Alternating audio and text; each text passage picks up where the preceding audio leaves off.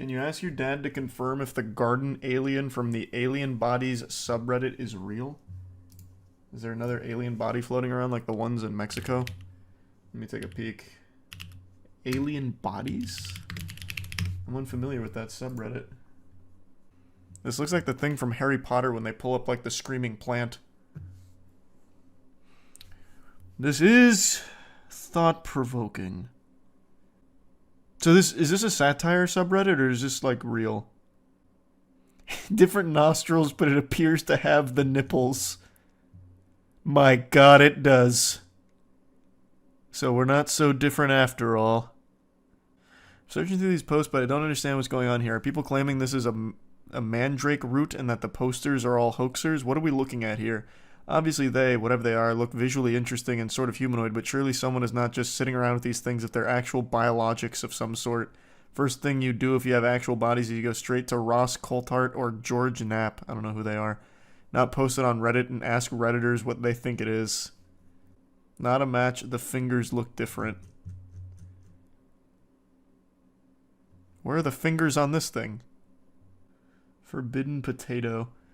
It does look potato-esque. It's definitely just some sort of prop. Like, this isn't... this isn't a fucking alien.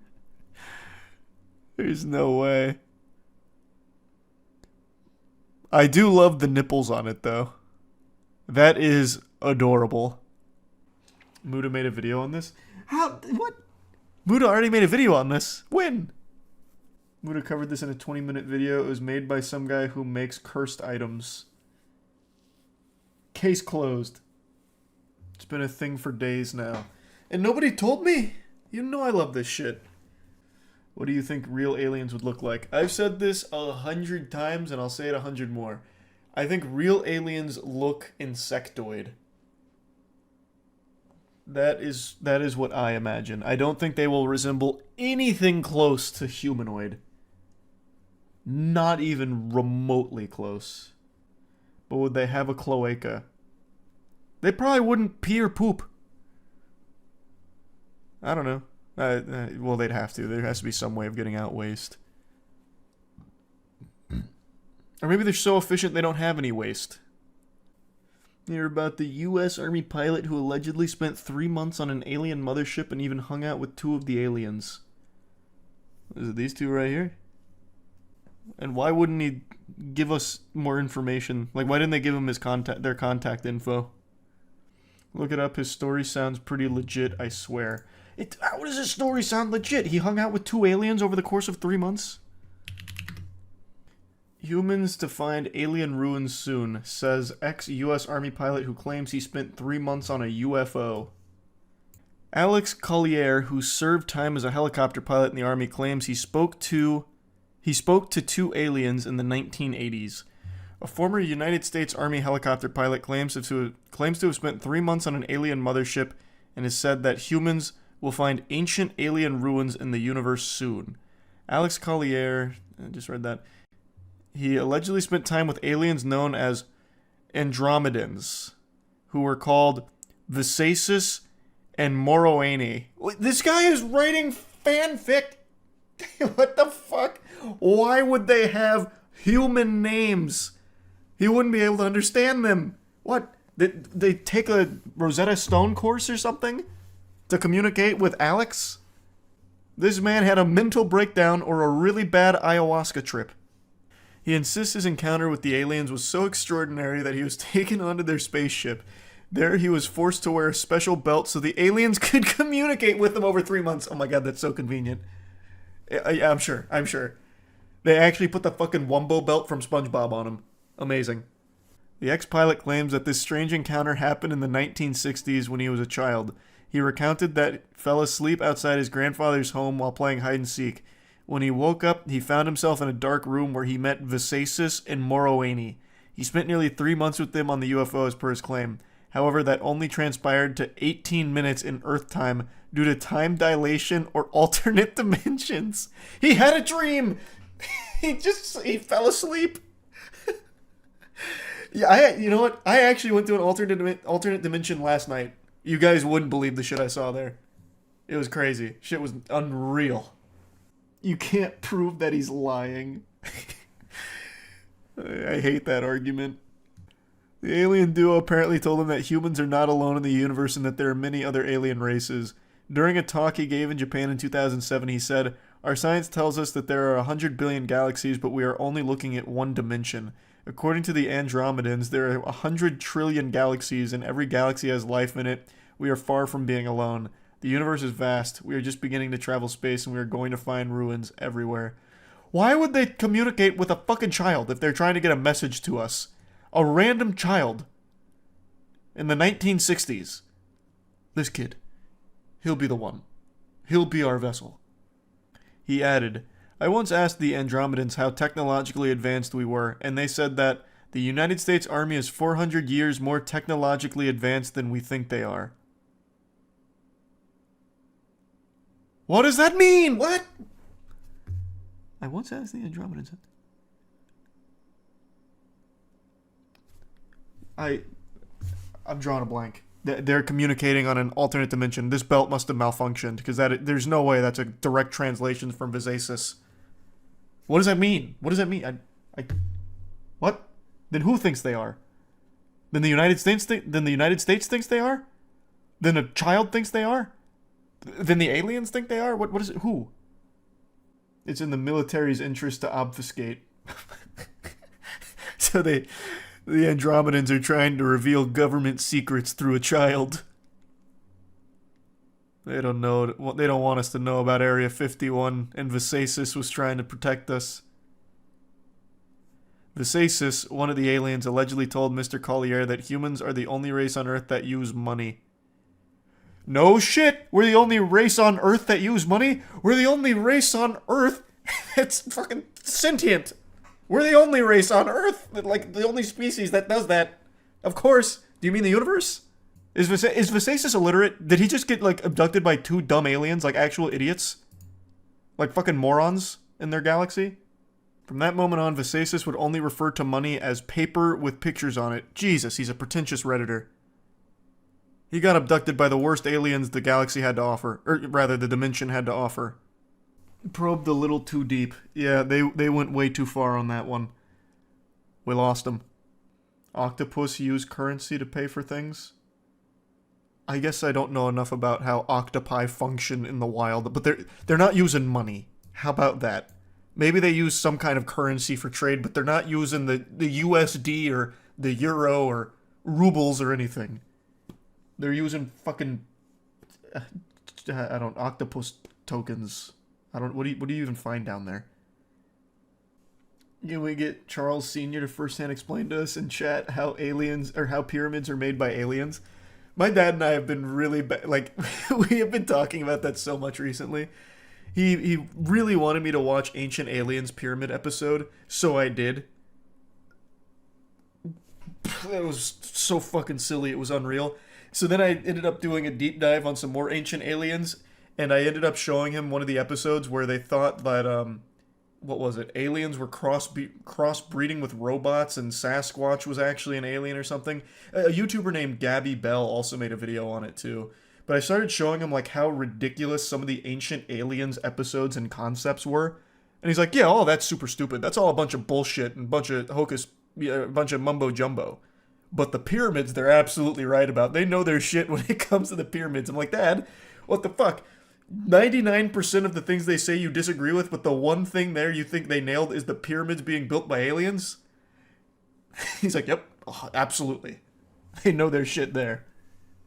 It's sad how ancient humans are so much underestimated. I tried to tell him that. My dad really believes that ancient civilization was just a bunch of fucking bumbling fools. He's like, there's no way they were smart enough to even know what a pyramid would be.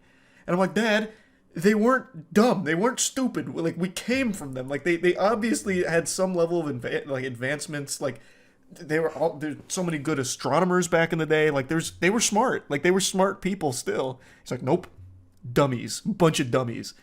And, like, the reason pyramids got built in the first place is because a pyramid is, like, the most structurally sound structure you can make, which is why there's so many all over the world from ancient civilizations. But he refused to take that answer. He's like, nope, they wouldn't know that. Aliens taught them that. I'm like, damn it, Dad. No, they didn't. Didn't someone make a really primitive computer in Greece or something? You're talking about it is Greece. You're talking about the oh, what's it called? What was the name of it? Yep, here it is. The Antikythera mechanism. Our society could look a lot different today if this was able to continue to be built upon. This is an extremely advanced piece of tech from back in the day. I remember we watched something on this a long time ago. Does it use Windows? No, it's Linux based. This shit was crazy.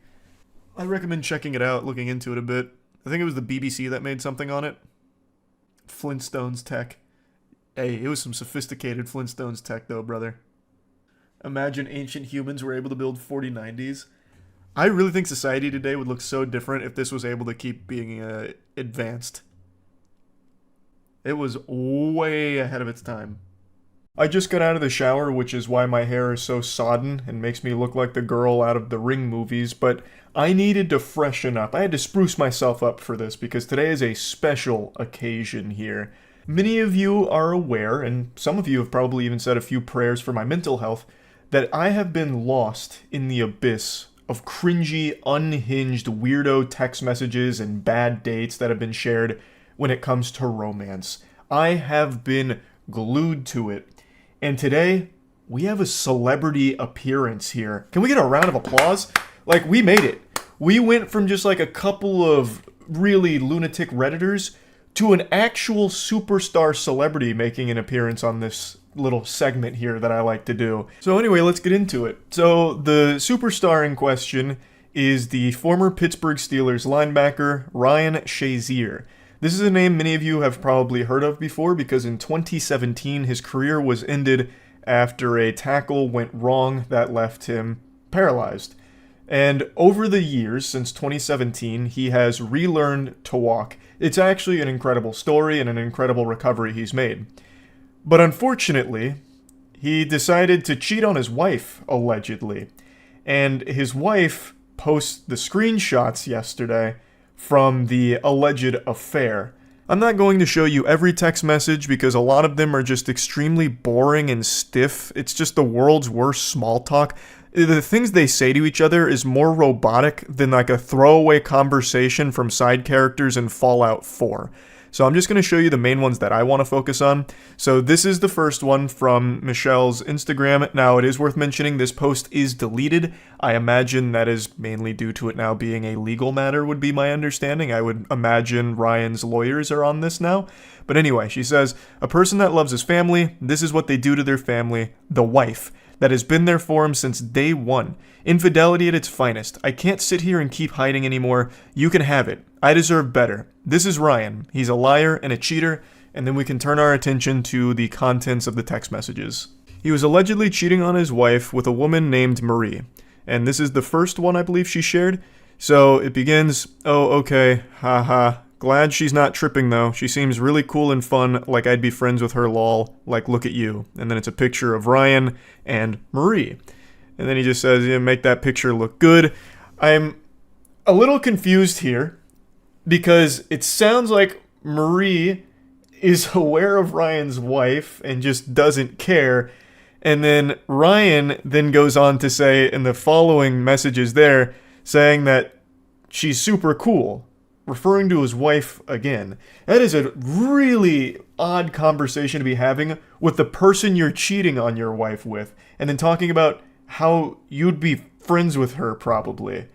So, before getting into more of the text messages, I think it's important to mention that Ryan is claiming that him and his wife have been separated and that he just wants his privacy from all of these allegations. I guess it's hard to know for sure what the truth is here, but with the text messages and the post from his wife, it really seems like they're not on the same page when it comes to whatever their relationship currently is. It sounds like more of an affair as opposed to a we're separated, so this is totally okay kind of thing. But anyways, I'd like to move on and really give your eyeballs a treat here with what I believe to be the most baffling exchange in flirting history. So, Ryan says, I like a lot, and I believe he meant I like you a lot to Marie. She replies by saying, I like you a lot, lol. And then Ryan replies with 2 book recommendations, like it's some kind of summer reading assignment here. He links her to 2 books, like it's a Friday night book club. The first one being The Ultimate Guide to Anal Sex for Women, 2nd edition, and the other, Blow by Blow, a step-by-step guide on how to give blowjobs so explosive that he will be willing to do anything for you. I was giggling so hard. She's like, I like you a lot. And then Ryan says, hit the books. You've got some homework to do. And I've seen a lot of people mention that as well. Like his first response to I like you a lot is, well, it's time to get your mandatory assignments in here in order to take this to the next level. And I absolutely was giggling so hard reading the first book, The Ultimate Guide to Anal Sex, mainly because it's the 2nd edition. Like, what do you mean? What changed in anal over the course of these book publications' history? Like, surely the 1st edition is still applicable. An asshole still functions the same way. We haven't evolved that much over the years.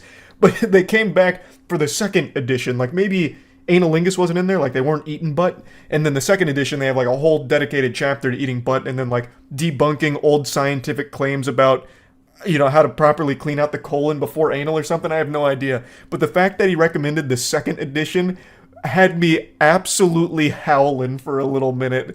It reminded me of being back in college when they give you like this very specific textbook that you have to use for class. Like, no. You can't use Anatomy and Physiology 2, 3rd edition. That is obsolete and outdated.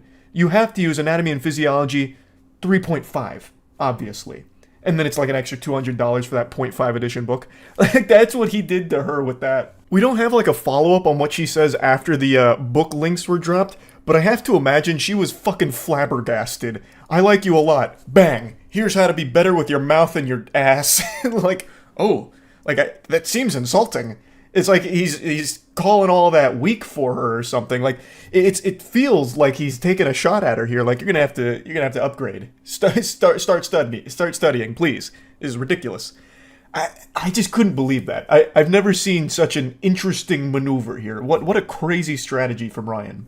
But anyway, let's go back into some more texts. You know what I need. Shake my head. You didn't bring a coat. I'm glad you like. And oh, I did. Haha, it's on my lap. And then she sends a selfie. Shake my head, wear it. He's shaking his head a lot here. Like, I don't know why he's sounding so disappointed in her. I have a zip up on too, haha. Lol, you can't change the temp in your office. This is the worst flirting ever, I swear to God. What in the world? This is so bad. I tried, but it's not working, haha. I'm just all bundled up. I want you on top of me / next to me and my fireplace, lol. That would be nice. And then he replies to the I tried, but it's not working. He just says, that sucks. Oh, brother. ChatGPT spits out better flirting than this. Like, I could have a more erotic conversation with an AI model. Like, this is rough. I'll just show you one more of the text messages that were shared. So Marie sends him a mirror selfie. I believe she's wearing a bikini top, but the quality's kind of bad, so it could just be bare breasts, and I just can't see the nipple in there because the quality's so low. There's a lot of JPEG and pixelation on the re-uploads now, but I think she's wearing a bikini top, and then says, enjoy some random pics / vids from Mexico. He at one point said that he had bad memory, to which she replies, aw, baby, haha, it's okay, memory is just what I'm good at, you're literally the strongest person I've ever met. He goes, I don't know about that. She says, that's what I think at least. Do you like the pics? And then he goes, goddamn, just seeing these.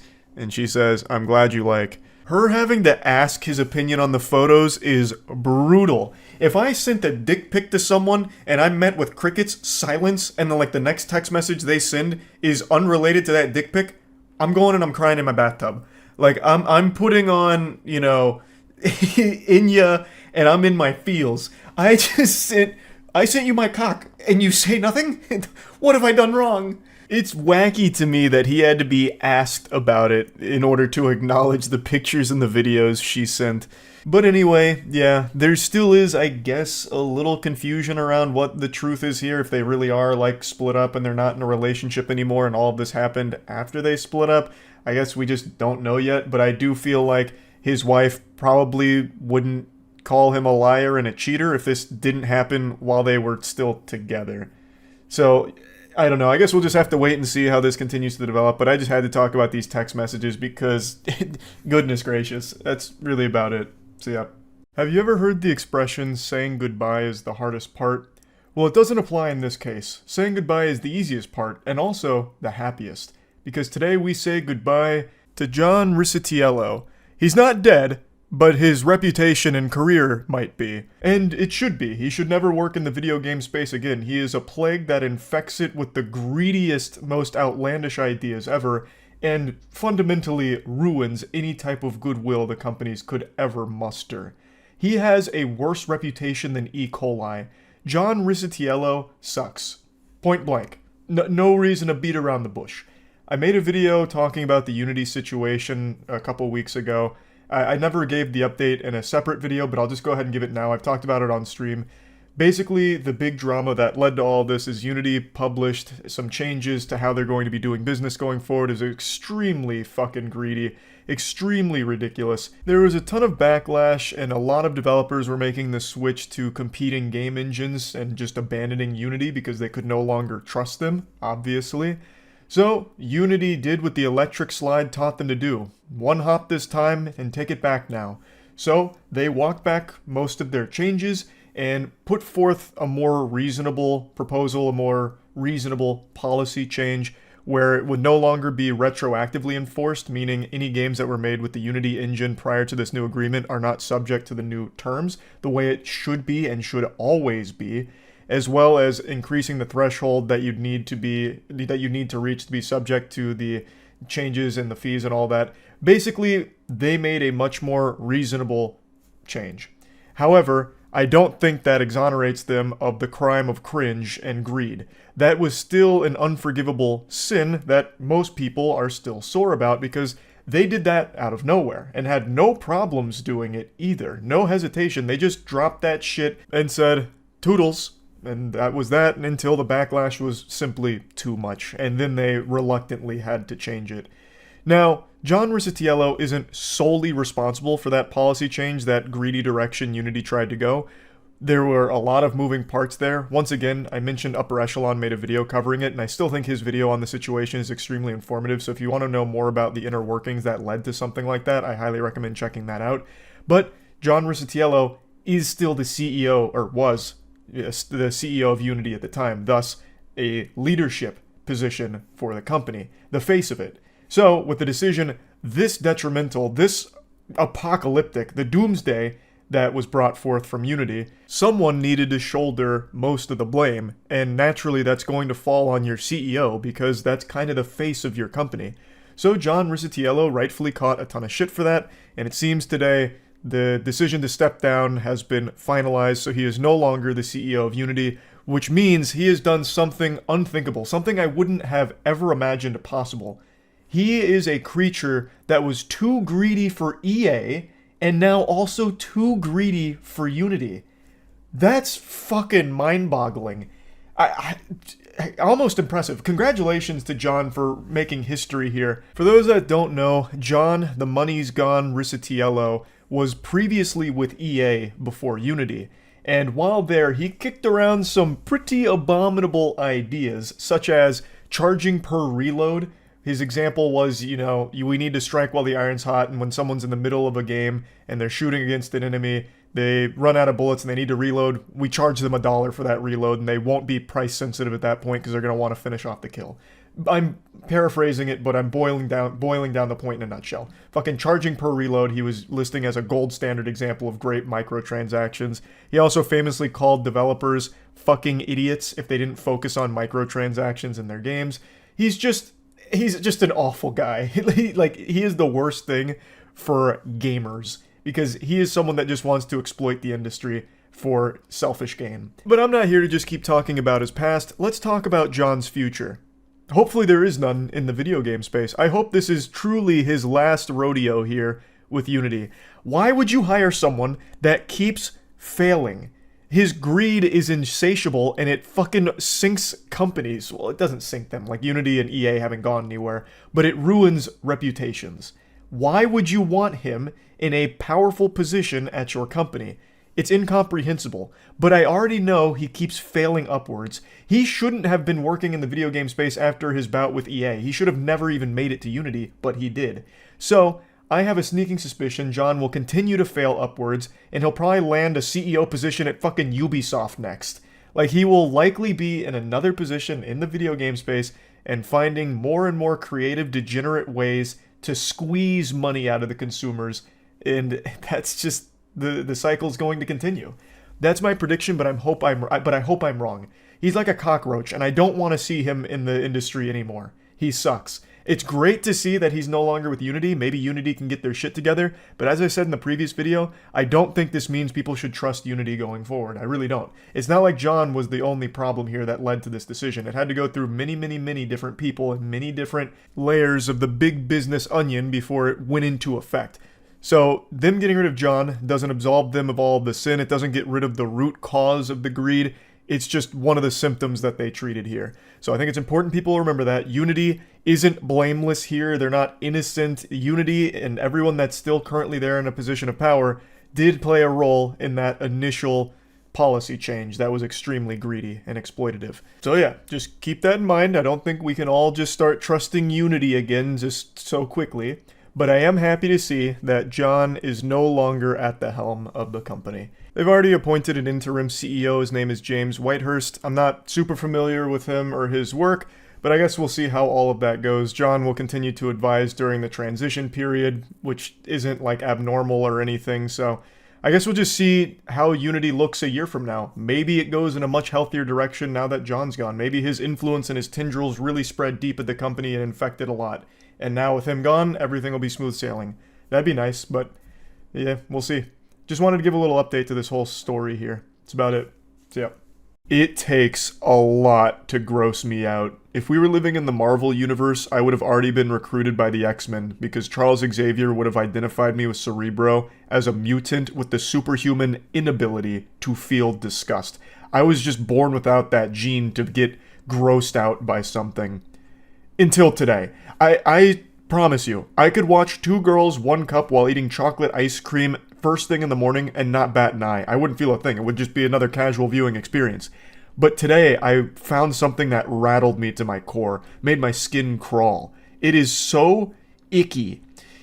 Amaranth announced a collaboration with a beer company to turn her vaginal yeast into a cold brewski for all to enjoy. I couldn't imagine drinking something more revolting. I'd rather drink sewage. I would rather lick a cockroach, a live, living cockroach, than take a sip of vaginal yeast brew. There is no one on the planet I would be enthusiastic about drinking the pussy beer from. Let's extend the net here. It doesn't even have to be vaginal yeast beverages. Any kind of like bodily fluid body part beer sounds awful. If Jesus Christ right now resurrected again and he said, "Please, my children, feast upon my ass juice beer," I'd be hesitant. I'd be like, "Hey, bud, I appreciate everything you've done, but I really don't want to be drinking fucking colon cell brew beer," right? Like, I'll drink your blood. I'll drink blood before that. Like, can we meet somewhere in the middle, a compromise? And when going through their website where they explain everything, I feel like I'm being indoctrinated into a cult, like I'm reading cult flyers or something. It's so odd and off-putting. They take an already revolting concept of using pap smear cervical cells to make a beer out of and make it even more disgusting by the way they talk about it. So the company is a horny Polish brewery called the Order of Yoni, according to this Kotaku article. And when you go visit their site, they kind of explain's the wrong word. They kind of go over the process and also the motivation behind it. They have this page here that looks like Star Wars opening text at the start of one of the movies. And it's a deep look into a deranged psyche behind the evil masterminds of this idea. Imagine an extremely sensual image of femininity, which has often appeared in the wildest of fantasies. You are fascinated by her captivating outward appearance, her passion, her coquettish movements. Admiration reaches its apogee, and the desire to satisfy the senses with its charm increases. This is the most pretentious dog shit I've ever read in my life. They absolutely just typed a prompt into ChatGPT to spit out something moderately profound, full of like buzzwords.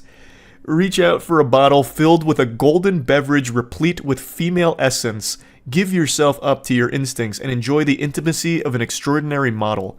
I don't know why they're calling it a golden beverage unless they're also bottling her piss for a beverage, which I'm assuming is right around the corner. You might be able to get like a combo pack here where you get vaginal yeast brewskis as well as a palate cleanser of piss champagne or something, perhaps. You deserve to stimulate your mind and enhance your taste sensations. If you buy this, you deserve to not have access to money anymore. This is a huge waste of money. Please, God, Lord help anyone who purchases this. The Order of Yoni is a sensual experience in the form of a beer enclosed in a bottle, obtaining its unusual flavor notes through the use of champagne yeast, wheat malts, and exclusive additives in the form of orange peel, coriander, and aphramomum. The composition is enhanced with the use of lactic acid from vaginal bacteria to bring pleasure to the senses. They talk about pussy beer as if it's some kind of like end-all be-all panacea, like this sacred nectar from the heavens, where you're going to take a sip of this and it's going to change your whole fucking life. It's going to make you taller and more attractive, and now you're appreciating the true femininity of the female form.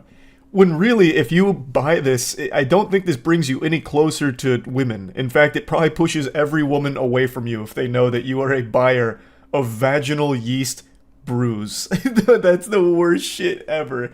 That's like the biggest red flag. Now, I'll be open and honest here. I considered making edible assholes for like a tier list. I've talked about this idea before, where all my friends send in their butthole mold, so that way there's a company overseas that turns it into edible chocolate, and I was going to tier list all of my friends' asses. But that's a little different because it's just chocolate in the shape of what their brown balloon knot looks like. It's not actually using their poop shooter in order to make the chocolate. It just takes an impression of it and makes the chocolate look like that. So it's still like totally edible chocolate. It's very different than having turned her vaginal yeast into a beer itself. That is crossing a line. That is the point of no return. If you're buying this and like getting hard from it, like being so terminally horny that you consider this like a sensual experience, is so weird to me. Now, they do go over the process a little bit here, and it still feels like it's some kind of brainwashing procedure.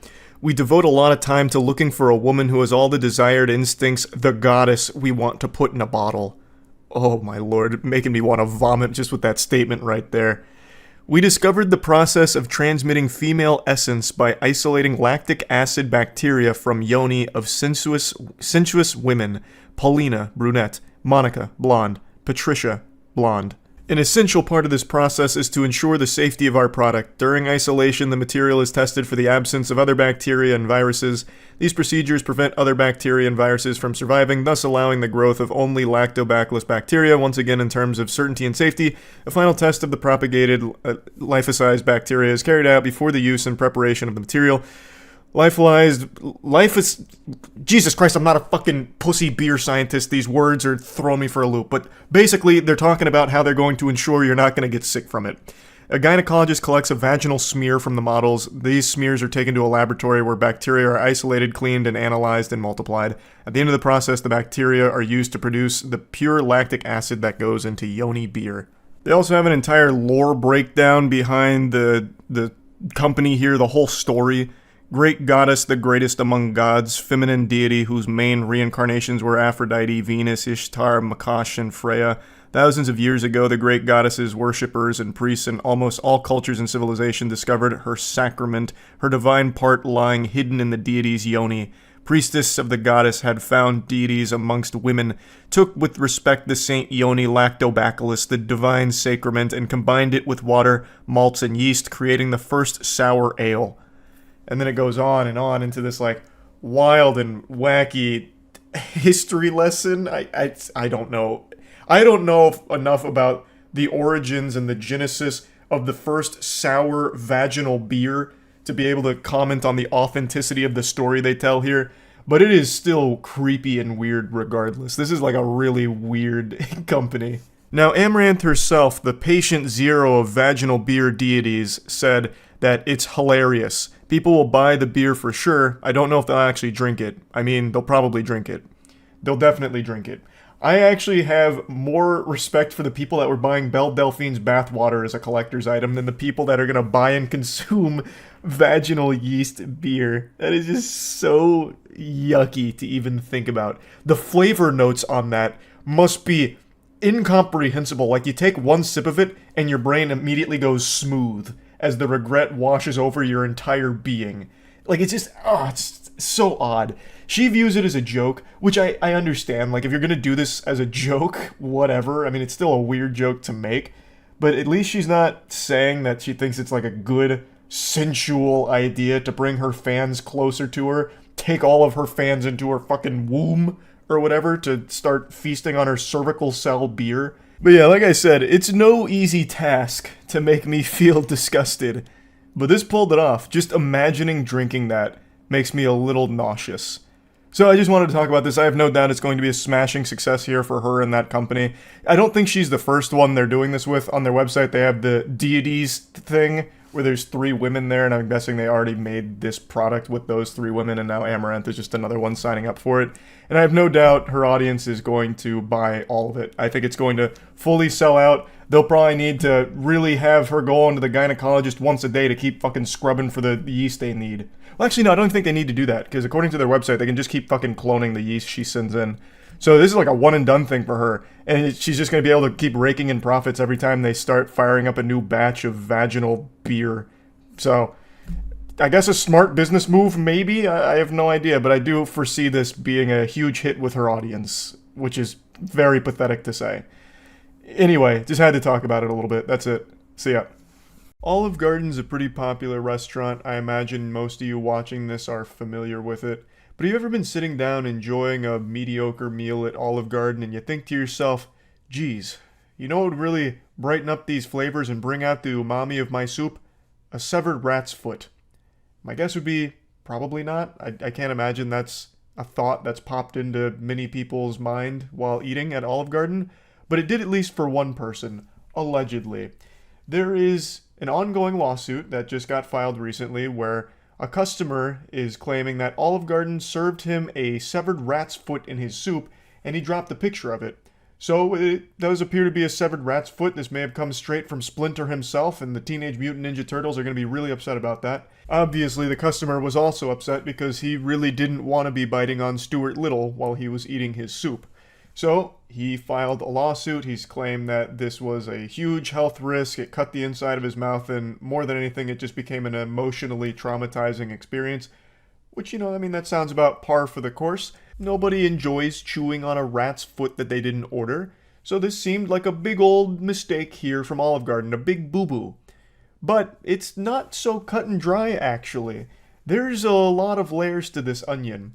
There's potential that this rat's foot was planted here as a way of getting money out of a lawsuit from Olive Garden, because this kind of lawsuit has actually happened in the past in a very similar way. So Olive Garden's not going quietly into the night. They're fighting back here. They're not just going belly up, letting Hulkmania run wild on them. They're not looking to settle with some undisclosed financial amount to try and bury this or anything. They are pushing back against this lawsuit and all of the claims. And it's pretty interesting. If it turns out he did travel with his own rat's foot to plant here in order to try and scam Olive Garden, it wouldn't be the first of its kind. Something very similar actually happened to Wendy's a while ago with a severed human finger, which turned out to be part of a scam, and the culprits faced real hard consequences for it. We'll get to that story here in a minute too. I want to talk about this whole the scope of food-related body parts, both human and animal. So, I've been thinking about it a little bit. To serve someone a severed rat's foot would be extremely hard to do on accident, because you'd have to get a rat and then knowingly cut its foot off and then put that in the soup. Like, that wouldn't be something that would just be a whoops-a-daisy moment, didn't mean for that to happen. That would be a planned, calculated event if that were true. There have been those cases that are legitimate where like a small rodent or like a cockroach or something falls into a deep fat fryer and someone ends up getting served a fucking fried rat. There have been real cases of that. That wasn't like some kind of malicious, I'm gonna fuck this person in the face with a fried rat type event. That was a, whoop, this rat just fell in the deep fat fryer and people weren't paying enough attention to recognize it and get it out of there, so it ended up getting served to a customer. those have been reported in the past as real. But in this case, it wasn't the whole rat. It was just his severed leg. Like, you couldn't accidentally serve a severed rat's leg unless one of the chefs brought it from home because they were making a witch's potion in the back of the Olive Garden and it called for a rat's foot as one of the ingredients. Just like practicing alchemy back there. Like, there's no way you could accidentally have a rat's foot in that kitchen because someone would have had to cut the rat's foot off and then knowingly put it in a soup. And beyond that, there are some sketchy things that the customer and his legal team are doing that don't make a whole lot of sense if this is all authentic and legitimate, if he actually did get served a rat's foot at the Olive Garden. Like, they're being very shady with how they're going about this. So I personally lean more on the side that I think this is likely, potentially, a case of a customer bringing this in order to try and get money out of a lawsuit from the restaurant. But they chose Olive Garden. And while Olive Garden doesn't have the best reputation, it doesn't have an overwhelmingly negative one either, where they're just going to like go tits up on it and say, oh God, okay, here, just take the money and don't say anything. Like, if they had done this at a Burger King, like, Burger King served me this rat's foot, no one would have batted an eye. And Burger King would have been like, we probably did. Here's your money. We don't need to investigate. But at Olive Garden, there is some level of quality control, so these claims were taken very seriously, and a real thorough investigation has taken place by them in order to confirm if this is real or a scam. Do you hear about the rat foot found in a man's soup at Olive Garden? Was he upset about it? That sounds like a pretty high-quality menu on Olive Garden. They gave him a treat. I actually don't hate Olive Garden, to be honest with you. Madison Heights man is suing Olive Garden for allegedly serving him a severed rat's foot in a bowl of minestrone soup. Thomas Howie, 54, seeking damages of more than $25,000 for physical injury, mental anguish, and emotional distress. Let me take a peek. That could be anything. That might not even be a rat's foot. That's pretty big. That's like a whole goddamn werewolf paw. It's good luck. It's good for you. Howie said he was talking with two dinner companions and not really looking at the soup he ate when he felt something sharp stab his cheek. Ooh. He quickly spat the object out into his napkin. When he looked inside the napkin, he saw what appeared to be the fur-covered foot of a rat, complete with claws. Oh, God. Scrumptious. That's like something you'd find at Burger King. This would be something Burger King would serve you with a smile on their face, and this would probably be better than half their menu. Howie informed Olive Garden management, who says they did not take the matter seriously. One employee even joked about it, implying that Howie had placed the rat foot in the soup himself. This man must have brought a rat foot in here to frame us. I'm sure it's happened at some point, but I feel like it's not that common. The lack of concern displayed by Olive Garden employees led Howie to call the police. Warren police interviewed Howie, his friends, and several employees, and the police report described the object as a rat foot that appeared to have been chewed. Ooh. That's a crucial piece of evidence. Bite marks. The rat foot allegedly cut the inside of Howie's cheek, causing him to bleed and later seek medical treatment at an urgent care in Warner. He received a tetanus shot and was prescribed antibiotics.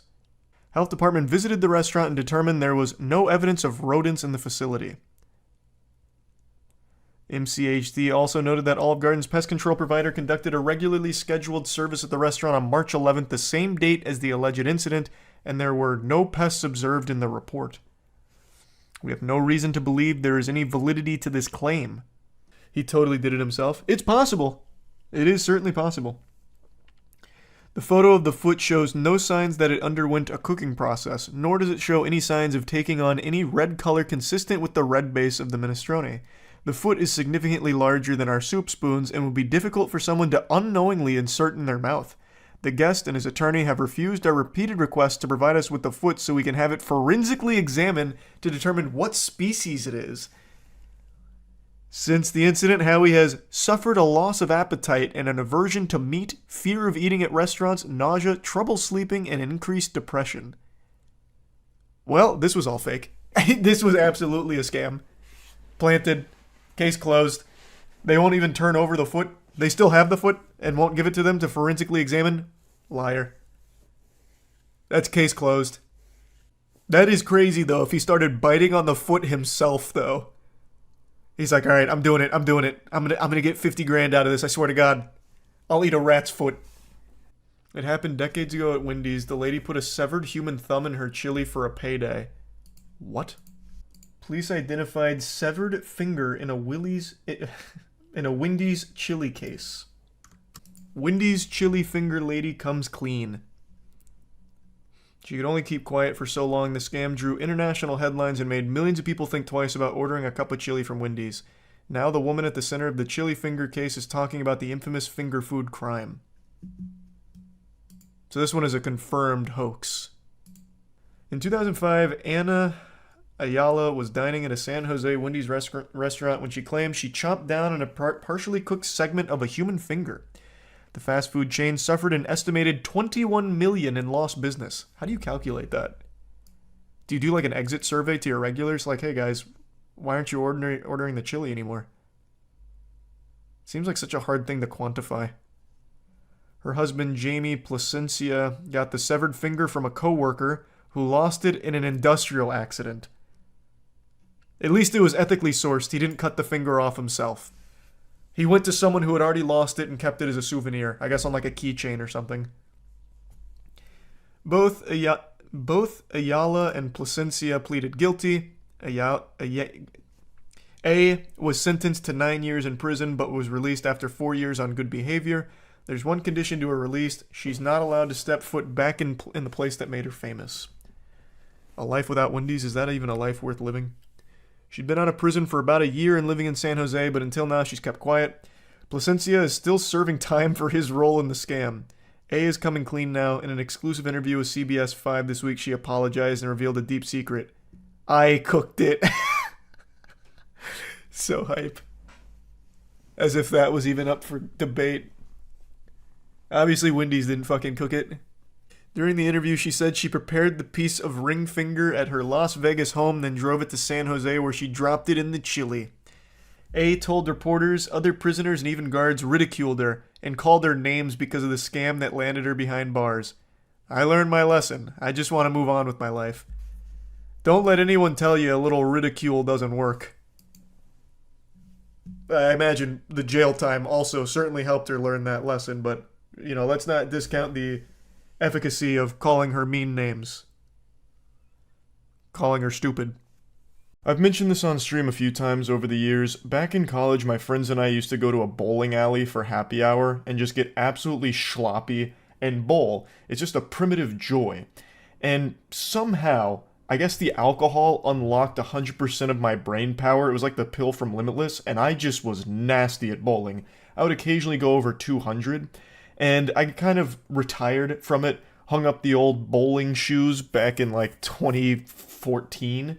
So it's been about a decade since I've been absent from the sanctuary, but the lanes still beckon me. I can still hear them crying out for my return. And I finally answered the call yesterday. I went on a date, and bowling was the activity that was chosen, and I don't think she knew exactly what kind of ancient evil she was unleashing on those lanes. For the first couple games, I goofed around a little bit, but on the last game, I decided to dust off the cobwebs, shake off the rust, and I awakened a demon that had been slumbering for a while. And this was the result. I showed absolutely no mercy. It was cutthroat. I was shitting on her like I had a scat fetish. I'm sure I ruined the date, but man, I gained something far more valuable. A bowling talent, the likes of which the world had never seen. But unfortunately, it hit midnight right after I got that strike, and they shut down the bowling alley mid-game, shut it off, took it offline, and I couldn't finish it, which I thought was just downright sinful, and it actually kept me awake last night. So I went bowling today, just to get back out there and see if I could do it, and I can fucking do it. The first couple games, I was just getting a feel for her, trying to figure out her oil patterns and get to know her, and the ball wasn't catching the way I'd usually like it to with my spin, so I decided instead of going for a really outrageous spin like I've been known for, I instead went for more power and less spin, And I, of course, always grab the heaviest ball here, so that way I throw like a fucking grenade down there so the pins just explode and give me the best chance of a strike. I got over 200 a couple times, but nothing I was super proud of, so this one's 5 strikes in a row to close out at 200 even. Also, filming in public is so shameful for me, but I knew if I was just taking pictures and no one would believe me, because no one ever does when I talk about it on stream, so I had to set this shit up by putting it in my shoe and putting it on a chair and hoping nobody saw this embarrassment from me. And the angle is abominable. I look like Sasquatch, but with the flattest ass of all time. My sweatpants make it look like I'm wearing a diaper. But anyway, the 200, 5 strikes to close it out. It's not bad, but I wasn't super thrilled about it either. I knew I had it in me to do better. So I channeled my inner Pete Weber. I said, damn it, right? Who do you think you are? I am! And I put together this masterpiece. Showcasing proper bowling etiquette, letting the people around me go first, waiting for my opportunity to strike. Once the coast was clear, it was go time. And bingo, bango, bongo, a beautiful strike. A heat-seeking missile, blasting the pins, showing them who the boss is, kicking this off in the right way. Frame number 2, same song and dance, you know how this story goes. Right down the pipe like a skilled surgeon, bang. Another strike. Frame number 3 for that sacred turkey, easy. Not even a challenge for the master here. Textbook technique, executed flawlessly per usual. In an absolute flow state, the quad, yep, that was guaranteed. Mom, get the camera, I'm gaming. I now notice the camera's not really doing justice to the speed at which I'm throwing that lumber down there. The velocity on this shit has to be Mach 3. The only thing this camera's able to catch is the bowling ball's after image, because I am absolutely launching it like a railgun down the lane. I'm averaging over 15 miles per hour per toss here. I'd usually like to get a little bit higher than that, but I was getting a little fatigued, I'll go ahead and admit it. Now, here comes the pin to kill. Does he have it in him? Does he? Well, yeah, he does. Just like the Writers Guild, I'm going on strike. 5 in a row, we're already off to a great start here. In fact, the best start you can have. It's the perfect game right now. I don't believe in human emotions, so I wasn't feeling any nerves whatsoever. The 6th frame, also known as the hardest frame in bowling, unfortunately, my Achilles heel. I got a bit of a bad run up there, lost my balance, and ended up missing it. The ball just kind of squeaked out of my hands a little early there from a bad run up, so it happens, is what it is. Even the best bowlers in the world have something like that happen from time to time. But when it comes to spares, I usually don't miss these. I am an absolute monster when it comes to picking these up, so that one was in the books the second it left my hand. So we're still cooking up a wonderful stew here, a beautiful dish. On the 7th frame, I come back outside your window with a boombox in hand playing your favorite song. It's the one where I get the strike. So that was back to business, so we're right back on the saddle again. We had a bit of a hiccup there with that 9, but I got the spare, so we're still in good shape. Frame 8, I heard someone make a wish upon a shooting star that I'd get the back-to-back once again, so I did. Another double, because what else am I going to do up there? I'm in my element right now. It's still looking like I can squeak out an incredible game, and I am. I'm going to go ahead and give you the spoilers right now. I crank out the best game I've ever bowled. And this is, again, after a decade's worth of rust and grime buildup here. So now we're on the 9th frame, and it's looking pretty good. That's exactly where I want it to be, but tragedy strikes, unfortunately. That little bastard over there, that was the worst pin to survive my onslaught, because since I don't bowl that often, I don't practice picking this up anymore. I used to be really good at this wacky spin you're going to see me do right here. Like 9 times out of 10, I was automatic with that shit, but unfortunately here, I miss it by a fucking millimeter. I manscaped it. I shaved it on the way by. I gave it a little kiss, a little smooch, but it wasn't enough to knock it over. So, an empty frame, which is a bowler's greatest shame. So, I still had a chance to turkey out and get an incredible score. It's another beautiful bowl, but again, tragedy strikes once again, lightning in the same place. You hate to see it. Another 9, but this time it's in a position where I don't miss these. I think I could do this with my eyes closed and a thumb up my ass. So easily pick up this spare, no sweat about it. And I just wanted to at least close it out with a strike because it deserved it. This game deserved to be at least finished with a strike. 3 9s is a heartbreaker because those could have easily been strikes. They were so close to being strikes as well. It's just a real shame. So here's last bowl of my amazing game. It looks great, right where you want it. I got excited, and then once again, another 9. 3 9s to close it out for a 235. 235 is the best game I've ever bowled, but it's kind of bittersweet because I got 4 9s there that were really, really close to just being strikes because it was pretty much exactly where I wanted it, except for the one run-up that was a little off and it had the bowling ball slip out a bit. But the other 3 could have absolutely been strikes. They were surgical. And it's just a shame that it just wasn't today. Today, I just wasn't fully him. I was partially him. I was a piece of it. I was he, but not him. Next time, though, I got a good feeling about a perfect game. This shows I can do it. Like, I really feel as though I can do it. And I'm using house balls, by the way. Like, this isn't custom bowling balls or anything that I'm bringing here. I'm just using the standard old house balls. And I feel like if I did get a custom ball, it'd probably be a little bit more smooth for me. But it's not that big of a deal to me. I'm not trying to go pro with it or anything. Though I might be looking at some recruitment offers after this showcase here. It's just, man, I know I can get that perfect game. And I wanted to stay a little bit longer and keep bowling, but I also didn't really want to just like peter out. I kind of wanted to finish on top just because I'd already done 6 games. Like I was starting to get a little worn out. So next time I get out there in the Crucible, I really think I put together a 300. So just wanted to show this off because a lot of people always doubt me when I say that I used to be really good at bowling. I'm still good at bowling, and I was then too, and somehow I'm even better now. I have found fucking 5th gear here. I'm really leveling up now. So yeah, that's really about it. So yeah. About a month ago, I covered a situation around a massive YouTuber named CrITiKaL. If you don't know who that is, probably just sounds like Rick and Morty gibberish to you. I'll give you a brief rundown. He was once a beloved YouTube Let's Player. His content mainly was geared towards a younger audience. He'd have videos like First to Poop in Grand Theft Auto, gets a diamond sword, you know, that kind of thing. And eventually, over the last year or so, made a hard pivot going all in on AI technology in order to fully replace him.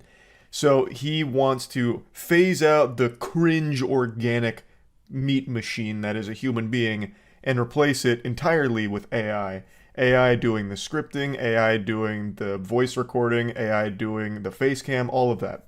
And I made a video going over it, kind of just taking a victory lap, wiggling my fingers saying I told you so, because that is a pleasure more satisfying than sex. I had been preaching like a crazy person that the flesh was limited, like our days were numbered, AI was going to swoop in and nothing was safe, and people pushed back and fought me on it saying like it can't really replace a personality, no one's going to sit around and be entertained by AI online or anything like that as like a streamer or a YouTuber. And I had said, you know, that's a bunch of horseradish. That's absolutely in the cards. That is very possible because you wouldn't know it's AI. And that's exactly what CrITiKal's been trying to do. He rolled this abomination out where it's an AI voice modeled after him, as well as this fucking Nick Jr. looking caricature of himself up on the top left that does all of the face cam and all of like the pog faces and all of that shit. And it wasn't received super well. And I was just kind of talking about how it's very primitive right now, but in another couple of years, you're not going to know it's AI behind it. And that brings us to today, where CrITiKaL released a tweet that said it was the end of CrITiKaL AI. And I got tagged in this hundreds of times by people saying, look, he's giving up on it. See, you were wrong. AI will never work here. So let me splash a little cold water on you.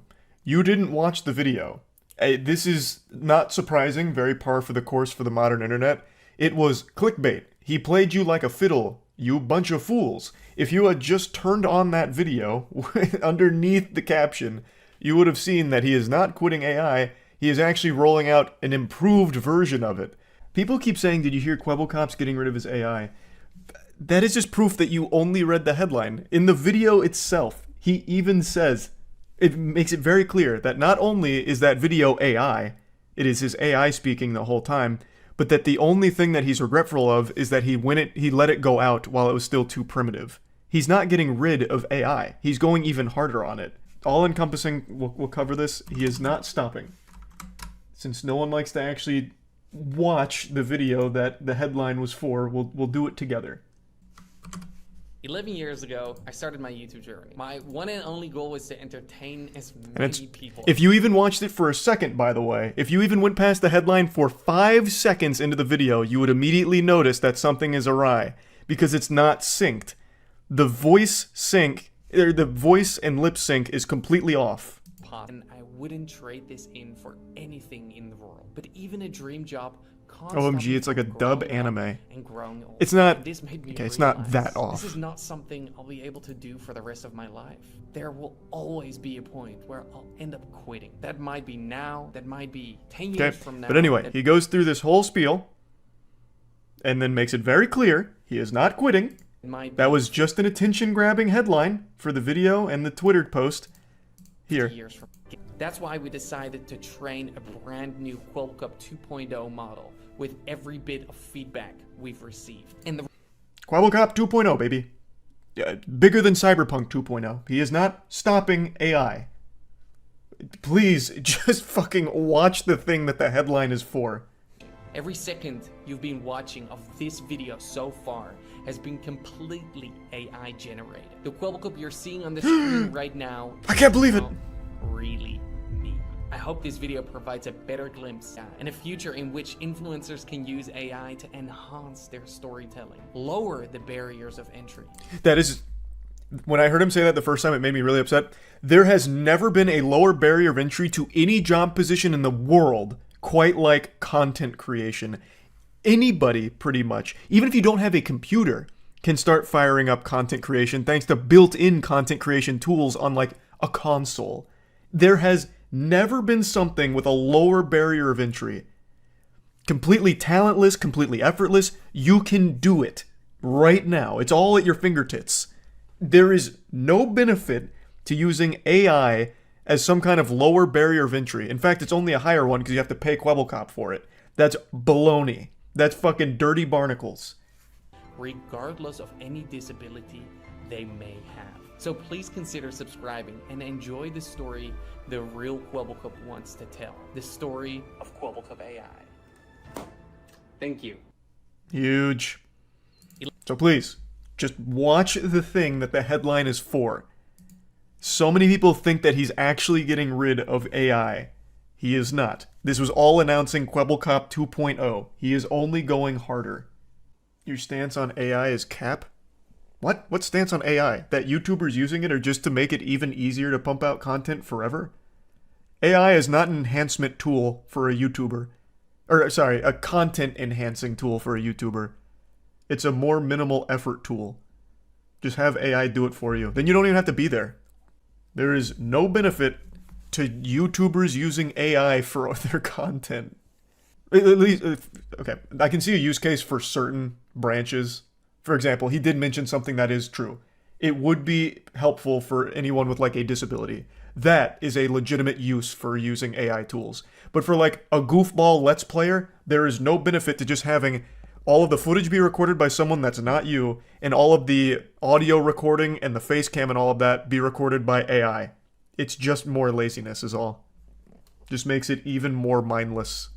Another thing the chat and I discussed last night in regards to this situation is what about AI tools? So not so much like a deep fake or voice model after a person, so AI pretending to be a human or deceiving people into thinking that it's a human being behind the content, but tools that are AI powered, such as real-time translating into other languages. So taking a video or any piece of content and in real time translating it into other languages. And I actually thought that was a pretty strong and interesting use for AI, as opposed to what CrITiKaL keeps pitching. Some of his tweets indicate that he wants to sell this as a service that kind of just does everything for you, so you can just kick back and allow the AI to do all of the video production with very minimal input from the channel owner. You just sit back and let it just squeeze on the titties of the YouTube algorithm by flooding it with AI content. Not too dissimilar from back in the Finger Family era, if many of you remember the Dark Ages, God rest your soul.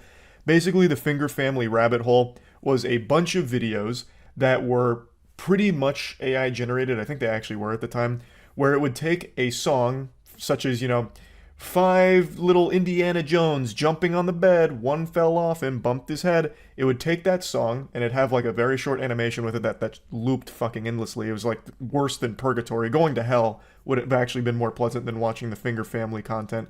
And it would take that video and song and change one word in it every time. That was just another popular character. Hulk, Captain America, Freddy Fazbear, whatever. And it would just keep pumping out the exact same video with one slight change to the animation and the song, and it would flood the YouTube Kids section with that. Not exactly high quality stuff that CrITiKaL seems to think it would be in his utopia where everyone's using AI to be YouTubers, I guess. He keeps trying to fall back on this copium that it's there to enhance content, but it's not. It's just purely a detriment. No one is clicking on a CrITiKaL video hoping to find a robot impersonating him. They're there to watch him play Minecraft or whatever, not someone deceive them.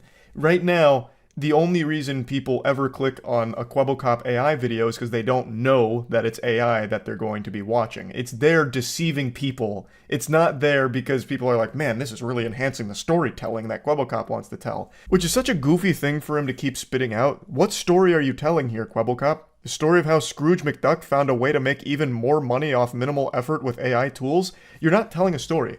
You're making Let's Plays and trying to replace yourself in there so you don't actually have to even do the bare minimum of playing a game and talking. He has other people record the gameplay footage and will have AI do everything else. So that way he's not even a part of the channel, but he makes all the money off of it, and he wants to sell the service, at least based on some of the tweets I read. It's just having your cake and eating it too. If I can get a little profound and deep for a moment, all of this is something that I predicted was coming all the way back in 2020 with our music video for Skynet. Skynet is a timeless masterpiece up there with some of Mozart's best work, all about how robots from the future came to our timeline to milk us because they were powered by our cum. And if I may venture into the weeds a little bit, if you really break down the metaphorical vicissitudes that I put into that storyline, it fits perfectly in line with the modern AI gold rush. You see, the AI is powered by our genetic material, our DNA, at least in this context. So CrITiKaL is being milked by his AI, and his AI needs that milk to survive. Without CrITiKaL being milked, the AI has no purpose, it ceases to exist. No one is going to watch a completely personality-less bot, but they will watch one that is modeled after a person that they liked. Thus, the AI needs to be constantly milking the supple teats of CrITiKaL in order to stay afloat here, for its own survival. It's impressive how right I've been all along, even all the way back with Skynet. But yeah, anyway, just wanted to set the record straight here since so many people just read the headline and nothing else. CrITiKaL is not stopping AI, it's only motivated him to go even further on it. So, yeah, that's really about it. So yeah. The only thing more pathetic than an internet prankster is nothing. These degenerate worms whose entire existence revolves around making strangers' lives worse in public so that they can film it and post it online for content are actually the most embarrassing thing humanity has ever produced. And I've mentioned this before, but I actually think making fun of pranksters is an important public service to try and deter other youngsters from growing up to be this kind of failure of a person. So I just learned about a new prankster who's been at the game for over a year, and the only thing he has to show for it is a few arrests and a community of children that just shoot spitballs and make fun of him like a bad birthday party clown. So I'm not going to tell you his name's not important. Don't go out of your way to find and harass him. Don't give him any kind of engagement off of it. I just think he is another great example of the brain rot that's really infested the youth these days here. When I hop up this counter and break that camera, you gonna be mad. So stop fucking recording me, yo. Make my milkshake and chill out. I'm not making nothing. You're not making nothing? I'm not making nothing. Dude, you heard how she talked to me? I swear that I'm not making nothing. Make- Fuck out of here. All y'all. Hey! Inside? I'm not making nothing. You wanna stand here? Stand here. We're not serving y'all. Fuck out of here. Here. I'll go back there myself and make a damn milkshake, motherfucker. Over here. I swear to God, I'll shit out of you. Dude, get the hell out of here. Get the fuck out of here. I said. Dude, Make me, Mr. Sir! Make me! we gotta go. Let's go. Let's get the fuck out of here. Ah, yes, the classic prank. Harass customer service employees and be an insufferable asshole. So, this is how I found his content, and it turns out this is all he does. His entire existence is like this perpetual miasma of misery that haunts his community, where he and the after-school cringe club latch onto his ass to suckle a bit of clout out of it, get together, and just make complete strangers' days worse. And then he films it and proudly posts it online. And I do mean proud. This is his pride and joy. Every time he gets arrested, he wears it like a Boy Scout badge of honor. I legitimately couldn't imagine being his parents. The shame would be overwhelming. I would rather my child grow up to be a professional toilet seat kisser than grow up to be a prankster like this kid. I'll go back there myself and make a damn milkshake, motherfucker. I swear to God. Shit. A completely flat and hollow threat from this affluent douchebag who I have no doubt has never faced any real repercussions from his actions. And he has the world's worst laugh. His laugh sounds like Ed from Ed, Edd n Eddy. Just some real goofy shit. It's fucking ridiculous. He is like actually biologically engineered through evolution to be the perfect cringe loser. Now, you may have noticed a lot of cuts in this, and that's because, of course, they leave out the context that led to this escalation and exactly what happened here to get to this point. But the manager has spoke up about this situation afterwards. And I almost can't help but appreciate the delusion from the prankster and his friends to think that somehow they look tough here or look cool.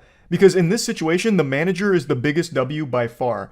The manager stood his ground, handled everything really well, I thought, and wasn't afraid to, like, challenge them if this guy really did follow through on his threat to go back there. And if the goof troop really did jump over that counter and attack or do anything stupid like that, they would have 100% ended up on the fuck around and find out matrix, because it turns out the manager is an actual trained fighter. So there's no doubt in my mind he would have beat all their asses, steamed their ham thoroughly. In that video, he does also go over how rude they were being and how everything kept escalating because of them, which of course was cut out from his post about it. Now you're probably wondering how old the doofus committee here is from the pranksters, because the main guy has the face of a 13-year-old boy. But would you believe me if I told you that he's actually 19 years old? There's a video as well as an article going over one of his mini runs-in with authorities, and he says, "How are you my height? I'm 19. I mean, I almost feel bad for him being 19 years old and being stuck with the face of like a 12-year-old Xbox Live Call of Duty gamer. That's rough. Like, there's no doubt he probably feels insecure about that, and that might be why he's lashing out so much against his community around him and turned to the dark side, going down the prankster path, the public nuisance asshole road." When you guys walk up on people that you guys know don't like you, that have chased you around before, someone's eventually gonna probably beat you guys up. That's what we're aiming for. Why? Low key, just to get some content out of it. Okay, so you're gonna be the victim of an assault for a content. A super honest answer from a super big douchebag. They keep pushing people, harassing them until they snap, hoping that they'll either attack them or have some kind of big blow up that they can film and post online for content. Heavens to Betsy. What a turbo loser. Yikes. He's giggling and smiling while giving this answer to the officer. He is so delusional. He really thinks that this is his ticket to internet updates, that precious clout and attention online, when in reality, it's most likely just going to be his ticket to the hospital or jail. What? What? You guys all walk away. We didn't even do nothing. Wow, bro. Yup. Every time this asshole gets arrested, it's like the happiest moment of his life. It's like Christmas morning every single time he finds himself in a pair of handcuffs, because he's so delusional that he believes that that's going to help the content blow up or help him go viral, and it hasn't. It doesn't, and hopefully it never will. So he just keeps doing these extremely stupid stunts, calling them pranks, harassing just normal people in the world, eventually gets the cops called on him, and then him and his friends are like, "Oh, I can't believe it. What?" What do you mean? He's taking pictures. Yo, who the hell is that? Stop back there. Stop back right there, please. Yo, get that camera off me. Get the hell out of here. It's okay. Huh? It's okay. Get the hell on out of here. Good one. This guy just loves treating workers as props for his videos. I still can't believe he's actually 19 years old. He looks like he still needs mommy and daddy to drive him to this Home Depot so he can film these pranks with his buddies. I will probably never understand who actually watches something like that and finds any enjoyment out of it. Even if I was 12 years old, I don't see myself even smiling at it. It's just annoying. As a viewer, and I feel real bad for anyone that is unfortunate enough to be subjected to one of his pranks. Like, I really don't think I'll ever understand why kids grow up wanting to do this, or why kids somehow even get moderately entertained by that.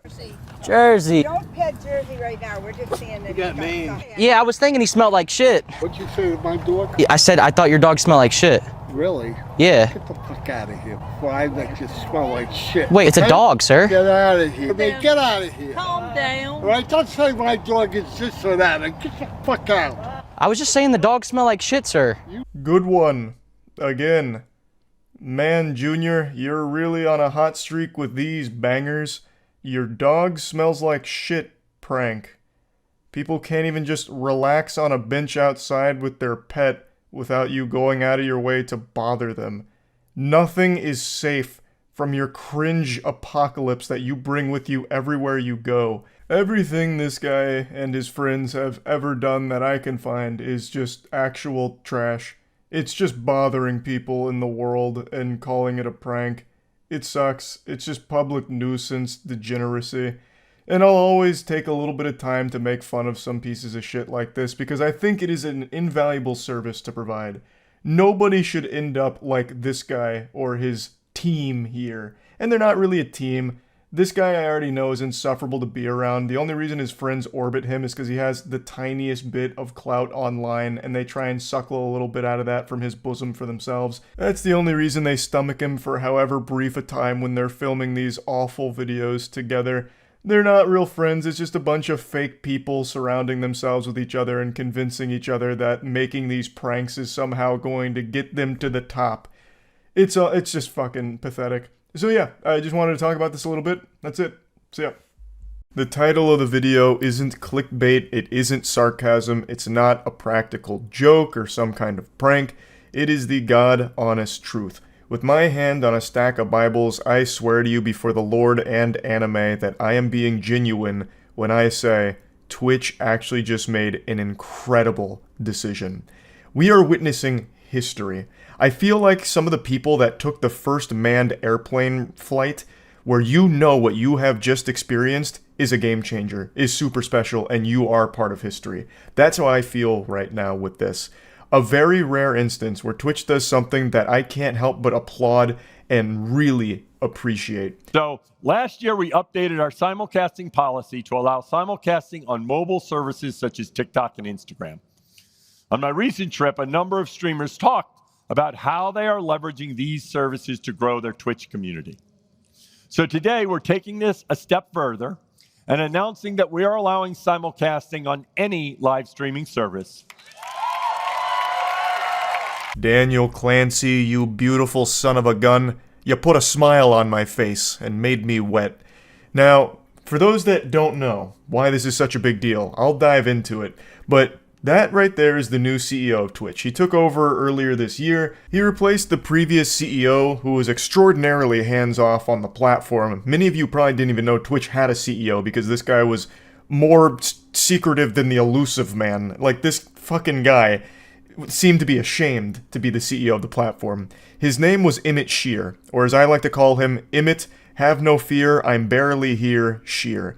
If you went to any of his socials over the long time that he was the CEO of Twitch, you would have no idea what his position was, because he didn't talk about the platform, he didn't interact with it, he didn't stream on it, he didn't communicate with anyone on it. I'm pretty sure he doesn't even know who XQC is, even to this day, or Kai Cenat for that matter. Like, he doesn't know anyone on the platform, no matter how big they are. He treated his position as CEO of Twitch the same way I treated boners back in high school, like random erections, just trying to like hide it the best you possibly can and hope nobody notices. So Emmett Shear, for a long time, was CEO in name only. I don't think he actually really did anything for the platform except try and fucking flush it down the shitter.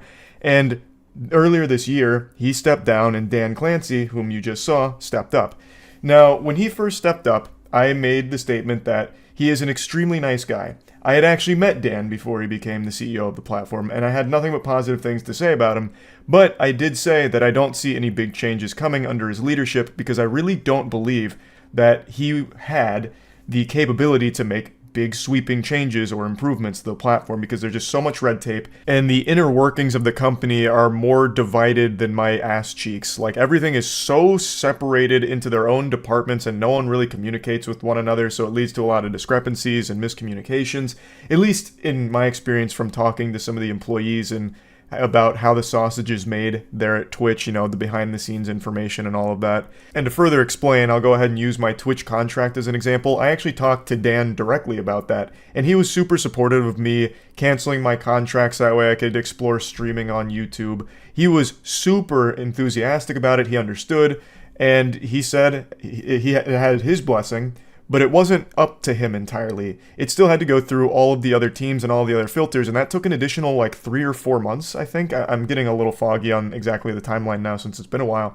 But the fact that Dan, being the CEO of Twitch, still had to go through 3 or 4 months for something as simple as canceling my contract, which was already kind of getting towards the end of its duration anyway, just led me to be more convinced that even if Dan came in with the best of intentions, which I really do think he did, that he wouldn't be able to make the changes that he'd want to see in the platform. But boy howdy, I have never been happier to be proven wrong. Eating my own asshole has never tasted so good. It is great to see Dan actually being able to have a positive influence on Twitch. This is absolutely a decision that Dan himself would pitch. From our conversation, I know that this is something he felt strongly about, that streamers shouldn't be tied down to Twitch if they don't want to be. So it seems like he was able to push this forward and make it come to fruition and make it a reality, which is absolutely incredible. And for those that don't know, Dan loves Twitch. Like, he lives and breathes the platform. He actively streams on there himself, just doing like some music. Like, he's like actually extremely talented, so he does some kind of fire streams, and he is very much a user of the product, enthusiastic about it. There's a Twitch, well, not a Twitch clip, there is a clip on Kick where one of the Kick streamers saw Dan just roaming around, and they said, "Oh, sorry, I'm live on Kick right now." And Dan goes, "You know what? That's your choice," and then gives him a high five and just walks away with a big smile on his face. He just seems to love streaming, and he wants Twitch to get back to its former glory of being the best place to do it, and give everyone the freedom to stream how they want and where they want.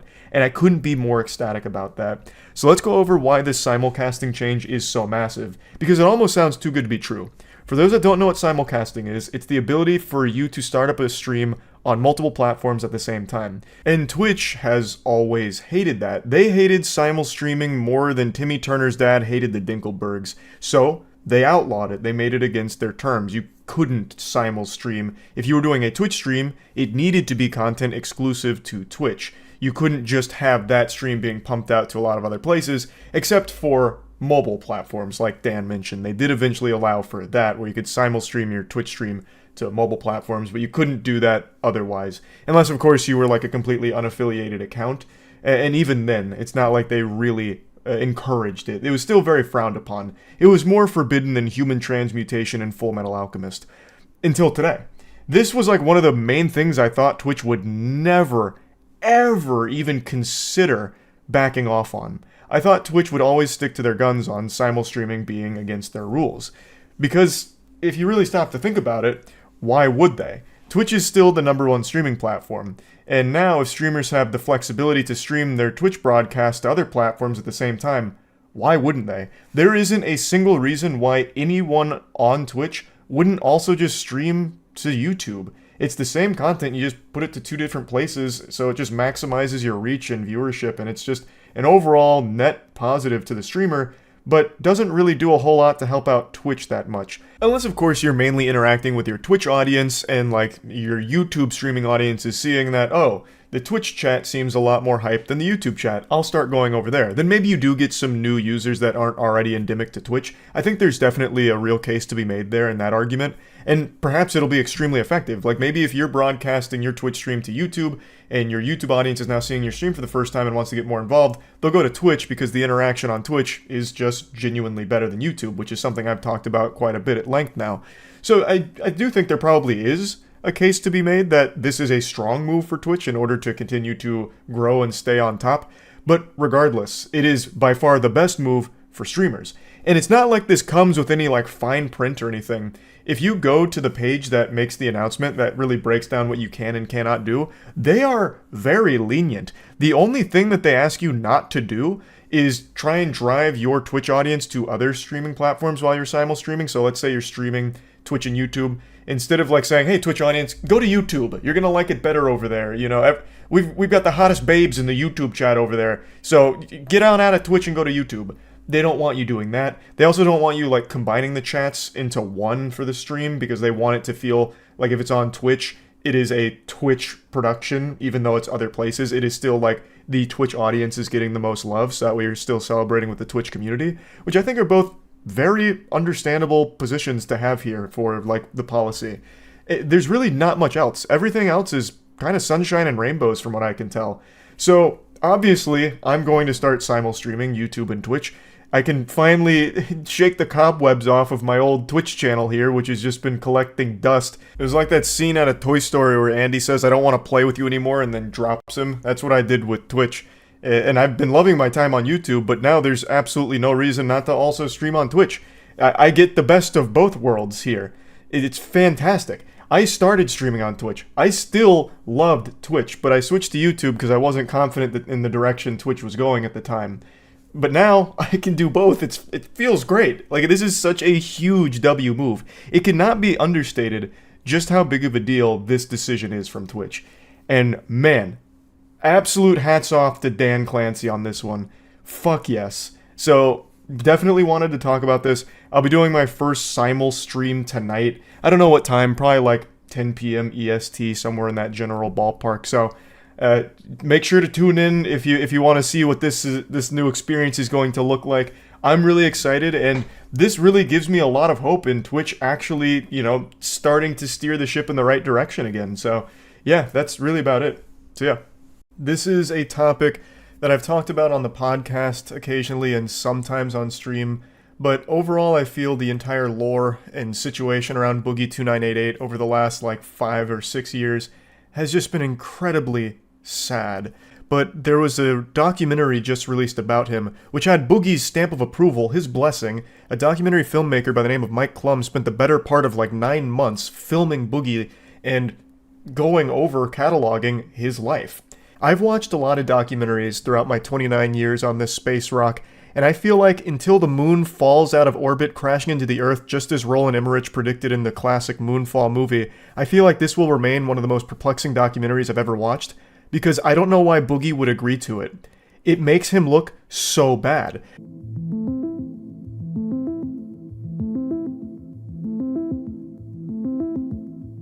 I took women on vacations, and I took them out to fancy dinners, and I took them to like Disneyland and shit.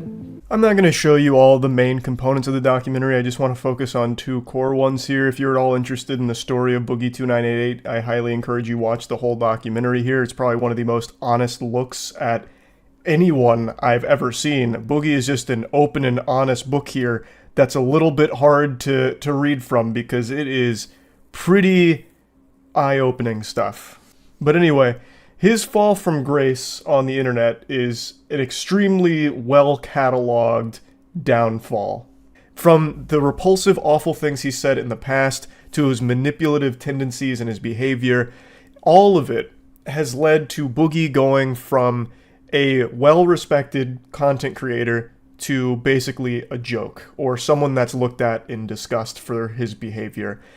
So, for those that don't know, Boogie is an OG YouTuber who was absolutely at the top of the game for a long time. He won a fucking award for being a nice guy in the gaming community, basically. They used to call him the Mr. Rogers of the internet. But then, Twitter and Reddit happened, and Boogie had this inability to shut up. He would constantly publicize the most foul opinions that he had about situations. He would always talk about the saddest and most depressing aspects of his life because it felt like he was addicted to being viewed as a victim. It felt like he loved the feeling of people viewing him as pathetic. And it's something I know he's touched on in the past that even has a level of self-awareness where he also recognizes how detrimental it's all been to his career and just downright self-destructive. but he just can't stop himself from just posting on Twitter every single private thing that should never be publicized to strangers, because he seems to just be enamored with that attention that he gets when he is viewed as like someone to feel sympathy for at all times. And it's just a really weird and sad set of circumstances. However, after watching the documentary, I'm starting to believe he is just not a good person. I was always under the impression that very deep down is a caring individual who had a good heart and good intentions and just got a little lost and confused along the way. But after seeing this and all of the worst aspects of his life that he just proudly highlights here, I just really am starting to think he's just not a good guy. So the first thing I want to show you is his addiction to sex workers. He has spent a pretty penny on paying for sex, as well as paying for like vacations and stuff for the sex workers to accompany him, this and that. And it also gives an insight into the way he views women, which I think is a pretty repulsive perspective he has on a lot of it, at least from what he describes here. And one thing that becomes instantly recognizable is his sense of entitlement, which becomes a prevalent point throughout this entire documentary, where he believes that because he was a successful YouTuber, anything he wants, he deserves, he should get, he is entitled to it. It's not a revelation. I like beautiful women. I like to hang out with beautiful women, fuck beautiful women. We all do. I never got to do that. The women I dated were pretty, sure, but they were like Arkansas 8s, not LA 10s. With sugaring, I got to fuck some LA 10s, and I think that's cool. So I deserve to go to Disneyland with a beautiful girl, right? I deserve to go to New York and explore Times Square with a beautiful girl, right? Like, I deserve that, and I want that, and I've never had it. Why do you deserve that? Because you filmed your 20th Francis chugging Mountain Dew while pooping his pants and putting popcorn in a microwave video? Like, what? It's such a deranged mindset that he believes he is entitled to all of these women wanting to slobber on his meat because he is a famous YouTuber. He shouldn't be settling for an Arkansas 8. No, he deserves the LA 10s. So he pays for sex workers because Boogie deserves that top shelf pussy with the pinky out. And to me, this audacity is alarming. To me, this screams that he only views women as objects to be conquered sexually. He shouldn't be settling for something that's an Arkansas 8. That's beneath him. Have they looked at his subscriber count? No. What he deserves is the LA 10s. So he gets into the sugar baby community. She's definitely a little thicker than I necessarily would always go for, but there's nothing wrong with that. I'm a 48-year-old man. I never got to fuck a model. This let me fuck a couple of models. Is that wrong? A very important lesson to learn is nobody is entitled to anything other than a knuckle sandwich if you start calling me short. I'm kidding. You'd probably still beat my ass. But the point is, you don't deserve anything. To speak here like you deserve these women, you are entitled to these women because of your online success, is so delusional. And speaking of delusion, him criticizing the lady for being thicker than he would normally go for is just downright ridiculous and absurd. It just really seems like with the way he speaks about women throughout the documentary, he just views them as sexual props for his own pleasure. Really, that's the most important thing when it comes to women for him. He doesn't want to be caught dead with an Arkansas 8. Instead, it's all about the LA 10s, so that way he can fuck them. And that's what he cares about most when it comes to women. That's the impression I get listening to him talk about it. Now, this portion of the video isn't necessarily just focusing on his sex worker spending. It's talking about his reckless spending in general. At the height of Boogie's career, he was making so much money. Tons and tons, oodles of doubloons. And now, fast forward to today, he is fundamentally broke. He doesn't have any money to his name left. So it's going over where all of it went, and a large chunk went to paying for sex workers, as well as like gift cards that he would give them, which is crazy. When they broke down the financial spending, $500 was allocated for gift cards, which is a weird gift to give someone, and like $1,000 for a purse. So I guess he'd give them like a purse with like a GameStop gift card in there, like, hey, go get yourself something nice, toots. Maybe a couple Pokemon card packs, huh? Yeah, maybe a new video game or two. Like the whole thing is just all about his spending habits, which has left him in a financial crisis. All of which is his own fault, which he also recognizes. His entire career's spiral into the shitter is entirely his own fault. From not being able to stop saying the most awful things you could imagine during streams, to not being able to stop himself from posting the most private things about his life online, to not being able to stop himself from spending money on collectibles, a bunch of luxury items, terrible investments in like crypto, which he lost like $600,000 in. All of it is his own fucking fault.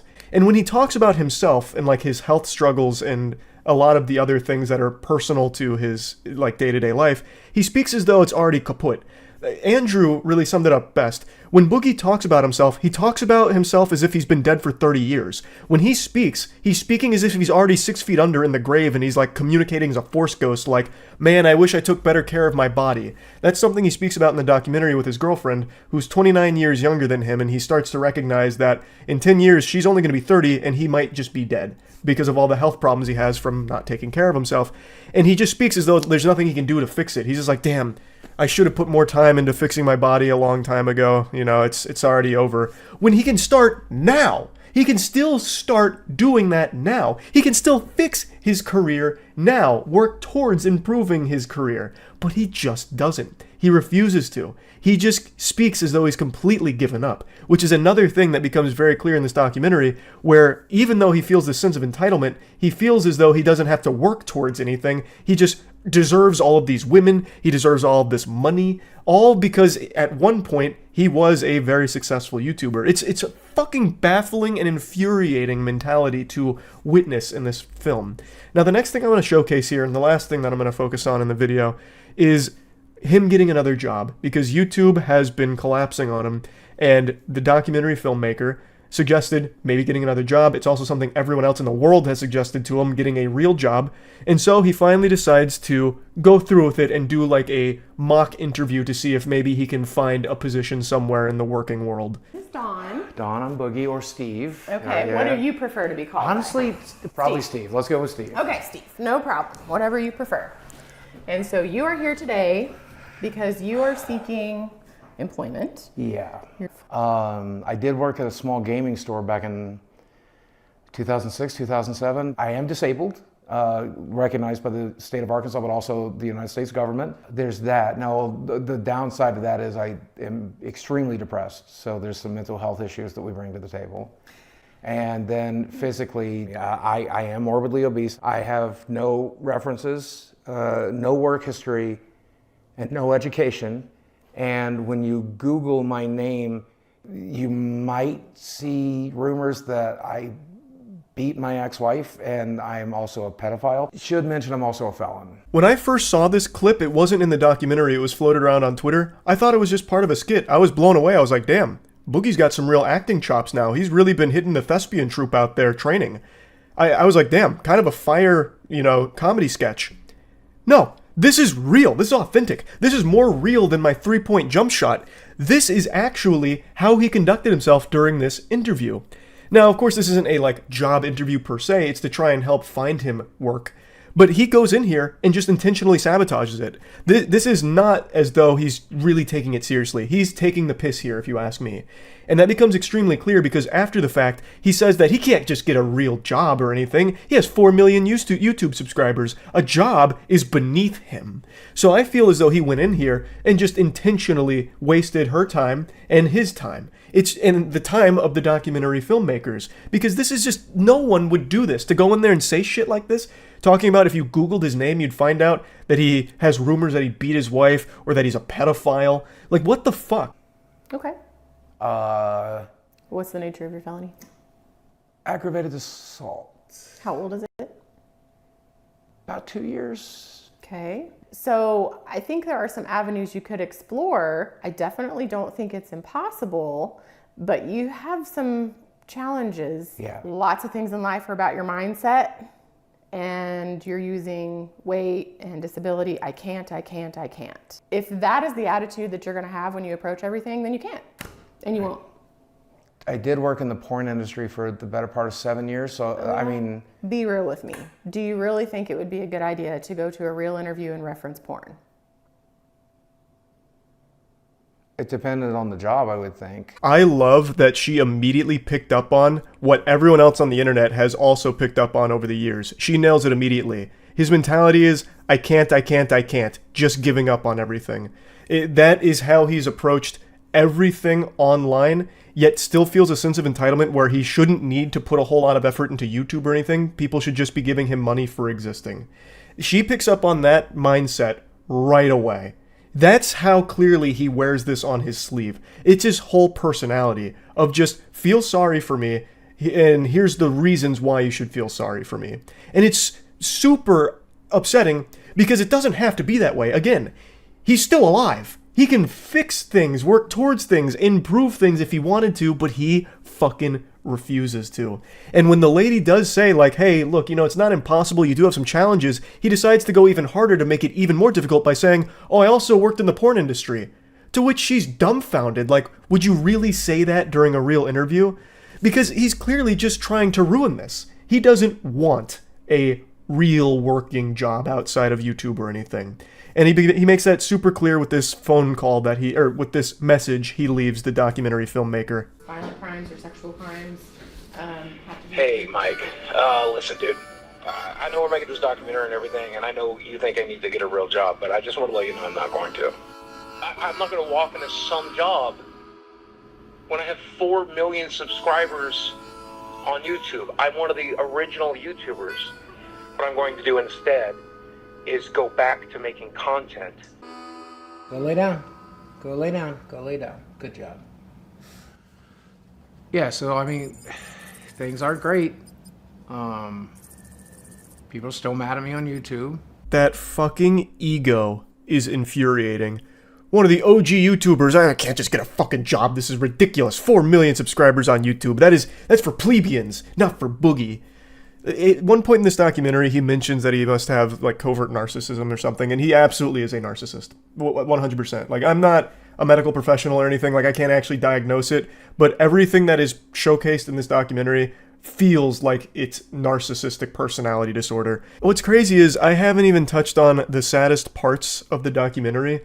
The bits and pieces I've loosely touched on in this video here don't even make up what I believe is the hardest to stomach portions of the documentary. Mike Klum and the team really did an incredible job with this piece. So again, if you're at all interested, check it out. No part of him that seems to actually want to change for the better.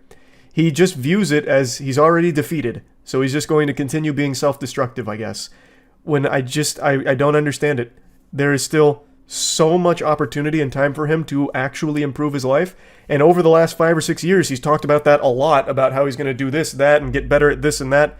And he just doesn't. He just refuses to. So yeah, I just wanted to talk about this because I just finished the documentary. We also talked about it on the podcast. That'll be up on the official YouTube channel sometime in the next couple days.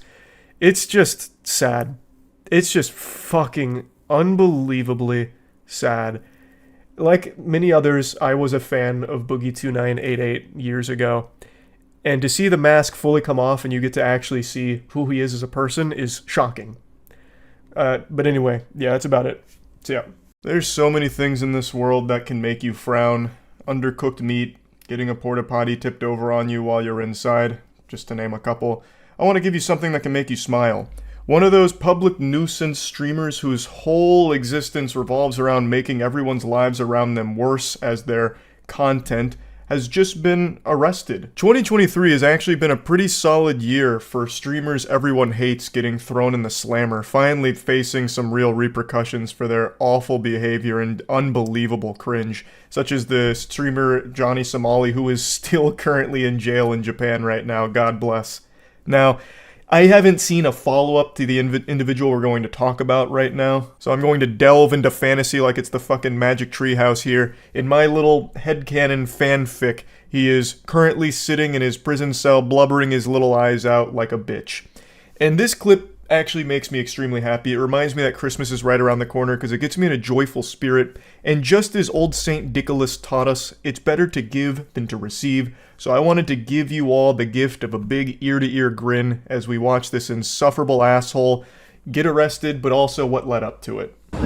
Hey, listen up. You look so cute and you look so delectable. I want to put you on a plate and just eat you up. How about that? What's your name, baby? I know you're sorry. You're sorry you can't get with a hunk like me.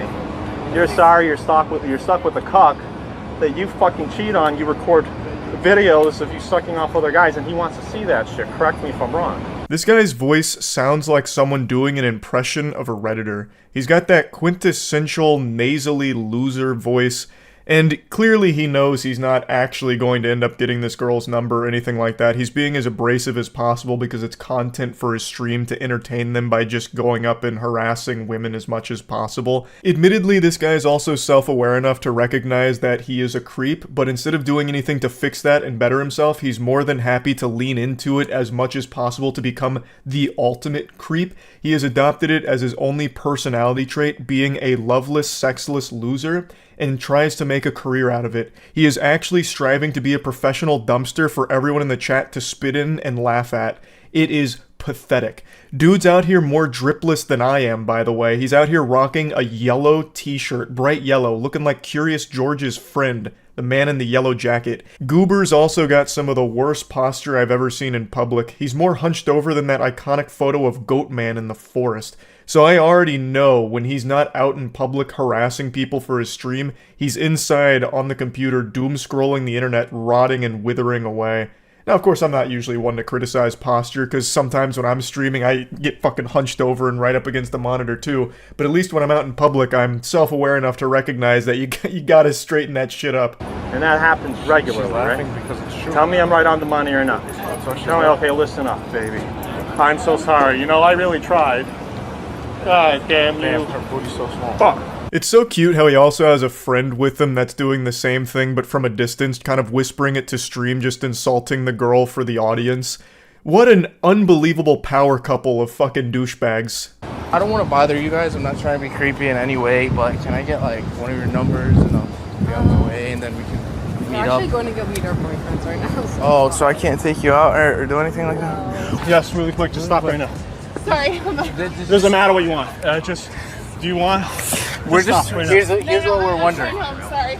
You're just so fucking hot. That second encounter right there is nightmarish. This girl's walking on the street alone. Two weirdos come up to her and say, "It doesn't matter what you want." And you could see her facial expression drop, just completely sink into a panic mode.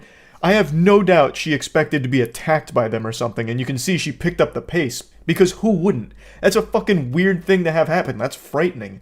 And especially from these two guys who are just walking around, camera out, coming up to you in the middle of the night. Like, what the fuck? This whole shtick sucks. It's just going up and bothering people who are just going about their night.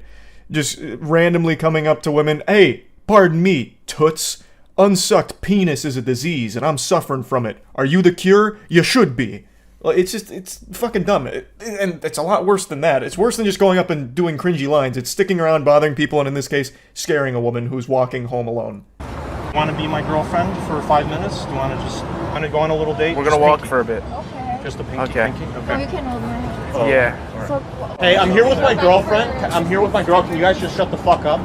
I'm here with my girlfriend. Okay, just shut the don't fuck scare up. people. Get the fuck out of here. I'm here with my girlfriend. You're making too much noise. Get the fuck out of here, asshole. Fucking prick. I'm so sorry, Luna. No, I'm this so is dumb. Please. No, I was just protecting you. No, I was protecting you, baby. Please. Ha ha, you get it? The joke is he's just pretending to be an unhinged lunatic. I don't know why you couldn't understand the gut-busting comedy of that. I'm gonna toss a quick fun fact your way, so get ready to receive it. About a month ago, I made a video going over shitty streamers like this guy and his friend, and I'm almost 100% certain that this is the same guy that ran away when someone he was harassing finally took him up on the offer to fight. He was the guy that instigated a conflict, and then the guy he was doing it to said, "Alright, let's just settle it right now." And immediately this guy bolted off. I'm being very generous with that term. Bolted in the same way that an alcoholic zombie would stumble across the street, because this guy is not athletic at all. But he ran away as quickly as his goofy little legs could take him, and then had this brief come-to-Jesus moment where he recognized just how sad and pathetic he is. Just this impressive specimen of trash. All right, you and me, Central Park, tomorrow. Don't be late, motherfucker.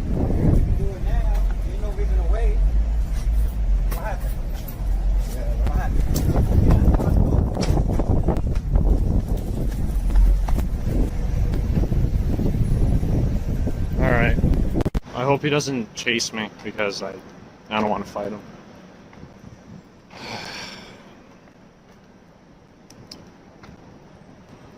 Am I pussy beta? Perhaps.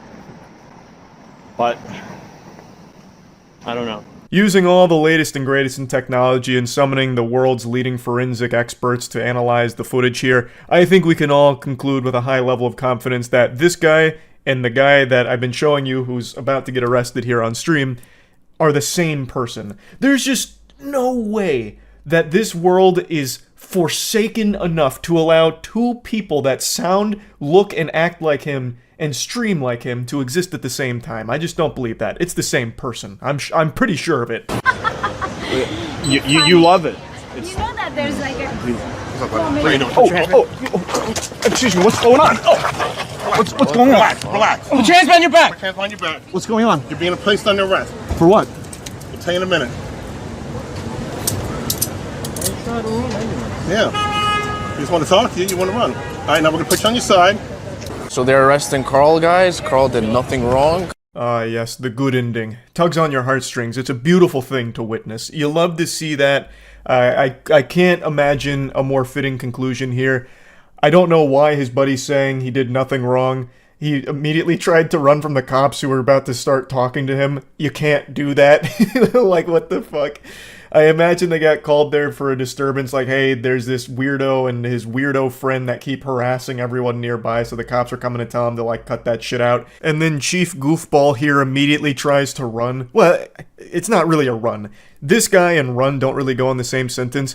He takes, like, 2 fee-fi-fo-fum steps that kind of resemble, like, speedier movement, and the cops are like, nah, putting the kibosh on this, and they just tackle him, they take him down, and then stand him back up. So, again, I don't know what the update is. I don't know if he's still in custody or what, or if there's any charges. I couldn't tell you.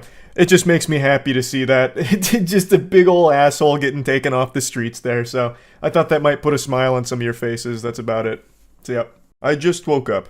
That's why my hair makes me look like a crazy person, or more like Radagast the Brown, kind of.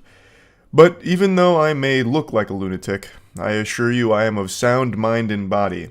Which is more than I can say for the guy we're about to take a look at today. The Disneyland Streaker. It happened a few days ago, so I'm a little tardy to the party with the video here, but I did talk about it on stream as it was unfolding. But now that all the smoke is settled and his dick is back in his pants, most likely in a prison cell, I figured let's talk about it as well as all the information that's come out, as well as the other videos that have been surfacing from it.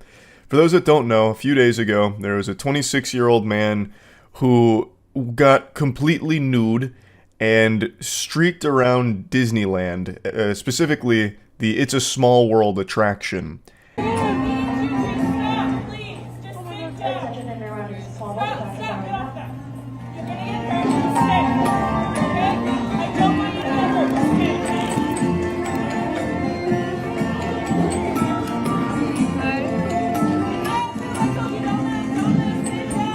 Now this is only Act 1 of his performance. He begins with his boxers on at least, but shortly after this he does go whole hog out. Now this is the It's a Small World attraction. They are trying to inform riders, you know, like, don't panic, we've got an unidentified object entering into the fray here. This isn't part of your regularly scheduled Disney program. And he is out of it. His soul has left the shell. I think it's pretty clear he's under the influence of something, and I don't think it's alcohol. Most people are pointing to this being some kind of PCP event, which I think it very well could be. Of course, I'm not an expert, but all that's pretty clear is he was really feeling some type of way in the It's a Small World ride.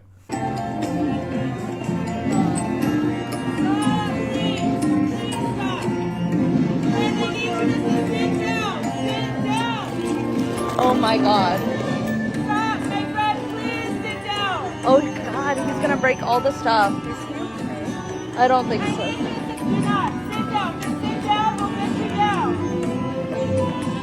It seems like he's looking for something. Maybe looking for Walt Disney's cryosleep tube. I have no idea. He's gonna maybe try and bring him back from the dead. I couldn't tell you. But he's on an adventure here.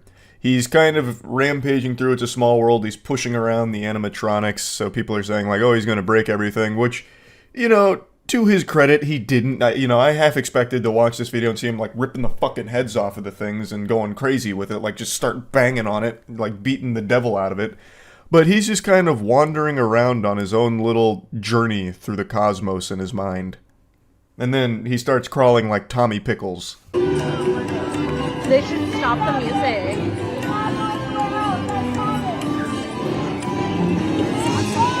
Oh my god, he's gonna fall, dude.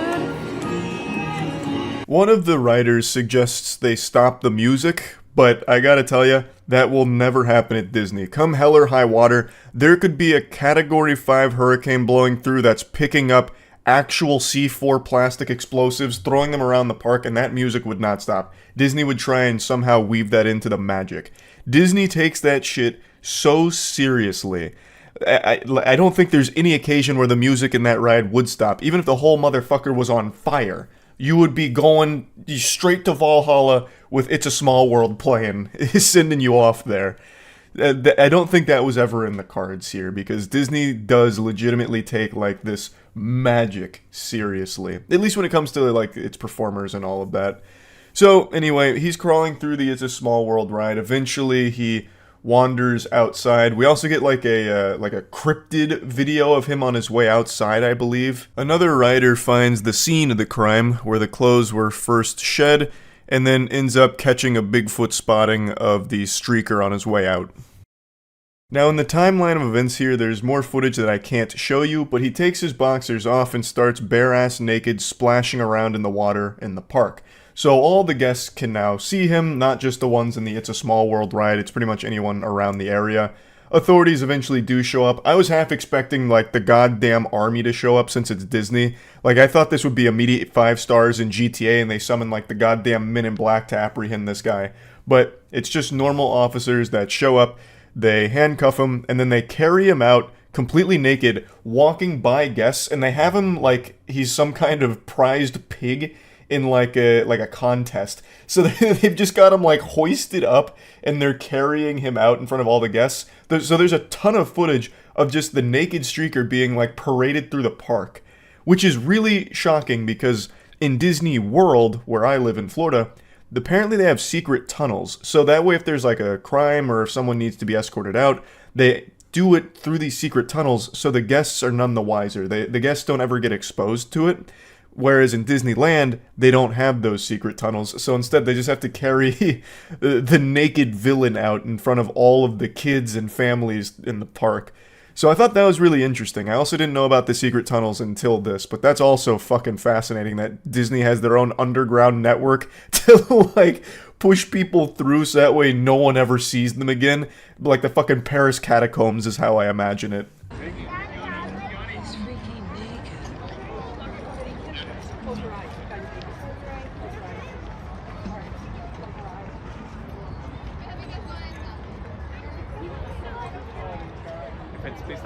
Sorry.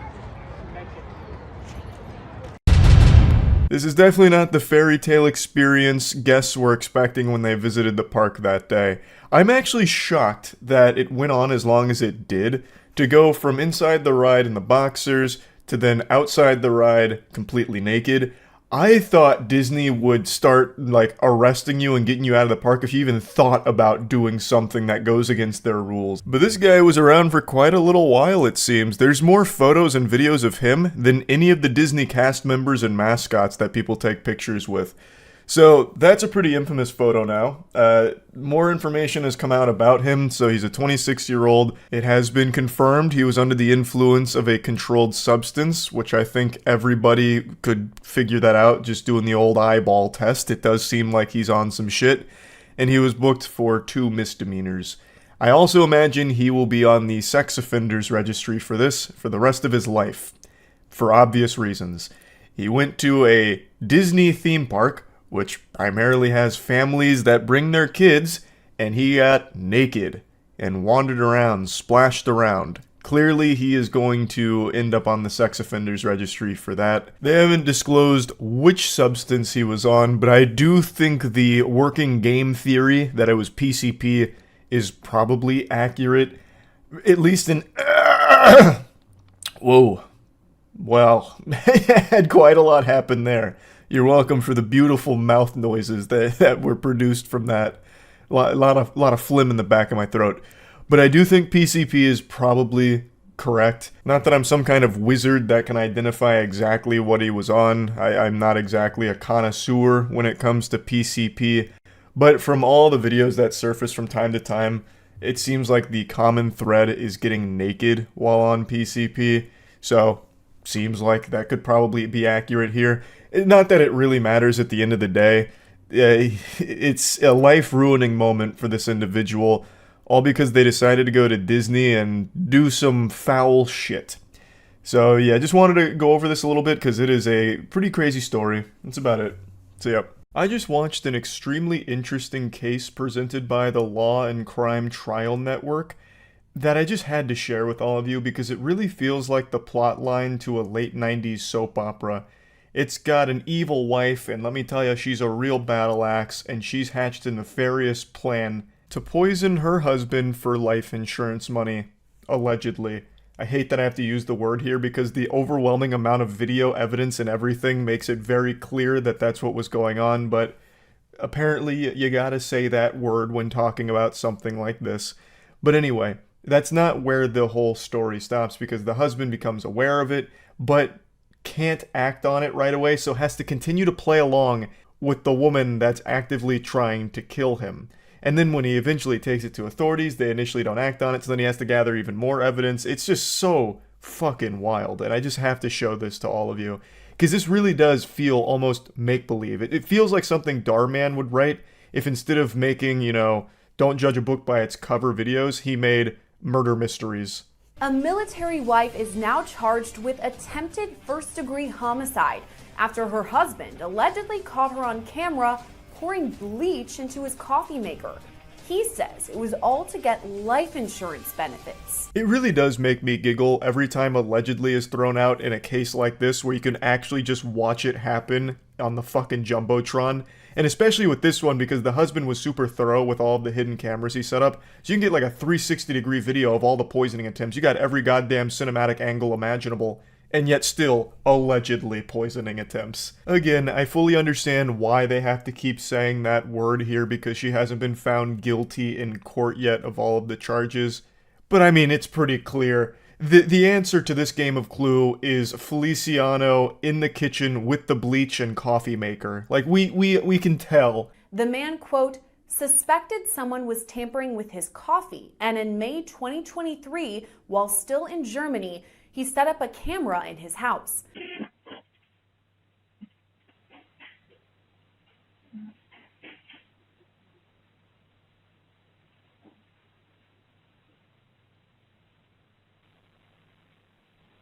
The husband alleged his wife used bleach as a form of poison, storing the chemical under the sink. This is one of many videos that capture her pouring bleach into his coffee pot. So he became alert to something a bit off about his coffee and suspected tampering with it. And I imagine he was able to taste something was wrong immediately. Bleach is like one of the most agitating chemicals you can ever fucking ingest. Like, coffee is not going to disguise it. It's not like the perfect Trojan horse to deliver bleach into your system. You'd probably take a single sip and immediately go, pooey, yucko, wow, like, ouch. That doesn't taste like coffee, it tastes like fucking poison. You would have better luck shitting into his coffee pot and hoping he doesn't notice. There's at least a chance coffee can mask poop, but not bleach. Like, even if you have no taste buds, you would probably feel something is wrong with your coffee with bleach being mixed into it. So, immediately, I imagine, he was tipped off that something was very awry here. So he set up the camera. I don't know if he immediately suspected it was his wife. Maybe he thought there was some kind of like burglar coming in to fuck with him and pour bleach into his coffee pot or something. I don't know if he immediately started to point fingers at his wife. I imagine he probably did because, I mean, who the fuck else is going to break in there and pour coffee or pour bleach into the coffee? Unless it's like the Tooth Fairy out for revenge or something. So I don't know how surprised he was to see that, but I still imagine that that was traumatizing to know that the person that you are married to, the person that is the most important person in your life, is actively trying to kill you. Court documents state that at the time, during May 2023, the husband, quote, stopped drinking the coffee but continued to pretend to drink it as he did not want to make a report of this while in Germany. He said he knew his wife would continue poisoning him and wanted to submit a report while in the US. This is such an interesting conundrum. So he didn't want to make the report while in Germany and continues to fake drink the coffee, playing a game of pretend here, and then also, I assume, pretending that everything's okay in the marriage between them, even though he knows in the back of his head his fucking wife is trying to kill him.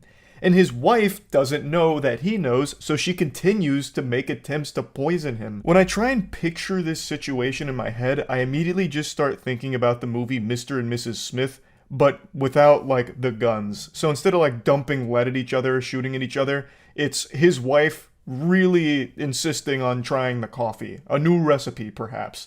So, and he's just like, oh, this is good, very good, but he knows.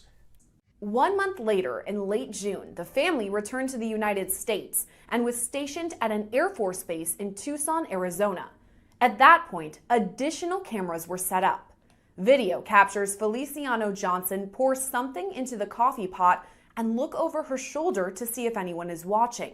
By early July, her husband reported his findings to the Tucson Police Department. So this ruse continued for over a month, with the husband pretending to keep drinking the coffee, giving his best Oscar-winning acting performance. Honey, this coffee is so good. Wow, delectable. Rubbing his tummy, all of that. I also can't help but wonder if he tried to, like, mess with her a little bit. Not trying to poison her, obviously, but, like, make her believe that the poison was working. Like, did he start faking a sickness or something? Did he start, making it seem as though he was falling ill in order to see how she'd respond? Like, he just, puts a thermometer in his mouth and he's, like, looking real pale and he's like, oh, babe, I don't know what's going on. I'm not feeling too good. Making a bunch of, like, coughing noises to see how she reacts to it, to try and catch her with, like, joy in her eye that her plan is working. Or if he just simply kept drinking this, or pretending to drink the coffee, and his wife must have thought that he was fucking immortal, just legitimately immune to poison. Which is a pretty scary thought, and pretty concerning considering he lived with her and went through this for over a month now, with someone actively trying to murder him. And if she really thought that bleach had no effect on him, like he was just built different, bleach doesn't work, I just would be worried that she'd try other things that maybe he didn't pick up on, or wouldn't have picked up on if it continued, you know what I mean? But anyway, he gathered all this evidence and then he brought it to the authorities. Showed the officers at the front desk the video, but since you could not clearly see what she was pouring into the coffee maker, the report was taken with no follow-up. At that point, he purchased additional cameras disguised as fire alarms. He set them up in the laundry room and in the kitchen area where the coffee maker was located. So it wasn't actionable evidence because they couldn't clearly see what she was pouring into the coffee maker. So the guy says, all right, fuck it, check this out then. You need more? I got you with more. So he sets up a ton of cameras, gets every possible angle here. He's got so many cameras set up, he could probably render his whole house in VR with this kind of setup. So he's got everything covered. Now you can clearly see that she's pouring bleach into the coffee maker in certain videos. And he even goes a step further by conducting his own at-home experiments to confirm his theory.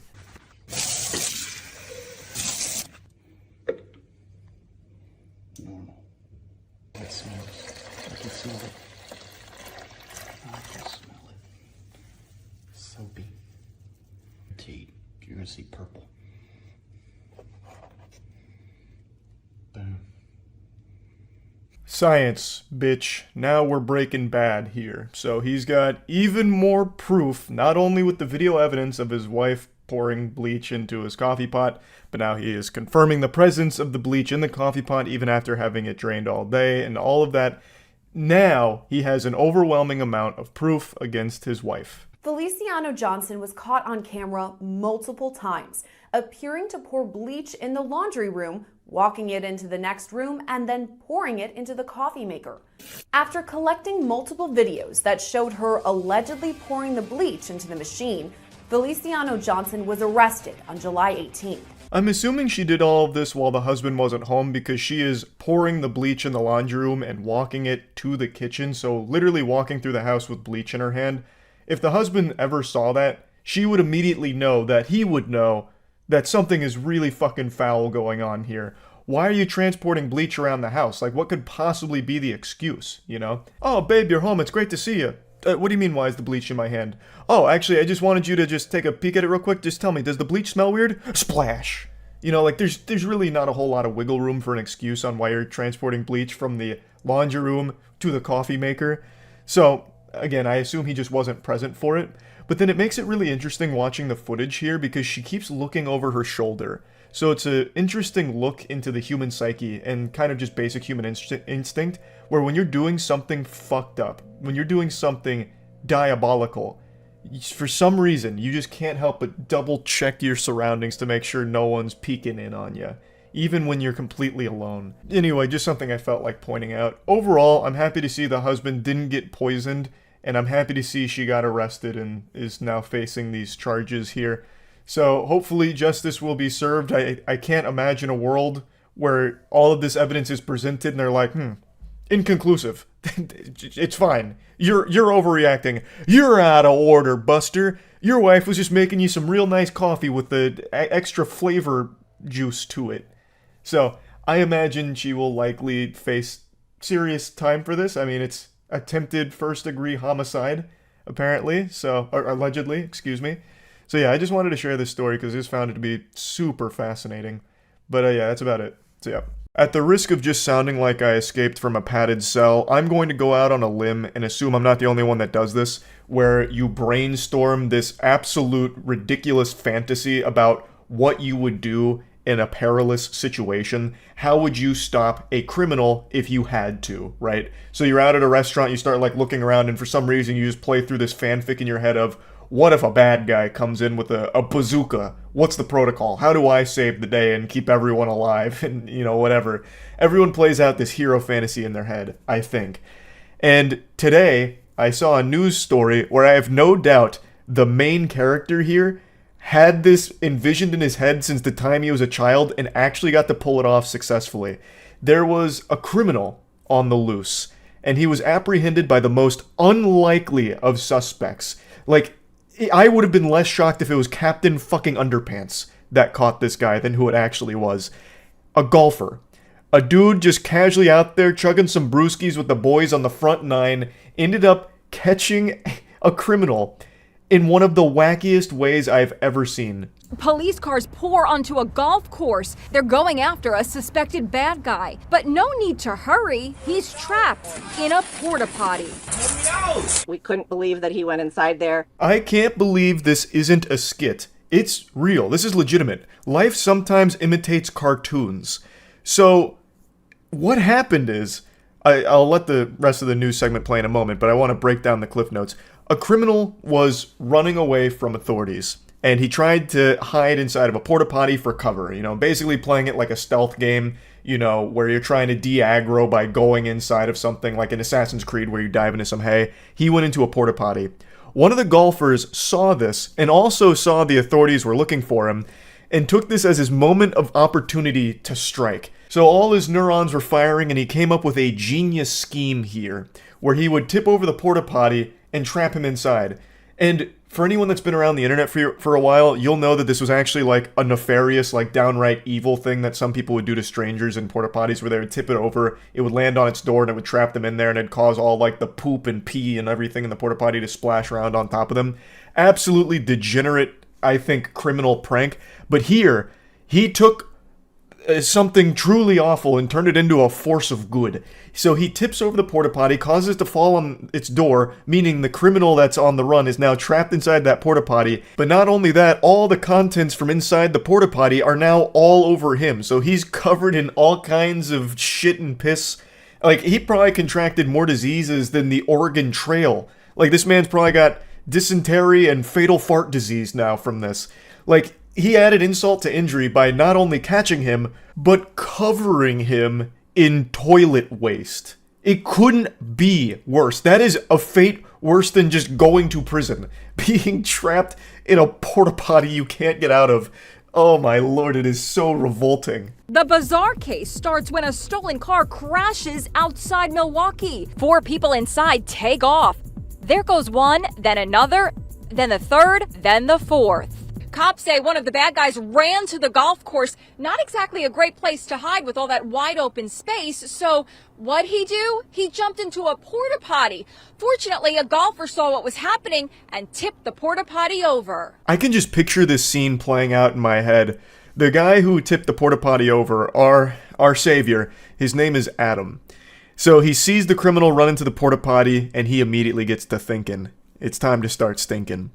He gets a big smirk on his face, slowly sets the 5-iron back in the golfing bag. He was about to hit a spectacular shot, eagling the par 5, but he says, it can wait. I've got business to tend to. And then just fucking sprints over and blasts the porta potty over, trapping him inside. This guy obviously knew that he had to tip it over onto the door. This is a guy who was familiar with that old awful prank people used to do, and he turned it into a force for good. That's crazy.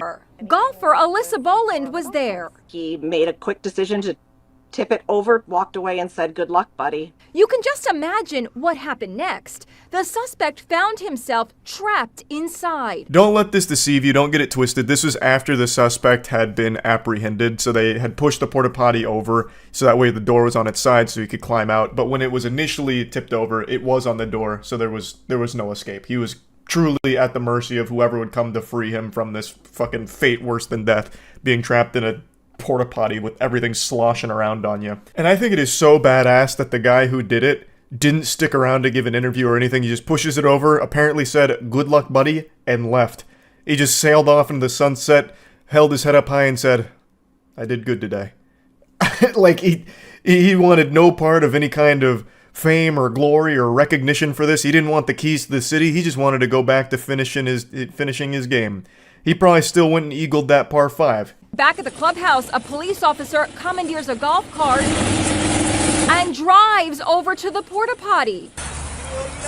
The cops roll the porta potty over so the suspect can get out.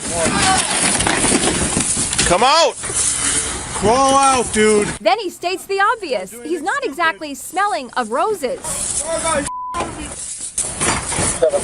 Don't do anything stupid! One cop puts on gloves before he goes anywhere near the suspect. Hey, wouldn't you? Are you injured at all? I'm just scratching. I will say, at least he didn't have to spend that long stewing in all the juices of the porta potty. He wasn't in there for that long. Like, this didn't become like a sarcophagus for him where he's in there for like hours upon hours or anything. He was there for a little while. Even still, of course it's awful, but he did have another thing working in his favor in terms of this porta potty in particular. It's on a golf course, so I can't imagine that it's that full. Like, it probably wasn't at maximum poop capacity or anything. Like, there was probably only a little bit of shit and pee in there. It probably wasn't crazy. If this had been a porta potty at like EDC Music Festival or Coachella, you would have went straight to heaven the second the cursed fluids inside of that porta potty touched your skin. If you were in one of those porta potties that got tipped over, it would have sent you to meet your maker. It probably would have melted you instantly. It would have been like that scene in Indiana Jones when they open the Ark of the Covenant and everyone's fucking flesh just starts melting off of them and they die instantly. That would have been what happened with one of those porta potties. So it definitely could have been worse in terms of porta potty selection. This porta potty seems to be in the middle of nowhere on a golf course. I imagine it wasn't a high traffic area. It probably wasn't seeing a ton of action. If I had to get tipped over in a porta potty, I would probably want it to be this one. Like, I'm going out on a limb here. This could be an absolute catastrophe in there. I'm really not sure. We didn't get like an aftermath report where they do like a tour of what the porta potty looked at after it was tipped over. But I'm just giving it the old eyeball test here. I didn't see a ton of like horrifying things in the porta potty for the brief moment we caught a glimpse of it. So I don't think it was the worst in the world. There's definitely worse porta potties it could have been. Of course, I'm sure he's still not happy about the situation. Like definitely still horrifying, but you know, there's definitely more disastrous porta potties to be tipped over in. I'm getting a little sidetracked. What a crazy way of apprehending a runaway criminal here from someone who just happened to see the whole thing unfold and have this opportunity to help by pushing over a fucking porta potty. Like, the simplest thing ever from, like, old internet days of the worst pranks ever, and it actually ended up being helpful. And then the guy, the dude who tipped it over, has just vanished. he said, I'm done here. This is my legacy now. That's it. So just a wacky situation I wanted to cover a little bit. That's it. See ya. Yes, I know the quality of the webcam is less than stellar. It looks like the footage from The Dark Knight when the Joker is like selfieing himself as he's torturing a guy. I know it doesn't look great. It's highly pixelated, looking like PlayStation 1 graphics, Charles here, but it is what it is. It's the only webcam that I have, and I really want to talk about something since I can't sleep, which has become all too common. It's extremely late right now. It's 3 a.m. I gotta get up at 7 a.m. and I didn't sleep last night and I'm not sleeping tonight. Insomnia is absolutely beating my cheeks in and it's making me mad. But the only thing that makes me more upset than not being able to sleep is porch pirates. And that's what we're here to talk about. Since I was tossing and turning, having nothing but the most inopportune moments for deep existential thoughts, which kept me awake, I decided I'd go on the cyberspace to see if there's any kind of lullabies that could put me to sleep. You know, maybe Jigglypuff could sing me a song or something. But instead, all I found were two very peculiar cases of porch pirates stealing some packages that I just think are really interesting, so let's talk about them.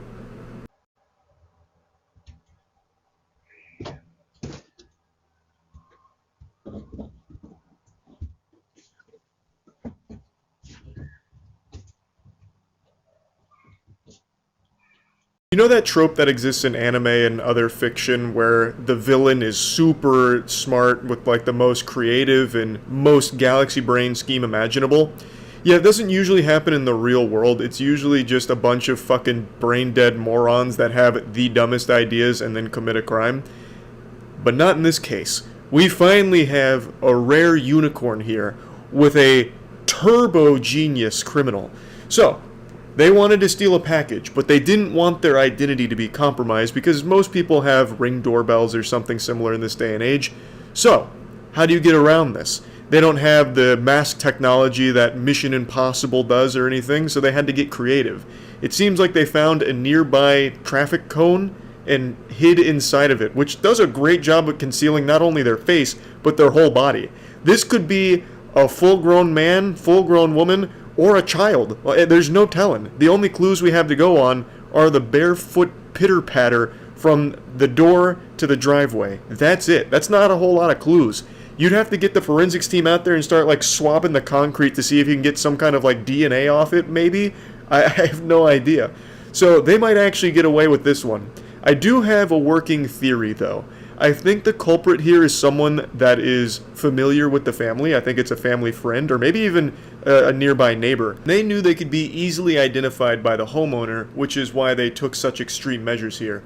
That, or it's staged. This could just be faked. This could be just a prank, like a staged video for the sake of it going viral, which it absolutely did. But I like to pretend and suspend disbelief here. I like to think that this was a real instance of a porch pirate coming up with a really creative solution. But anyway, there's no further updates that I can find on this story, so this menace is still at large. Sleep in fear. Or in my case, don't sleep at all, because insomnia is a real bitch. But also, if there's any traffic cones nearby, you might want to hide them somewhere so that way they can't be utilized like this and steal your packages. Now, while this one could be faked, the next one is not, because they've been caught. Though they did have an equally creative idea on how to get away with stealing packages. I'm kidding, it's actually a really fucking stupid idea. I'll just go ahead and show you the news segment on it. Dash driver arrested. Police say she was caught on camera instead of taking. Take a look here. Police say Juliana Sagaram stole a package, as you see right there, from a Manhasset home last month. Video shows a woman walking up to the doorstep on Highland Terrace holding a brown paper bag there, and police telling us it was a Chipotle order she was supposed to deliver nearby. Neighbors say this is unbelievable. So Juliana's plan was simple and also not super effective because she didn't get away with it. There were a lot of holes in this scheme. It wasn't exactly a bulletproof plan. While doing food delivery, she decided to take this package here, and I guess her whole idea was if she's in the middle of a food delivery, no one would think twice about her going up to the front of a house, and then she could make a getaway with the package without anyone stopping her. So it seems the whole idea was to avoid suspicion by having a good cover story. No, I'm not here to steal packages. I'm here to deliver food. You're out of order. You lost your marbles. But she failed to account for modern technology, where most people have like Ring doorbells now or anything that records video outside their home, because of the rising problem of porch pirates.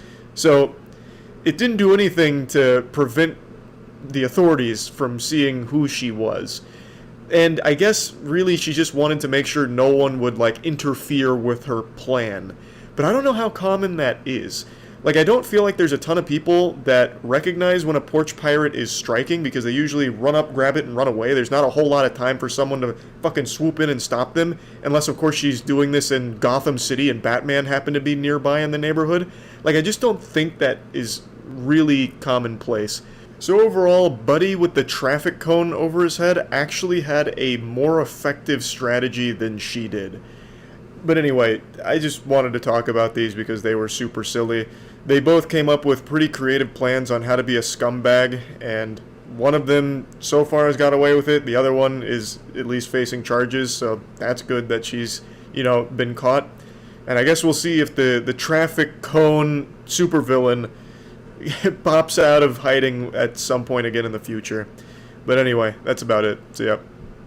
You can tell just by taking a quick peek at me that I am a highly trained, lethal combat machine. Millions of years of fine-tuned evolution has led to the apotheosis of fighting. Me. If we walked by each other on the street, you'd look over your shoulder out of fear, praying that I don't decide to beat your ass. And if you're lucky, I won't. And it's all thanks to my extensive knowledge of martial arts, more specifically, the most intense discipline, Bullshido. This is probably my biggest guilty pleasure content online. I love fake martial arts. Online, it's referred to as Bullshido. There's an entire subreddit dedicated to it, a Twitter account. I think it's also blowing up on TikTok as well. It's a scam that's been around for at least 50 years, where some goober will open up a dojo and, call it a self-defense course, and it's just absolute outrageous fucking nonsense, and they pass it off as martial arts. The most notable example of this is actually Steven Seagal. I'm sure all of you are familiar with him. He is an iconic, timeless specimen of Bullshido. If you watch any of his demonstrations of his expertise in martial arts, you'll have someone grab his arm and then Steven Seagal will do this and the guy fucking flips around like he just got hit by a car going 60 miles per hour. Like he just ragdolls people by looking at them. Force blasts. He'll take their finger and he'll tickle it a little bit and the person has a heart attack, right? And it's all for show. Obviously, none of it's real. The people that are having the maneuvers performed on them just sell it, and it's supposed to get some students to sign up to the course under this ridiculous belief that it's real. But the video footage that exists from these courses is unbelievably entertaining. Some of the best footage online, period.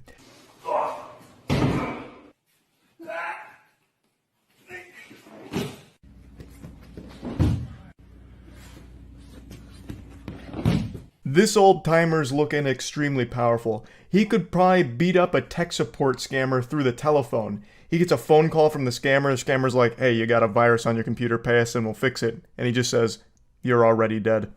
Hangs up and then the guy fucking explodes. Because it turns out this guy did 15 karate blasts at the phone and it killed the guy.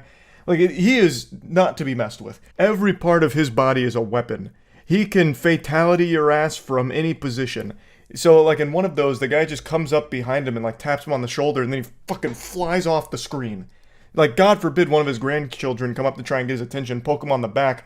That just straight up snapped their neck, it seems.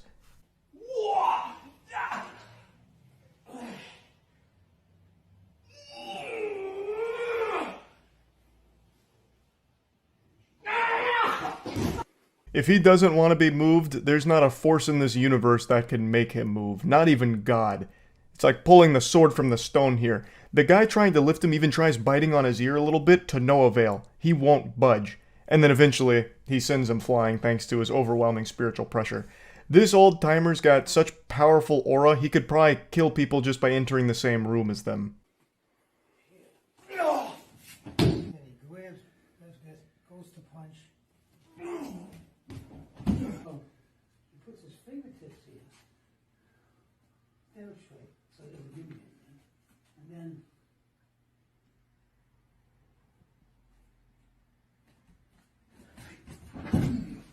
Just when you thought it was safe to ask Grandpa to pull your finger, he's got a move for that too.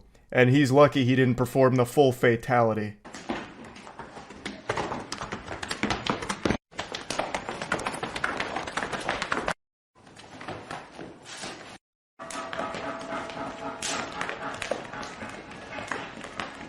This one's one of my favorites. This is an older video. I've seen it at least 20 times. Every time this gets posted somewhere, I can't help but watch the entire thing. So obviously I've been doing a bit of a deep dive through Bullshido subreddit because it's got not only the classic bangers, but also some new ones. So it's just a nice array of things that I'd like to showcase today from the subreddit. I legitimately love this technique, the fucking forbidden turbo slap jutsu here. I've tried it myself every time I watch this, and it's like legitimately painful on the entirety of my arm. Like, it's kind of impressive how quickly they're able to throw the slaps out, and if you watch them do it, they're hitting themselves more often than they're even throwing something out. So they keep like slapping themselves in the face and on the chest, but they make such a good sound. And it's really cool to just like watch the fucking phalanges fly around like this. I don't know, it's very satisfying, especially when he's running around doing it.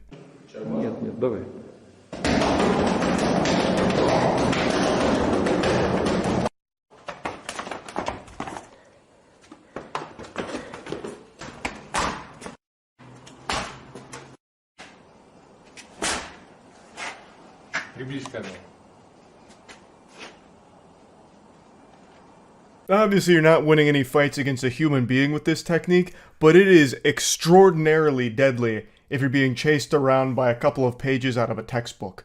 So if you've got to slap some paper that's bugging you, you might want to try some of these maneuvers that they're teaching you here. You'll see me cutting the arms, Ukanagashi here, Tenkan there, Tikatana here, Tikatana here, Tikatana, Ukanagashi here.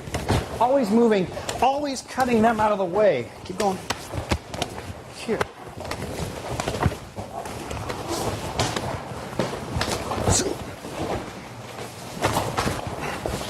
This class, I believe, is just being taught in his living room. They just push the couch back and then bring the students in.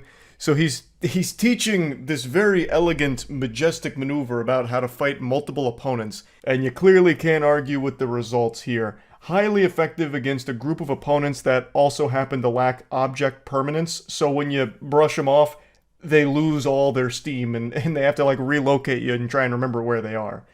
It may not work very well against people grounded in reality and are actually trying to hurt you in a fight, but who knows, maybe it's worth giving a try. Just give them one of these, tap them on the back, and I don't know, maybe run away. Like, maybe that could be more effective than trying to just keep, like, doing some of this. Though I do really like the clothesline at the end. I don't know why he decided to clothesline them. That seems like it wasn't even part of the lesson. He was just improvising there and thought it'd be a nice cherry on top of the cake. But I appreciate it. This one had DMCA music, so I'll just talk you through it. This is the Finger Master. He's an expert of all things related to finger-based combat. I mean, and just look at him. He's built like a killer. He looks like Executioner Smog from Dark Souls. So you can't even get near him, really. He's super slippery, super powerful. Just an all-around elite warrior. You can see his guard is never down, and no matter what you do, you're not penetrating his defenses here. Like, and look at it, again, look at the power he's able to exert through just a single finger. And then he gives him the old, the washing machine twist, and there's just nothing you can do about it. Now, I know what you're thinking. Charlie, I'll just wait to strike him when he's sitting down. That way I have the advantage and he has no way of fighting back.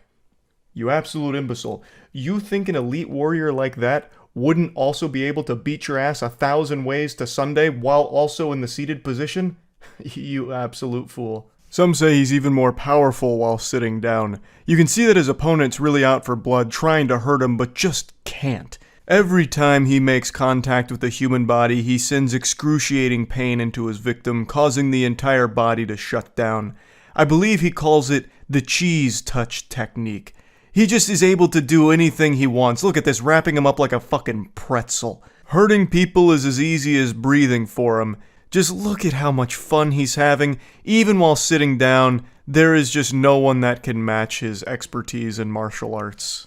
I really do love Bullshido. Fake martial arts is really goofy to watch, but it is sad to think that there are people that pay for these classes thinking that it works, and God forbid they ever get into a real fight and try and use these techniques. They're going to get themselves hurt significantly worse than if they had just tried to like run away or something. You'd probably get further if you just did this with your arms and just start flailing around wildly than trying to use any of these techniques, like trying to push a pressure point that causes your opponent to shit their pants or something. So it is sad to think about the people that get scammed into believing this and paying for it, but man, is it fun to watch. So yeah, that's really about it. So yeah. What? You looking at the purple stains on my shirt, huh, tough guy? You think I need some kind of bib from now on because I'm a messy eater that can't be trusted to not spill food on himself? Well, okay, Haas Delgado, sometimes accidents happen, and I could have easily changed my shirt before recording this video and you would have been none the wiser. You'd have no idea. But a real man's not afraid to own up to his mistakes. I'm not hiding away from it. So the stained shirt stays on. If you can't handle me at my dirtiest, you don't deserve me at my cleanest. But anyway, what we're here to talk about today is something everyone knew was coming because it's that time of the year. EDP getting caught again talking to minors and trying to be sexual with children. Who could have seen this coming, besides every single human being in the world with a pulse? The only two certainties in this world are death and EDP looking for cupcakes. Yesterday, it was revealed that he had once again been talking sexually with a minor. Now, I do need to say that this is all currently still just alleged claims here, though there is substantial evidence to suggest that it could be legitimate.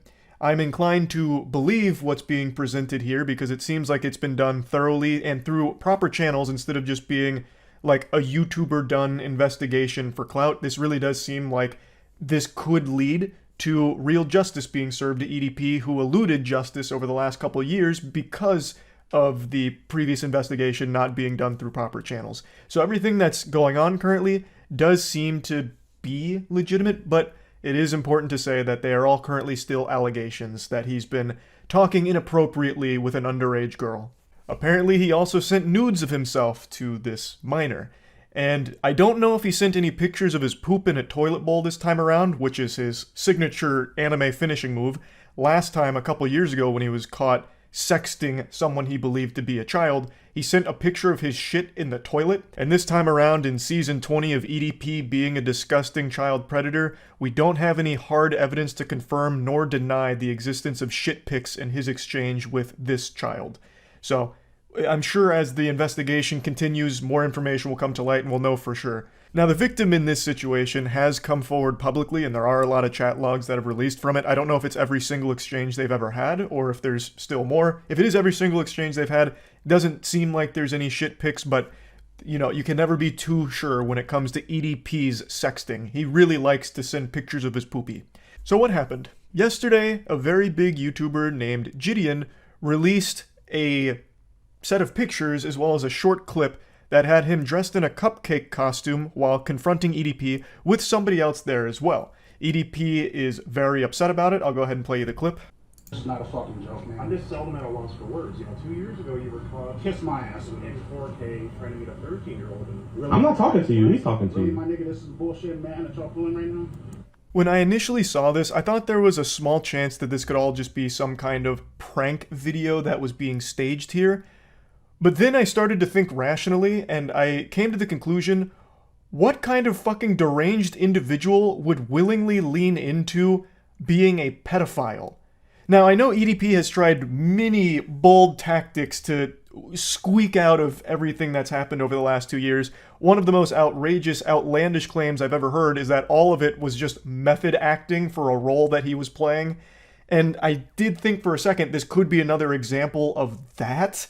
But you'd have to be unhinged to like the highest level, like literally Arkham Asylum insane, to do something like this as a joke. Not only on EDP's part, but on Gideon's part, as well as the other YouTuber there. His name is Skeeter Gene. This would be diabolical to fake something like this. Skeeter is a self-proclaimed Chris Hansen impersonator who is a vigilante predator hunter. Now, I'm sure most of you are a little concerned hearing that because in the past, you may know that vigilante predator hunters usually stand in the way of getting justice for the predators they catch. Authorities can't often use the information or investigation that the vigilante predator hunters accumulated. It just gets thrown out, which leads to the pedophiles facing no consequence. They don't get arrested. It's why EDP isn't in jail right now, because the last time he was caught, it was all conducted by YouTubers and authorities wiped their ass with the entire case. But with Skeeter Gene Hansen, from everything I've seen on his channel, and keep in mind, I'm only just now being made aware of him, so I haven't seen everything he's ever done, but from the bits that I've seen, he actually does collaboratively work with law enforcement and has actually conducted investigations that led to arrests for some of the predators that he was investigating. So it seems like he's actually doing this the proper way, with the proper authorities, through the right channels, and getting justice. So I'm optimistic that this was all done the right way. An important thing to note is that the picture of Gideon and Skeeter confronting EDP directly, as well as the clips that are surfacing from it, are not part of a sting operation. They didn't lead some kind of, false narrative or anything, or try and bait EDP to meet them somewhere under the guise of meeting up with a child or anything like last time. They didn't try and catch him in Operation Cupcake Crusader 2.0.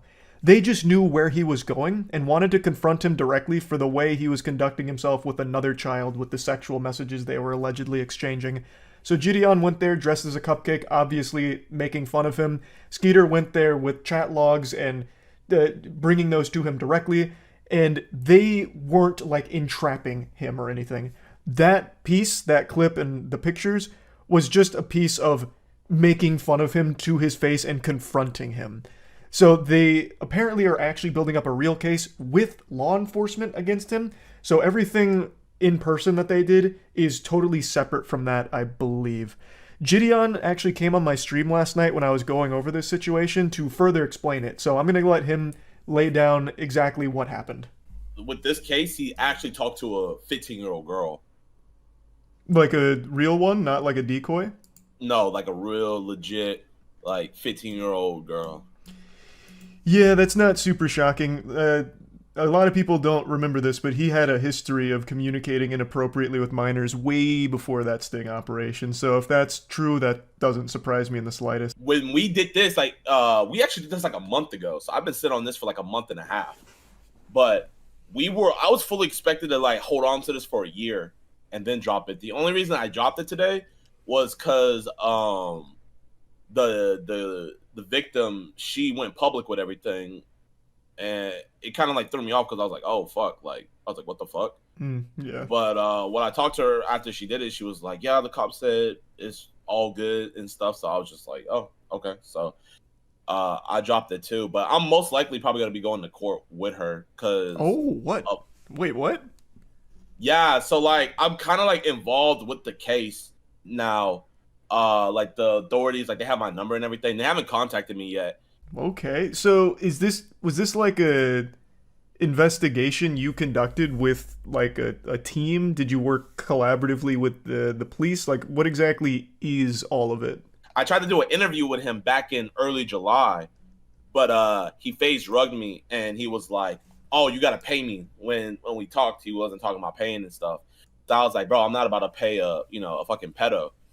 And so he left, but he joined my Discord, and the girl was in my Discord, and that's how he found her. And he messaged her because she had all of her social media in her Discord stuff. This all sounds. Did you ever like contact authorities about it? Like, yeah. Okay. Well, so the thing about it is like I can't do it. Like she did it. So what she did was she contacted my mods, and my mods told me, and then I hopped on a call with her. And the first thing I did was I was like, let me talk to your mom. So I talked to her mom.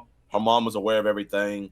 And so once I got situated, she sent me everything. And then I gave it over to Skeet because, he's a professional with this. Mm-hmm.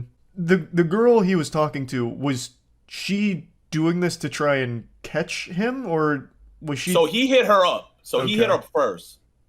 So that's the thing. Like, if she would have hit him up first, I don't know the legality of it. Either way, like he said, dick pics her, so he's fucked in that case. I'm not gonna lie, we caught him lacking at the dialysis center. You know, don't ask me how. I knew he was going to be there, but, you know, we caught him lacking. So that clip that you showed, that's not him going somewhere to try and meet that girl? No. Okay. No. I would just hope that justice would finally be served, because he's skirted away from that for a while. And that's the thing that I wanted to do with this. Like, that's why I was so willing to wait like a year, because I was afraid that it would have messed up the investigation. Yeah, I think the most important thing is actually getting justice as opposed to like the content of it. So hopefully this leads to a legitimate case against him, because he is not safe to be around children in any way, shape, or form. So that's pretty much all that's known about what is going on at the moment. It sounds like this wasn't a planned sting operation. This was EDP doing what he does best, talking inappropriately with children, and the victim alerted Gideon, who alerted Skeeter Jean Hansen, who alerted authorities, and are now all collaboratively... Jesus, I am really struggling with that word today. That shit is really making it difficult for me. I'm fumbling it. Collaboratively with law enforcement to build a case against him and hopefully pursue real justice for someone that is, for too long now, been allowed to continue preying on children. So, after hearing kind of the general outline of everything, I'm optimistic that A, it's all done properly, B, it's all real, that this isn't some big ruse, some kind of giant joke. Again, I think that would be extraordinarily evil and ridiculous if this does all turn out to be fake, which I don't think it is. And 3, the most important, that this entire investigation leads to real justice. So EDP can no longer keep preying on the children in his audience. It's just, for too long, he has been able to continue coming back like this reoccurring villain. How many times do I have to teach you this lesson, old man type shit? I compared him to the box ghost. Just this fucking cartoonish villain that keeps coming back, keeps getting defeated, but no real consequences. So just comes back again later on, making another cameo. It's been happening for 2 years. So hopefully this will finally be the case where EDP no longer gets to do these kind of awful things. So yeah, just wanted to talk about this, and I'm going to keep my finger on the pulse of this story to see what's going on with all of it. That's about it. So yeah. Well, I saw a real doozy of a video today, and I think it's only fair that all of you share in this pain with me. You know how in Pacific Rim they have 2 pilots sharing the neural load together so that way they can operate the mech because it's too much for one person to bear?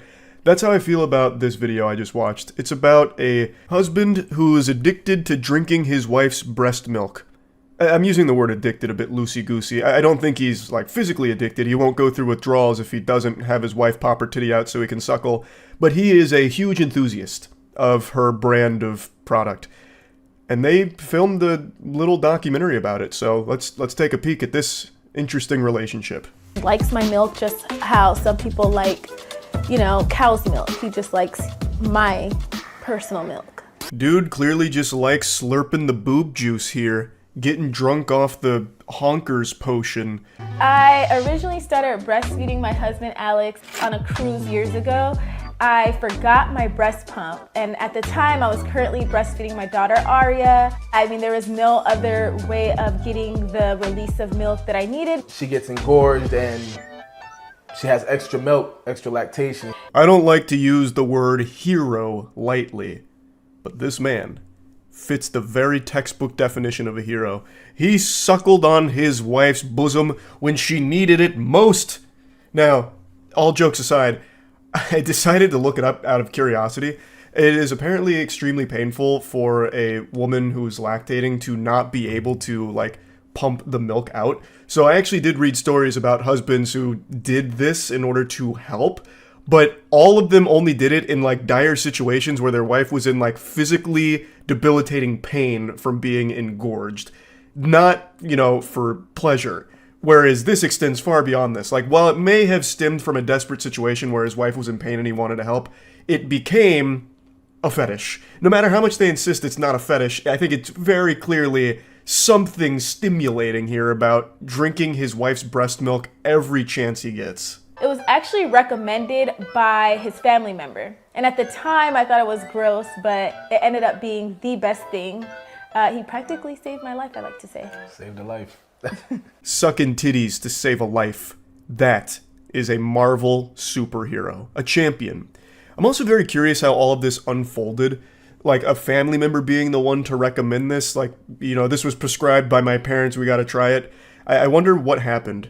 So she's in pain, they call 911, help, my wife forgot her breast pump. They think it's a prank call, they hang up. Then they decide to call their family, help, what do I do? Listen, like a snake bite where you suck the venom out, you're gonna have to suck the milk out of the titty. It's like, oh, goodness gracious.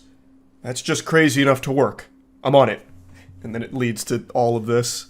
I went home, there was no more milk, my daughter was weaned off, and then when my son was born, it started up again. So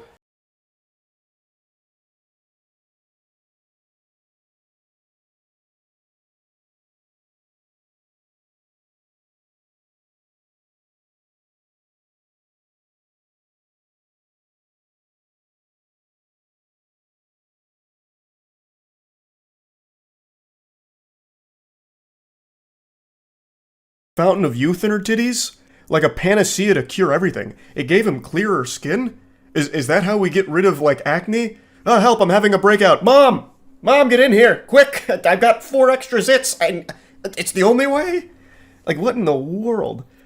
Immune system, I'm not qualified enough to speak on the health benefits of adult breast milk consumption for a stronger immune system.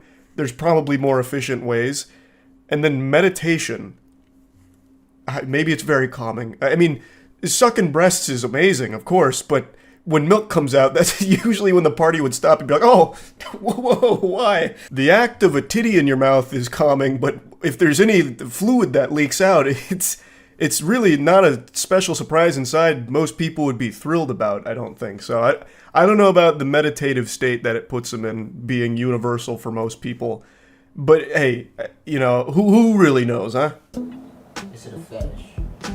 It is not a fetish. A lot of people think it's a fetish, but it doesn't lead to anything sexual. He just likes my milk. Feel better? So right now we both are content creators. Unsurprisingly, as content creators, they felt the need to publicize and film all of this because for some reason nothing can be private anymore. Now, I've always said I really don't care about people's personal fetishes as long as it's between 2 consenting adults in the privacy of their own bedroom behind closed doors, no one's getting hurt. Who cares?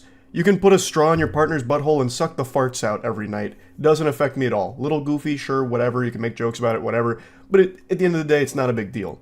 And then here, it's very different because they are actively filming and publicizing their kink. And no matter how they try and defend it saying it's not sexual or anything, I think the husband is saying something very different with the way he acts about it. Like when his wife says that she's engorged, he starts doing this with his hands like a cartoon villain, saying it's time to get down to business. You know, he doesn't need to suck the milk out of her titties anymore. It's the 21st century. We have the technology to get that milk out.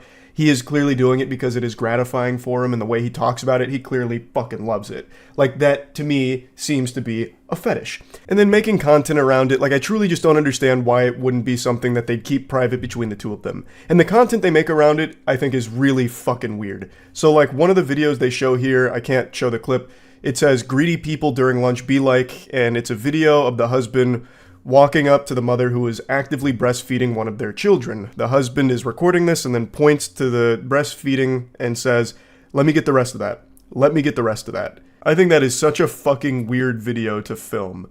And I'm a musician, so I make music. Milk float, milk float, milk float, milk float. I made a song called Milk Flow. It was just me saying, we just doing us, you know what I mean? We was just dancing around. He made a whole song about sucking milk out of his wife's titties. That is wild.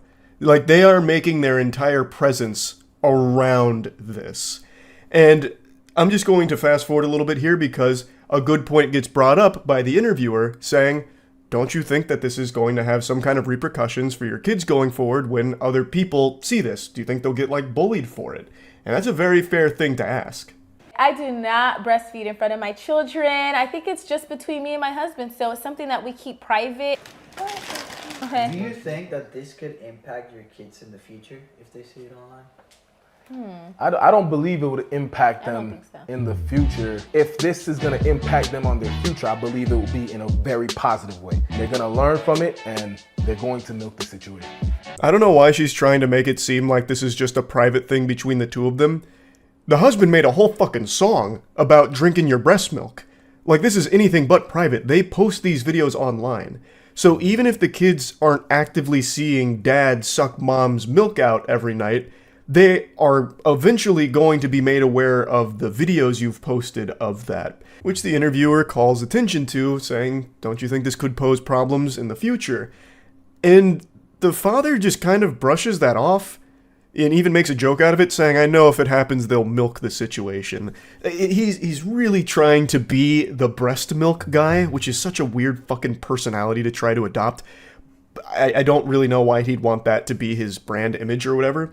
But it's a really legitimate question and something they should be thinking about, because their kids will likely be made aware of these videos in one way or another, and they could get problems at school or something for it. Like, I could already see kids being really mean about it and bullying them, saying things like, hey, you know, is your dad gonna drink the breast milk your mom leaves out for Santa Claus this year at Christmas? Like, it could pose problems for them. And especially because the videos they film, I guess, also have the kids present in them sometimes. Like, that's going to be an issue, no doubt. When you guys told me about the breastfeeding thing, it's just, you almost wonder, am I related to Alexander? How did you feel when you saw us do it? I felt disgusted. Like, This is the husband's sister here. And apparently, they told her about the breastfeeding thing between the two of them. Why? It's very clear that they don't want this to just be some kind of private thing they do in the bedroom. They want to share this with as many people as possible. Why? That's so fucking weird. And apparently not only did they tell her about it, they showed her. They asked her, how did you feel when you saw it? So what, did they sit his sister down and say, listen, you're gonna watch this right now. He's gonna drink breast milk out of this breast right now. Come here.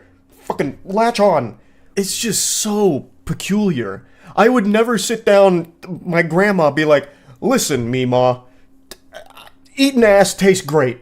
So watch this. I'm gonna bring this girl in here and eat her butt out, and you're gonna watch it, damn it. Like, it just, why not just keep things private? It doesn't make sense. Matthew is getting weaned off the breast milk. Breastfeeding stopping soon. The way I feel about it is, it's like a bittersweet moment. What a tragedy. So they're going to be weaning off their youngest, but I feel like it's going to be much harder to wean off her husband from the breast milk than the actual child at this point. I can already imagine how this might have unfolded when she broke the news that it's about time we stop with the breastfeeding. He just drops to the floor on his knees. No! Just going wild on it as tears are streaming down his face. But yeah, anyway, I watched this earlier today, so I thought it was only fair you had to see it as well. That's about it. So yeah.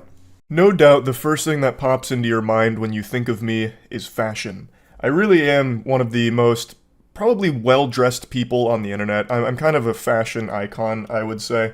And it's nice to finally be recognized for my contributions in that industry, because Matt and myself were invited to do a fashion shoot catwalk for charity.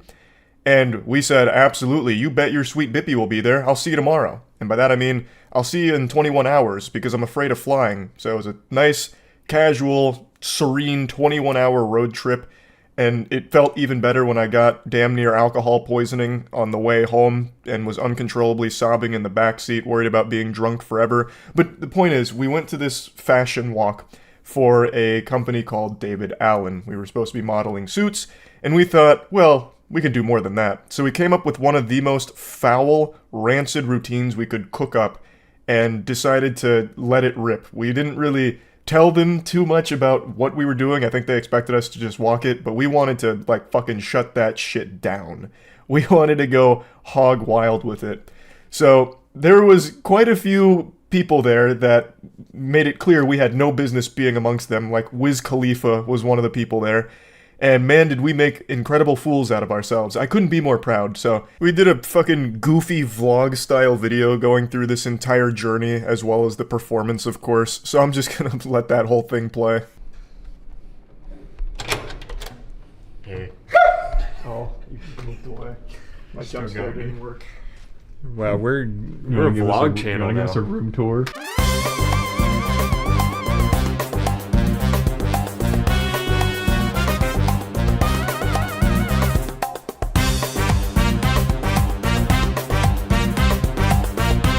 Yeah, so this is where all the magic happens. This is my coffee machine. Nice. Huge. Haven't used it yet. Got a fridge. Mm-hmm. 2 beds. I sleep on that one. This one's my dresser. Huge. That's it. Just see the top of yours through here, right. and it's fucking wild. This would be cool. I don't wear any suits ever. Oh wow. That actually does look like the infernal cape from RuneScape. Can you bring it over here? I can't quite see the color on here because of the blue light. Okay, there we go. Oh yeah. Look at that. That's actually wild. That is legitimately the exact same texture as the infernal cape. Yeah. So I like they that. gave us black shirts with red buttons. Cool. And damn, that's crazy. Now let's see your fit. Black shirt, red buttons. Ooh, black tux with red accents. Whoa. That's kind of nice. And then there's my pants, baby. Those pants go fucking hard. Those pants are fucking crazy. If you combine the two of these, you make like a sacred treasure. We're gonna go. No, really, the fusion hoe dance at the end. The world's not ready for what's gonna happen. It's gonna be disgusting. Right? Yeah. Oh, welcome. Whoa! Oh my god! We're vlogging, baby. What's Antifa doing here? Those blue hairs are infiltrating our hotels now. We do have to go over whatever. I was gonna say you guys should go to the gym and then like shower or whatever, do your thing, and then before you guys are ready to get dressed and go, you guys should do some rehearsals and we'll film it. Yeah, that's a good idea. The longer you spend getting in there, the better. You have to let them like marinate on it. Yeah, and I'll do a few of these like. Perfect. I'm working on it. And then strike some like mean poses. Yep, that's good. What are you going to be doing? Oh, we didn't get rose petals. Well, I'm not shit, we planning got on to. there. Yeah. Yeah, and then I'll do Yeah, well, leave me a little air hole so I don't die. No, you gotta. That's good too, because I can do a little bye. 20 or I'm something? excited for you to try to wheel them out and the handle just rips straight off. Yeah, and then I'll just start pushing. I'll call in security. I'll be like, help. So lifting time? Lifting time. Lifting time. So initially we wanted to cook up like an unreasonably long routine, so that way it just kind of like puts the brakes on the whole thing, so everyone has to sit there and stew on whatever disgusting creation we came up with. One of our initial ideas was to use a body bag, like we ended up doing with a hockey bag. We wheel me out, I pop out, and then I also come out with a chess board, and I set up an entire chess game that Matt and I just play against each other in real time. And then eventually someone wins, we flip the board, then we start hitting poses again. All in all, it would have been like a 10-minute routine. Just some like really stupid shit that we were going to do here, but we decided to have a little mercy and make it a bit more brief, though it was still longer than actually every single other performance. I'll use performance lightly, because they didn't pull out all the stops like we did. We had props, we had posing training, like we went all out for this. Hey. Just getting ready for the prom. Yep.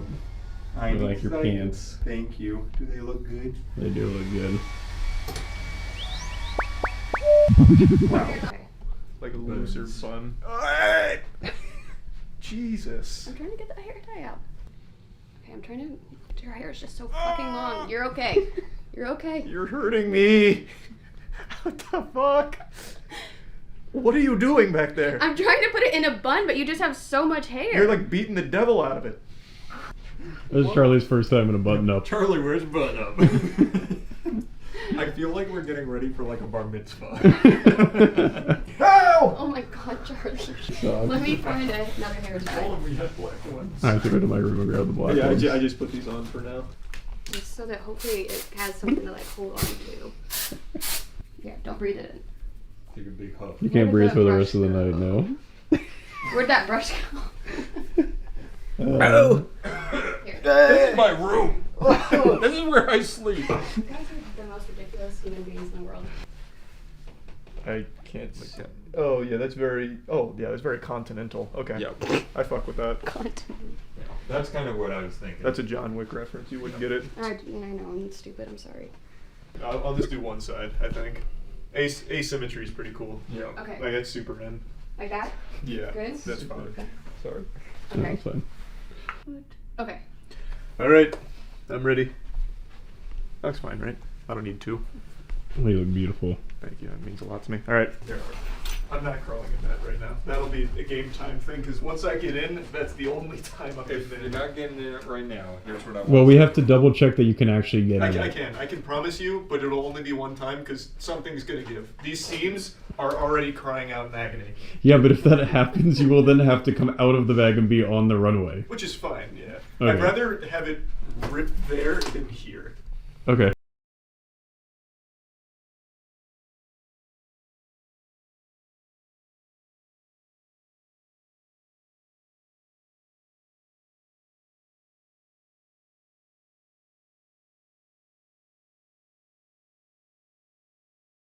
We can do that. We can do that. This is good. We can do this. This routine is good. Amazing. Yeah! I just ripped my pants! I think Emma's probably right, though. It's probably a little on the longer side of things, so we'll just have to compete with other... Yeah. They're gonna be like, why do you have a hockey bag?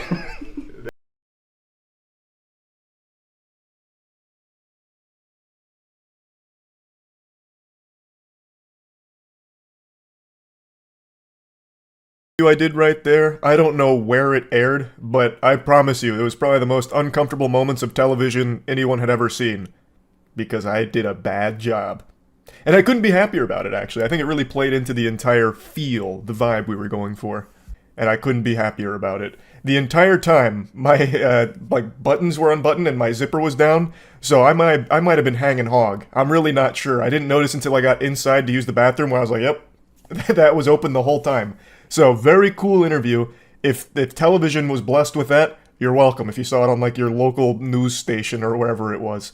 But yeah, basically the routine we came up with was a lot smaller than our initial scope. We wanted to do a whole kit and caboodle here. Blue steel, you know, out the wazoo, maybe a magnum or two, and then of course the chessboard and a lot of other wacky props and things, but we decided not to. We were even going to hire like a birthday party magician to come out there with us to do like juggling and pull quarters from behind our ear. But yeah, still very proud of this routine and the way it went through. I'm good. No, I'm getting you guys walking. Oh, of course. The camera. Yeah. How was that? What did they ask you? I couldn't hear. They were asking what kind of performance we're doing, and I told them, of course, it's a gothic contemporary piece inspired by some of Kabuki Theater's work. They also said there's a lot of strife in the world. Charlie, a lot of people are saying you're the only guy who can fix it. Yeah. Naturally. We said we'll save that for tomorrow. Yeah. That's about fashion. I hope you know this umbrella is not actually covering me at all. You don't respect me. Thank you so much.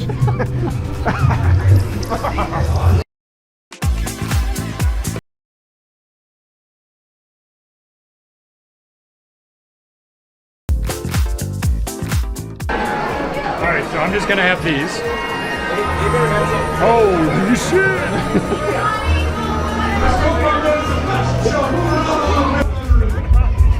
He's still performing. You got a couple minutes. Are you guys having fun? Oh, we're having fun. Are you having fun? I'm having fun.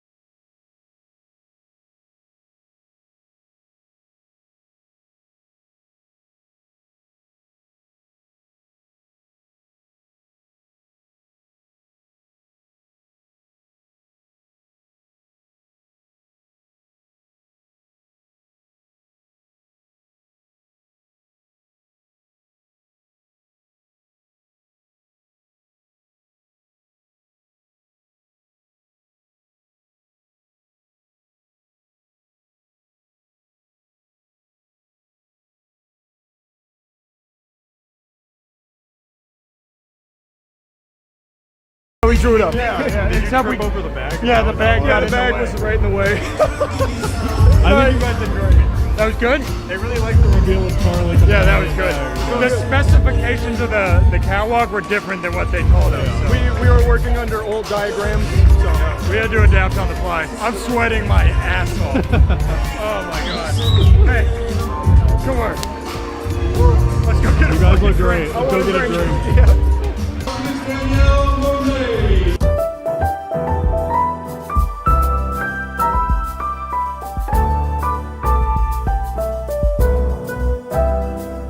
We were supposed to leave, what, 5 hours ago? 4 hours ago? It has been 12 hours, and I am still fucking wasted. Like, I feel like I am still at a club right now. We should give a little update on how the drive went yesterday. Pretty smooth. I think I maintained composure pretty well for the most part. You guys probably didn't even know how bad I was. No tears were shed. Yeah. Not yours, not mine. Yeah. So, I don't think I stopped being drunk until we got here at like 9 p.m. and I took a shower. But yeah, I remember crying a lot in the car. We've all been duped, bamboozled, smeckledorfed. Not even a word, yet it accurately describes this situation. We have been lied to. Another example that no matter how convincing some things may appear on the internet, there's a very good chance it's somehow fake. This whole hoopla with Ruby Rose and the obsessed super fan who spent $60,000 on her OnlyFans in a month and then had all of his text messages leak with Ruby Rose that were just completely unhinged, just lunacy. Turns out all of it was a coordinated marketing effort from an agency that worked in collaboration with Ruby Rose as well as the man portraying Brandon. It's not real. It was all a ruse. And many of us, myself in a big way, fell for it hook, line, and sinker because, man, did they do a great job with it. Nah, I didn't purchase none of her OnlyFans content. Ruby Rose. Yeah. Okay, so this was all a hoax? I got in this situation where I just went and took a picture with Ruby Rose, right? Like, Okay. I got paid for it. I didn't know exactly what it was for. You know, I think it was like a promo thing or something or whatever the fuck it was, you know? I did, in my last video covering this, say that there is a chance that it was all staged because it was so over the top that it may have been used to drive traffic to Ruby Rose's OnlyFans. I at least had an inkling of a suspicion that that was possible, but I really didn't think anyone would ever agree to play the role that this guy did, the obsessed stalker porn addict. And after watching the interview where he blows the lid off of this, it seems he just didn't know the magnitude of it. They kind of kept him in the dark. And he even did get a real fucking tattoo of Ruby Rose's face that is now permanently on the back of his leg. Which, I mean, that's wild dedication. That's method acting that you won't find many classically trained thespians willing to partake in. So they really found a unicorn here with this guy. What a fucking champion to go through with something like that for the sake of driving money to someone that's not him. Now, before fully diving into this complex situation, I want to give a thanks to today's video sponsor. Big thanks to ROG Ally for sponsoring this video. As a fan of ROG, it was a match made in heaven when they asked if I'd be willing to partner with them for their ROG Holiday Advent Calendar, which includes 24 days of giveaways to share the ROG Ally with all of you. The gift of giving. And the ROG Ally can play pretty much every game since it runs Windows 11. It's fully compatible with Steam, Epic, Game Pass, GOG, and more. And it also has a 1080p 120Hz touchscreen panel, so you can tear up Fortnite OG, like absolutely run wild on it, like Matt most likely is behind me. It's lightweight, it's comfortable to hold, great battery life, which means it's easy to game anywhere, so it'll be great for the holidays. Now, ROG gave me a second ally to share with one of you, so all you have to do is comment hashtag 24 days of ROG, and the giveaway will be open for 7 days, and ROG will be announcing their winners on the Instagram page. For more details on the giveaway and to keep up with the 24 days of holiday giveaways, check out the ROG Advent Calendar in the link below. Happy holidays and good luck, and thanks again to ROG Ally for sponsoring. The interview dives into his lore and how he got this role here and how everything kind of played out behind the scenes. So I'm just going to show you a couple of clips from that, as well as explain what made this so much more believable than other attempts at similar things in the past. And I met up with her. I take this picture. Next day, I'm like the fucking OnlyFans top spender. I knew there was like some kind of thing where there was like had to do with the OnlyFans top spender shit, but I didn't know what the fuck was going on.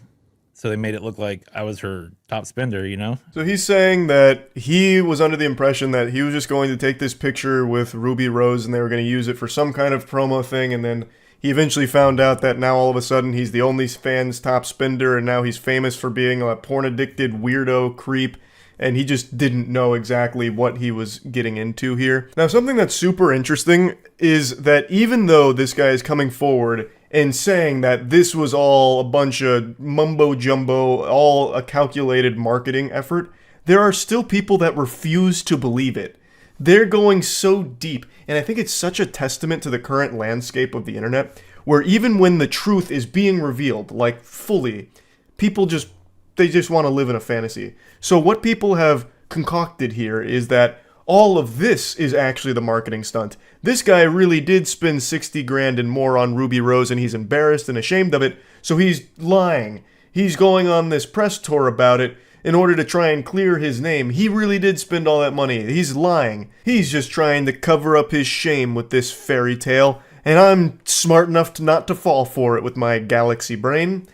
And I find that just so fascinating. So they didn't fill you in on this beforehand? They didn't say, hey, we have this big idea. This is what we're going to do. So We're the going to idea fake was this thing. like, they were like, we're going to use your, I mean, they kind of let me know that I was going to be like this, like one of her like subscribers, I guess, on OnlyFans or something like that, right? I was like, oh, okay, that sounds cool. You know, I didn't know it was going to blow up to this big, huge story. You know, they said it was going to be big. And then, you know, I was like, okay, cool. This is kind of cool, whatever the fuck. I was like, when's money going to start coming in? You know, like I was like, I want some money out of this. So they gave him just like the very basic rundown without filling him in on exactly how everything was going to play out, and he was expecting to be paid for it, I guess, over time through this deal, and that clearly was never in the cards. He was literally used as like a whoopee cushion for the internet to fart with, like just someone to dunk on and get Ruby Rose's name out there even more. Now, in my last video where I covered this, I said, like, yes, it's possible, it could be fake, but what would be the gain? Why would you fake this? Not only from his perspective, like, why would you take this role, but from Ruby Rose's perspective, because I just can't imagine who sees this story and is like, oh, wow, this is inspiring. I need to donate money to Ruby Rose. Like, I don't see how that works. I don't know how you take this marketing campaign and turn it into new OnlyFans subscribers for Ruby Rose. I guess it must work to some extent, otherwise they wouldn't do it, and I'm sure she's made a lot of money from it, but I just don't really get that thought process. Who watches this porn addict, obsessed stalker fan who doesn't stop sending the creepiest text messages ChatGPT can cook up, and then they're like, maybe I need to try. So then they start sending money to Ruby Rose's OnlyFans because of it. Like, I don't really get it, which is why I didn't think that it was super likely that this was fake. But it was, clearly. But how are you going to get paid for it? And you're saying that they didn't tell you beforehand that this was going to be the storyline? Well, I knew there was this OnlyFans and like the person's the top spender, but I didn't know the story was going to come out to be bigger than what the story is now, you know, like where I'm like the obsessive guy who's in love with her. And all so the this shit. $60,000 number was fake? It's a real account, but it's not me. So he's claiming that the account is real, it just isn't him that did that. Now that's a little interesting because I feel like it's probably just a fake account. Like, I don't think there's anybody out there that actually did genuinely send $60,000 to Ruby Rose. If the account is real and that money did get sent to her, I have no doubt it's her own money that was sent to her from her team. Someone on her team made an account and just sent 60 grand of her own money to her. And OnlyFans, of course, is going to take a cut, but I guess they were just going to chalk that up to a marketing expense. Like, if the account is real and it's not just a fake Photoshop screenshot or anything, or a faked video, then that's probably what happened. There isn't actually someone there that sent the 60 grand, since it's not him. What's the next thing that's going to happen? And then I did say we should, like, get some kind of tattoo going, you know? Like, I'll get her name or something tattooed on me. I didn't think I was going to get a portrait. Where's the portrait? On the back of my leg. Okay. So, now when that... So first I'm the top spender, and then it comes out to me being, I didn't know I was a Bitcoin billionaire, you know? I mean, I have some money, you know, but I'm not like, what do I think's a good price for the tattoo? Now, I was like saying 15 to 20K, you know? Now, he really did get an authentic tattoo of Ruby Rose's face firmly planted on his body. Now, he said he asked the team for at least like 15 to 20 grand for it, And then he went on to say, like, he has some weird tattoos, so it wasn't that big of a deal to him. He even said, like, you know, down the line, if someone asks, he'll just say it was his ex-girlfriend or something. So he, I'm assuming, got paid for that tattoo. He then goes on to say that they never told him about the whole, like, crypto billionaire angle or anything like that. So he went to a weed shop and someone brought it up, and then it started to hit him like, okay, this is kind of a big deal now. So this is where the most important part comes up to me, where it really sold me on this being a genuine case of a porn addict, obsessed stalker that is sending unreal amounts of money to his fixation, Ruby Rose in this case. This is the most important piece of the puzzle. That true life episode with Brandon in it. The porn addiction episode. But then also you were on True Life fucking porn addiction, and I was like, yeah, I was? And then I looked into that afterwards, but so were you on True Life porn addiction? Or because No. I saw that too. I saw that there was like like me, does it? Oh, that wasn't you at all. I saw the picture and I just assumed that it was. Wow, is nothing real? Holy shit. No, so I mean, so this is the part that is just actually impressive to me because I would have never expected it. So, what happened is after the Ruby Rose initial post with her top OnlyFans spender, there were some super sleuths online that were doing digging to try and find out more about this individual because at the time he was like a fucking cryptid. This billionaire, you know, wealthy porn addict that's sending all this money to Ruby Rose. This guy was up there with like fucking Slender Man, and people were trying to find out more about him. And then a post came and blew up that claimed that this person in the Ruby Rose photo, the #1 OnlyFans spender, is the same person from this True Life episode about porn addiction, and then showed a screenshot. And the guy in the screenshot from that episode, which is what aired in 2009, does look pretty similar to this guy here, if he was aged 14 years in the future. And I went and I watched that goddamn episode, and I really did think that this was the same individual. But it turns out it is apparently not. So, what this means is this team, Ruby Rose's team, planted that information there in order to sell the authenticity even further. This was one of the core components that convinced me that this was genuine, because you have this episode of a TV show from 2009. This isn't like a fake TV show or a fake screenshot or anything. This was a real episode of a show from 2009 with someone with a porn addiction that does resemble this guy, who is now apparently donating so much money to this OnlyFans creator. It was so thorough. Like, how would they even find someone that looked like him from a show in 2009 about porn addiction? It is the perfect fucking fit. It was going to be, you know, I didn't even know what was going on. And then I get the tattoo, and then it turns out to be, I'm like some obsessive, like, stalker guy named Brandon, which was the guy on True Life, where he was addicted to porn. And that's why, like, in the messages, it says Brandon OnlyFan creep or some shit. I wake up, I see this post, and it's like the tattoo one, right? And then I'm like seeing all the text messages, and I'm like, I didn't even like read it. Like, I seen some of it, and it seemed like it was really bad, so I like just turned my phone off. I really can't express enough how much heavy lifting drawing that connection between this guy and that True Life episode from 2009 did for this narrative.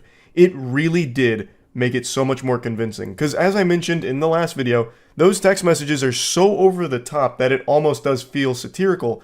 But because I was working under the impression that this was the same individual from the True Life episode, it really does track for someone with a mental illness like that, an obsession, a porn addiction. Like, it does check out. So it's...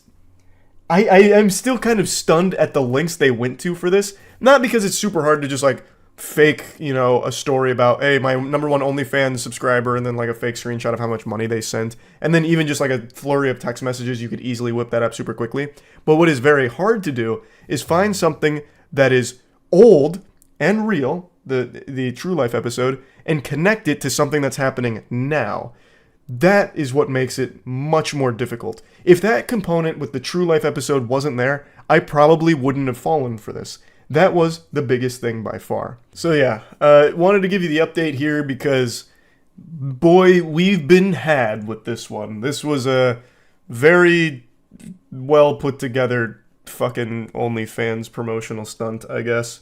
The guy does go on to say that he felt that the whole thing was just getting really weird now. Like, it doesn't seem like he's super happy about how everything played out. He doesn't like being known as this obsessive porn addict weirdo that's, you know, enamored with Ruby Rose to an unhealthy degree or anything. So he doesn't seem really happy about any of it either. But I know who is happy. Ruby Rose and her whole team for this one. They're shaking each other's hands, popping champagne, and going fucking crazy together, I bet. So that's about it. So yeah.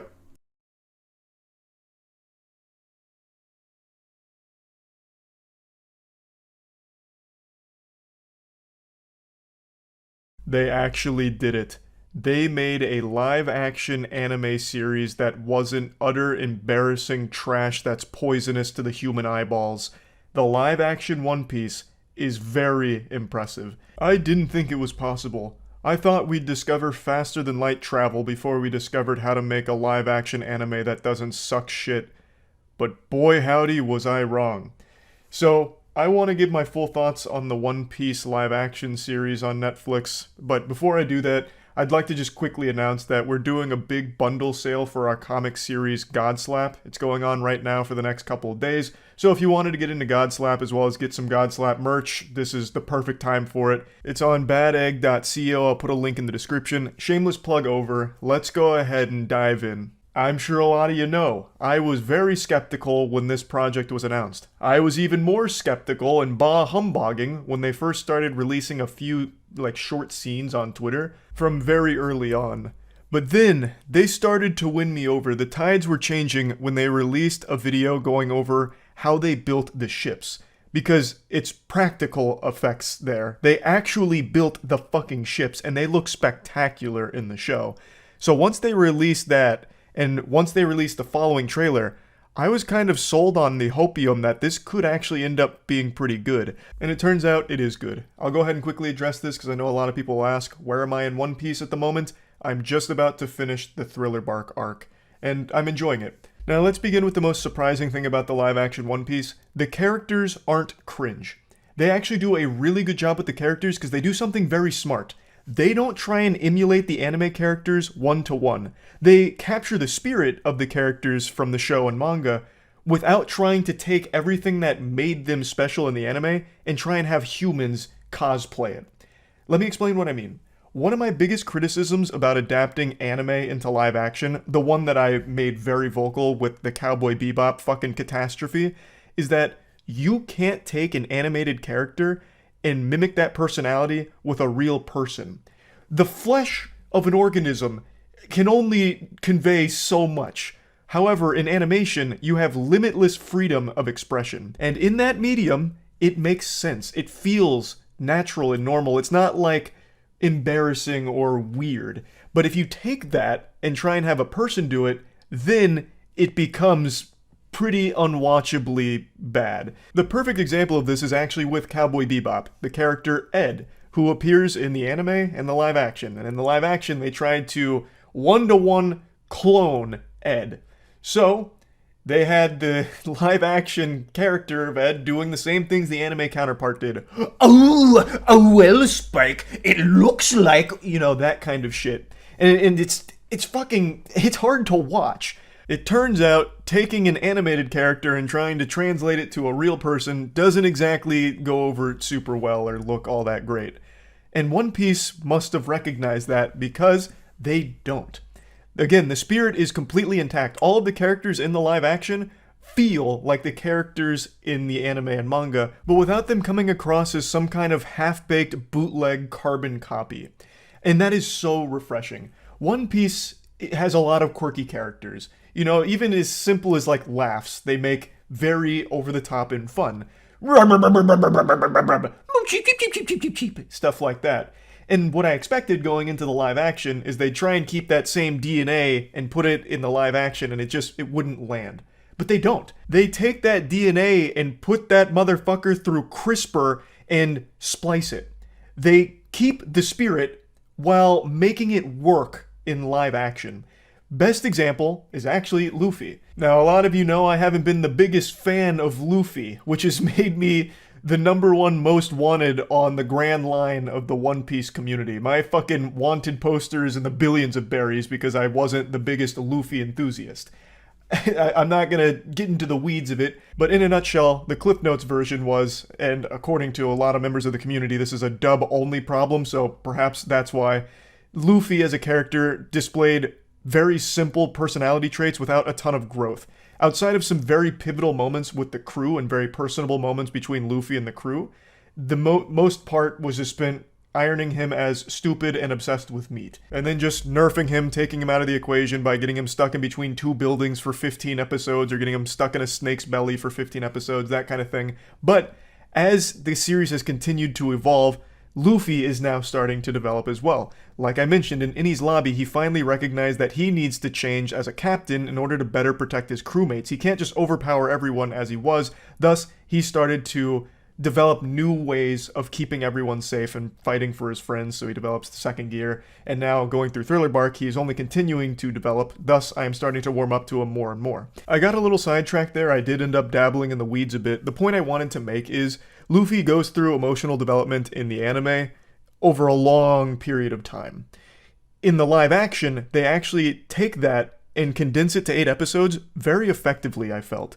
Now, the show does follow the anime and manga story beats pretty closely for the most part, with of course some creative liberties taken to make it more conducive to live action, and I think for the most part all of those changes work really well. The tone of the show is actually far more mature than I would have expected. Like, the characters, aside from just having the mouth of a sailor, some potty mouth, they actually say fuck and shit. They say shit a lot.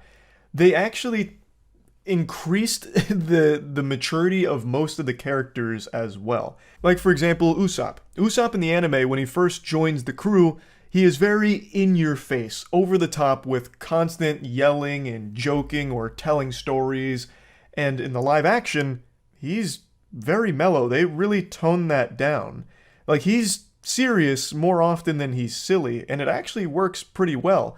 Now, Usopp, of course, in the live action is still telling stories often and telling jokes, but it never feels like it's too much to the point where it gets annoying or overstaying its welcome, like sometimes it did in the anime, where Usopp was on screen and you could most likely bet that it was just going to be a comic relief moment unless shit was about to pop off or he was on fucking death's door. So I just actually really like what they did with pretty much all of the characters. I think the biggest standout for me is Mihawk, actually. Mihawk is so badass in this show. Like, his introduction in the live action is one of the best I've seen in general. Like, they introduced Mihawk in the best possible way. His fight with Zoro is really good. It's super true to the source material, and they fucking nailed every beat of it. It all looks great, honestly. Mihawk, I thought they crushed. But now let's move on from the characters here. Let's talk about how they pulled off capturing so much with so little episodes. Because this goes across a lot of content. And I do think that you can sometimes feel the constraints of that. It does feel a bit rushed at times because there is a lot they need to cover and they don't have a whole lot of time or flexibility to do it. And I think it becomes very noticeable with the Syrup Village arc in particular, when Usopp joins the crew. So, one thing that the show does is the characters basically teleport everywhere they need to go. They don't really spend much time on the ship, which I do think takes away a little bit of the adventure element. I actually like a lot of the time spent on the ship, like the Going Merry in the anime. In the live action, you don't see a lot of that. They just say where they need to go, and then literally a few seconds later, they're just there, without anything in between. Which, again, I think is just the result of only having 8 episodes to get all of this story in there. So they had to utilize instant transmission. Anyway, they're at Syrup Village, and all the story beats are the same as they are in the anime and manga.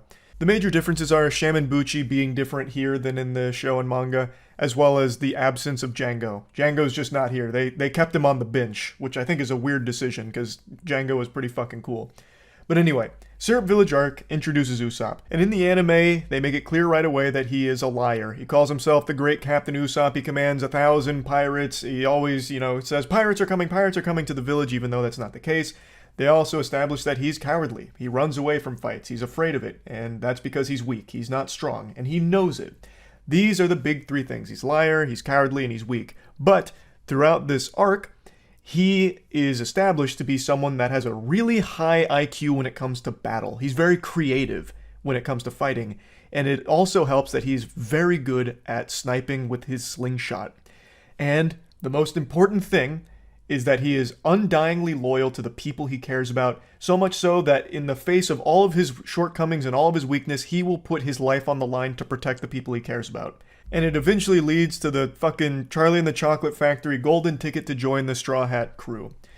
Now, in the live action, they keep all of the beats intact, but since it wraps itself up in 2 episodes, they completely miss the landing on making Usopp a character deserving of joining Luffy's crew.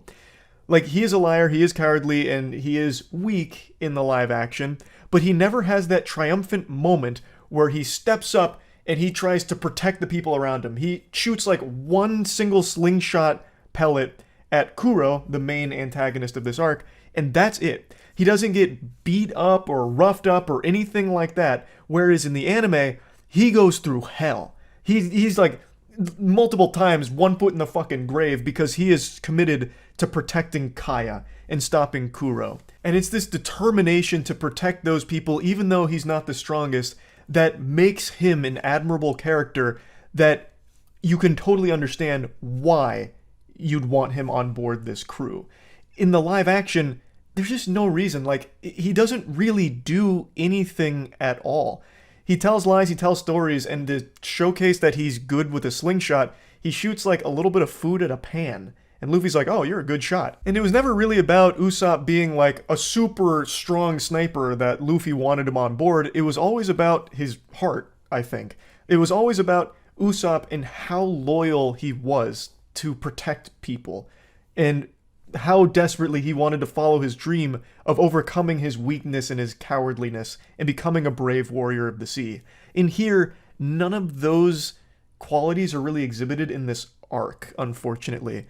And I think it's just because, it only had 8 episodes, so they couldn't dedicate enough time to do that. But I still feel like they needed some kind of triumphant moment with Usopp squaring off against Kuro to try and protect Kaya and Nami, as opposed to him just firing one single pellet and then Luffy immediately coming in and saving the day, just fucking blasting Kuro's ass. I do really like the live-action One Piece adaptation, but I'm not 100% sure how effective it's going to be at getting people invested in the One Piece world. I feel like having the context of the anime or manga going into the live action really helps elevate the whole experience because you have all of the background information on these characters and the situations they find themselves in, whereas someone who's coming in here cold, just a wee lad out in the rain knowing nothing about One Piece, all they have is the live action content to go off of, and I don't know how effective it is at conveying why Usopp is a good character and why Usopp should be on the crew. And I feel that way about a couple of other story elements, but I think Usopp's was the most egregious one that I thought they just didn't quite nail his reason for joining the crew or why the crew would even want him to join in the first place. But overall, like I said, I think the show hits more than it misses. The only other complaint I have is that sometimes the visuals get a little stinky. With a show's budget as large as this one, that's bound to happen. And I do feel like overall the visuals are great. I was very skeptical on how they'd work with the gum abilities. I didn't think they'd be able to make those look decent in live action, but they did. For the most part, I thought they nailed that. But there are times where the visuals fucking collapse and they look like literally the Flash level, like DCU bad CGI moments. The worst case, the worst scene really in the whole show is when Garp is chasing the Straw Hats and he throws a cannonball. This happens in the anime as well. Garp chases them, throws cannonballs. In the live action, it happens far earlier than it does in the show. And when he throws that cannonball, Luffy inflates and he deflects the cannonball back and it blows up Garp's ship. It blows up one of the things holding the sails. I forgot what it's called. Blows it up and it incapacitates them basically. That whole exchange, bouncing the cannonball back, and especially the explosion, look atrocious. Actually looks like Adobe After Effects tutorial on YouTube. But yeah, I'm not going to get too hung up on that. Like I said, there are just some times where the visuals don't hold up super well, looking like some shit out of the CW. But for the most part, the visuals are great. So overall, the show I thought nailed it. This is the first like anime adaptation show that I think really surprised me with how good it was. It's clear a lot of passion and love went into this, and it's very clear that Oda himself was involved in the creation of this.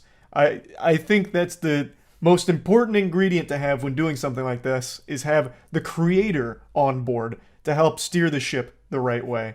And I really am excited for the future of this. I hope they continue, and I hope they're given more time. Because I think a lot of the things that myself and a few other people didn't think landed that well is just the result of having to cram so much in so short a time. Oh, also, I really wanted to mention this. They did make a major change with Don Krieg. I don't want to get into spoilers because this actually is totally different than the anime and manga, and it changes everything about, well, I'm not going to say everything. It changes a lot about Sanji joining the crew as well as Arlong.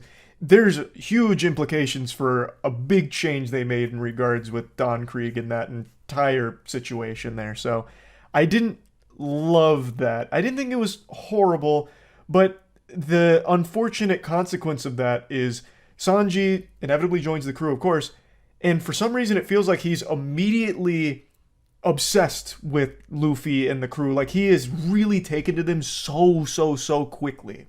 Again, the result of needing to cram so much content in so short a time, but it just feels really out of place for Sanji in particular, who comes aboard with no hesitation whatsoever, no real, like, conundrum or really any thought whatsoever aside from just, sounds good, I'm in. And then immediately, like, he's ride or die with this crew forever within a couple of minutes. So towards the end, they made some very huge changes that I think had massive consequences and not always in the best way. But for the most part, though, I do feel a lot of the changes they made a lot of sense. And even the change they made here, I get it because of time constraints. That doesn't mean that it's great, though. It's hard to talk about it without getting into specific spoilers, but I think if you watch it and have watched the show or read the manga, you'll know what I mean, and I think you'll probably agree with me, but I have no idea. This is just my opinion on it. But anyway, overall, I did really like live action One Piece. Plugging it into the moist meter, I'm going to give it a comfortable 80%. And I'm very excited to see what they do with this going forward, if it's popular enough to get a second season. But yeah, anyway, that's about it. See ya. Have you ever read something online that for some reason or another just sticks with you forever? Permanently etched into the soggy, wet network of your brain? And I'm not talking about random fun facts or anything like that. Did you know elephants have good memory? I'm talking about something more, like, deeply personal, perhaps. Like, maybe someone was talking shit to you and they said something that struck a nerve, like, really deep down to your core. Then that comment gets, for some reason, tucked away into the deepest recesses of your mind forever, and just lives rent-free, and you'll marinate on it from time to time. I feel like that is a very human thing. I feel like the answer to my question, have you ever had this experience, is a resounding yes from everyone watching this video. If you right now are saying no, then I know for a fact you are lying, and lying is a sin, so I hope you enjoy burning in hell for that, you coward. For me, I recently had this experience, and I think it's an interesting topic to go over. It happened 4 months ago during just a completely ordinary Twitch stream. And I don't remember exactly what they said verbatim. I just remember the series of messages they sent and the conversation they were having at me. It wasn't like we were, having a back and forth discussion, and they weren't even shit talking. It wasn't malicious. It was mainly just inquisitive. But I saw each message they sent, and it really just kind of still is like a series of messages that stews up here in the old noodle that I think on from time to time. So it was 4 months ago. It was right after I had released our 3rd episode of the Moist Wrestling League, Warhorse vs. Genie Maker. This took us a long time to put together. It was a massive production that we underwent to make this happen, and super happy with how it turned out. That night on stream, I was giddy as a schoolgirl who found out her crush liked her, because I was so happy that people were enjoying it. And then Ebenezer Scrooge came in the chat and said, "This absolutely flopped. Why do you put so much time and effort into something like this when it doesn't perform as well as something that takes a lot less time and effort, like, drama videos?" I'm paraphrasing a lot of the messages, but this is basically what their points were boiling down to. Fundamentally, they were saying, why would I bother putting effort and time into these big productions when they don't get as many views as things that I whip up in half an hour or 45 minutes covering silly topics or silly stories? They then kind of wrapped up their TED Talk by offering some sage wisdom that I should stop putting a lot of effort into these videos and instead just focus entirely on doing the low effort stuff because it performs significantly better in terms of views. And the statement at its core isn't wrong. Like, in the entire time I've been on YouTube, the videos I put the most time, the most effort, the most money behind are the ones that do perform the worst. And it's not even close. It is very much not an opinion, that is a fact. Like, even just yesterday, I posted a music video called What's Next. It's one of the singles from our EP that just dropped. I'll shamelessly plug that, link in the description. The Gentlemen are back with boner jams out the wazoo, so 5 new tracks, each one's going to have a music video. I dropped the first one yesterday. And in total, Troy and I have spent about 10, 11-ish months on this EP, and a lot of time and resources into making it the best that it can possibly be. And if you compare that to other videos I've uploaded recently, the views on it are certainly lower than the other ones. So by the chatter's logic, it's stupid for me to continue to pursue music and music videos and putting money into those projects because they don't get views like something like this, where it's just me, you know, shooting the shit with all of you guys in front of the camera for like half an hour, 45 minutes. And it's something that I disagree with down to my very fucking soul. Now, before I really dive into the meat and potatoes of this, I want to show you the catalyst for what made me even want to talk about this subject in the first place. I watched a clip from CrITiKaL on Brittany Broski's Royal Court, and this very similar subject kind of came up, and I just want to play that for you real quick. What is your favorite and least favorite video you've ever put on Jeff Bezos' internet? Oh, that's a good one. I think one of my favorites is I did like an anime style video like a long time ago. I ran like a 15K. I did like inner monologues. Cool. That's how we like narrated it. Yeah. Yeah, but it was like the weirdest, most creative video I've ever done. Whoa. And I'm still very proud of that one. What's the view count sitting at? Like, you know, probably a solid like 25,000. That's how it goes though. Oh, It's it like, ate shit. Yeah, bad. Yeah, Like a people bad don't like video. when you are creative and branch out. They don't People like do not like that. No, when we have joy, forget it. Yeah, they're like, we want to see the same shit. Yeah. So CrITiKaL explains that the video he's most proud of is one that gargled fat ass, unfortunately, and didn't get huge views. But I imagine if you asked him if he would take that back and instead make 10 more That's Cringe videos, his answer would be no. Even though the That's Cringe videos would fucking spank the cheeks off of the performance of his anime video, I feel like he probably wouldn't change it. Because even though a lot of people online now look at YouTube as nothing more than a job and a career, if you were just looking at raw numbers and want to just do everything that's going to give you the optimal position in the algorithm, best possible views, and you just end up making the same shit every single time, you yourself are going to be miserable. You take the human and fun element out of what content creation is supposed to be, and I think that's why so many creators get so burnt out, because they just keep doing that, knowing that if they branch out and do bigger, different things, the audience won't necessarily respond in a big way with like the views they're used to or anything. Which is of course rough, but I feel like that's just the current climate of the internet entirely, where everything you do online is looked at really in a big analytical way to maximize your revenue, your views, your position, your social status online, whatever, in order to leverage career opportunities and, you know, make money off of it. And I'm not saying that people are wrong for doing that, of course, like I get it. But that's just never been how I do things. So I would never stop doing something just because the views are lower than, you know, a low effort video I could make instead. I would hate to do that. And I know that runs contrary to what a lot of people like to say about me online, but it is the truth. From the very beginning, I never wanted anything online to feel like a job, because that takes the joy of creating things out of it. And I still don't feel like what I do is a job. Everything I do is motivated entirely by the fun of creating things. Whether it's covering stupid drama online, or silly stupid stories, or playing a game, speed running, wrestling, all of it is just because it's something that I had fun doing, and I share it online. I would never even toy around with the notion of not doing something or stopping something because the views on it would be lower than a lower effort piece of content I could make instead. I always just want to make and do things that I have a lot of fun doing, and I'm lucky enough that there's people that enjoy watching them, and it's all thanks to all of you. You've put me in the luckiest position on the planet where I get to be able to do a lot of fun different things. And another thing, it's not like the views on the music video or the wrestling video are bad or anything. Everyone has this really perverted perception of what big views look like online. Those are fucking crazy numbers. And at the end of the day, as long as people are enjoying it, I'm fucking happy. It makes me happy to create things and to see people that also share in the happiness of being able to watch it. I mean, it's an indescribable feeling.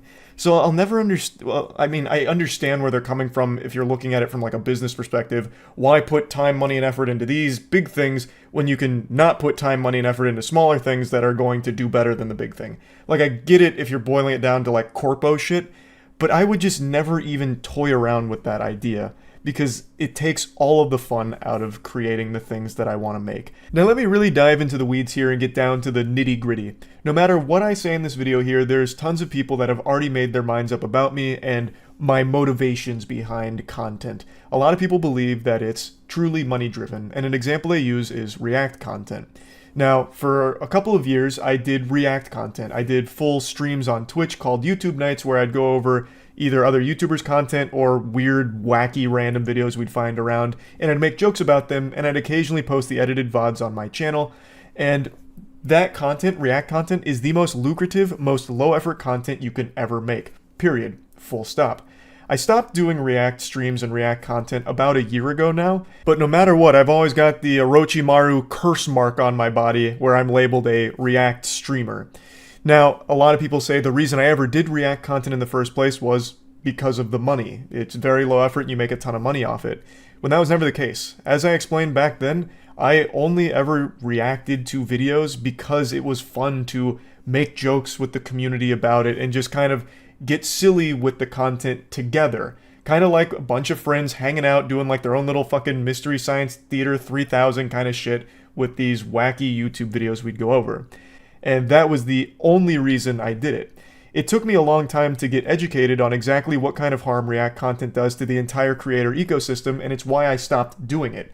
It came at a cost to the creators, which I'd never wanted to do, and I never realized it did. So after watching plenty of videos from like Dark Viper as well as other content creators that have covered React content for a long time, I learned that it is not a good practice to engage in, so I stopped doing it entirely. Before anyone starts wagging their finger, there is still one piece of content that I do react to, I suppose, and that's news broadcasts. So like the occasional car chase, like police chase, or if there is a news story I'm covering that has an associated news broadcast, I will watch that. Occasionally a game trailer here and there, but that's it. I never watch other YouTubers' content or anything like that. I know there's plenty of fringe cases you can point to where someone whose content gets reacted to blows up, but that's still not the norm, and it's also still not really an acceptable fair transaction where you just kind of have to cross your fingers and pray that the person who reacts to your video somehow has an audience that will also translate to you. Like, that doesn't happen very often. It does happen from time to time, but it's still not exactly the most optimal of exchanges, I would say. So I stopped and apologized for doing that. But the reason I'm bringing it up now is because it's never been a money-driven thing behind any content I make. And then when it comes to trending topics and drama, if I'm covering it, it's because I'm having fun making jokes about it. Not because it's going to be big in the algorithm or anything like that. It's because it's a situation that I'm getting goofy with, making jokes about, and since I'm always fucking online, I just do it quickly, and it's very fun for me to do. It's never motivated by trying to be the first one to something and talk about it so that way it gets out there quickest. It's just always me sitting here just shooting the shit about something and having fun doing it. I'm not a fucking journalist. I am not a news anchor. I am a goober who sits here and just makes silly stuff out of silly subjects or whatever. And all of this ties in to these messages that individual sent me, because I really think they came from a place where he believed all I cared about was views and money. So if that's the case, why would I continue doing the Moist Wrestling League, which performs much worse than something simple like talking about drama? And it hurts me to know that anyone has that impression of me. If I'm making something, it's because it's coming from a place of genuine fun for me to make.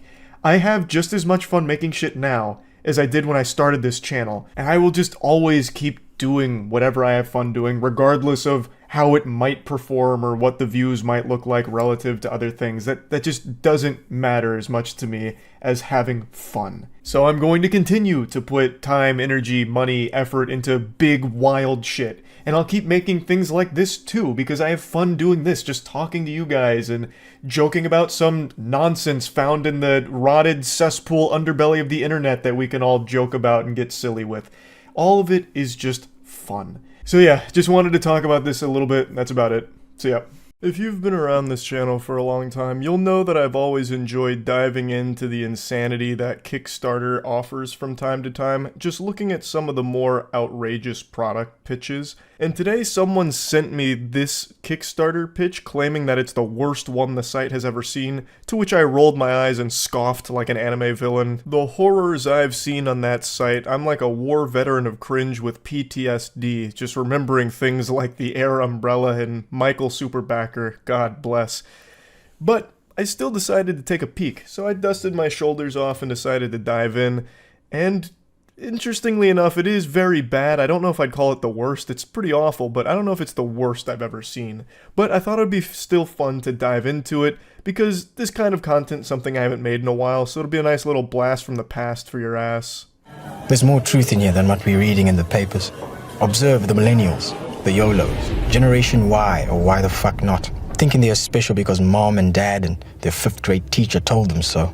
Armed with participation trophies and branded apparel to encourage superiority. I think with just the first 15 seconds, you can immediately get the vibe behind this pitch. It's trying to suckle off of the cock of the Andrew Tate tough love formula, where it's like, everybody is a sensitive snowflake in today's society. Generation Y? More like Generation why the fuck are you still a bitch? Participation trophies out the wazoo, no one knows how to be a man anymore, no one knows how to think for themselves. Everyone you see is an NPC, just a zombie sleepwalking through life. Don't be like them. Buy my coffee. Like, he's immediately doing exactly what he's upset at the rest of the world for doing, being pretentious. That's this entire ad. Just some pretentious douchebaggery. Newsflash. We all got the fucking memo. We see straight through your crap. Exhibit A. Look at the self-proclaimed artiste over here. Looking like a lumberjack from the 1800s. Low-budget lumberjack. Pardon me, huh? Jiminy Christmas, have you ever seen a lumberjack? How does this guy look like an 1800s low-budget lumberjack? He's clean-shaven with slicked-back gelled hair. What are you talking about? It's just all around one of the weakest insults he could have squeaked out of his mouth there, because it sucks shit through a crazy straw. Not only does he not look like a lumberjack, but if he did, you're giving him a compliment. Lumberjacks are cool. The number one image that immediately gets into people's head when asked to think about a masculine man is a lumberjack. Like a fucking grizzly, bearded man oozing testosterone out of every pore in his body, chopping wood. That's like the quintessential man stuff, not drinking coffee from Kickstarter. He's trying so hard but failing to be a bully. And I feel bad for all the actors in this pile of dog shit, because all they do is stand there and let him go around and insult them. And they're not even insults, like he's just really bad at it, but it must have been so uncomfortable because I know they had no idea what this gig was going to entail, but they already showed up on set and were getting paid, so they just said, we'll let it rip. And it was probably extremely hard to not laugh at this guy being so bad at making insults. I bet he's never even held an axe a day in his life. And what are these? Even your blindness is fake. Do you think your tattoos make you a coffee connoisseur? You realize that your devotion to non-conformity actually makes you conform. It's hypocrisy and flannel. What are you yapping about? Do you think your tattoos make you a coffee connoisseur? Where is that coming from? What delusional dimension is your brain inhabiting? Come back to reality. Come back to us. I have tattoos, and I don't drink coffee. It's not like people get tattoos because all of a sudden it's going to make them a coffee expert or something. I don't know what tree he's barking up with that thought process, but it is confusing, to say the least. He's just blabbering on about some nonsense mumbo-jumbo and trying to, like, insult the people around him. Now, all of this is to sell his coffee, which is supposed to be the world's strongest coffee, which I guess he may have succeeded at, according to his Kickstarter page. One 12 fluid ounce cup of his coffee apparently contains 702 milligrams of caffeine, which is more than the other competitor, Death Wish, at 660. Over 700 milligrams of caffeine in a single 12 ounce cup is absurd. The Panera Bread lemonade wouldn't kill you as fast as this would. To put in perspective how much caffeine that is, if you consume 1,200 milligrams of caffeine in a pretty short period of time, you are likely to experience caffeine toxicity, which can be fatal. So if you drank 2 cups of his coffee, it'll just send you straight to heaven to meet your maker. You'll sail into Valhalla with insomnia coffee being the thing that killed you. What an embarrassing way to go. Why would you ever want a 700 milligram caffeine beverage? At that point, just do meth. Meth would actually be safer and more healthy for you than drinking his coffee. That is so mind-boggling. But you don't give a fuck about individualism like flannel fuck over here. No. You're a clone. With enough creatine, protein, and self-loathing to keep your arms inflated and your dick shriveling.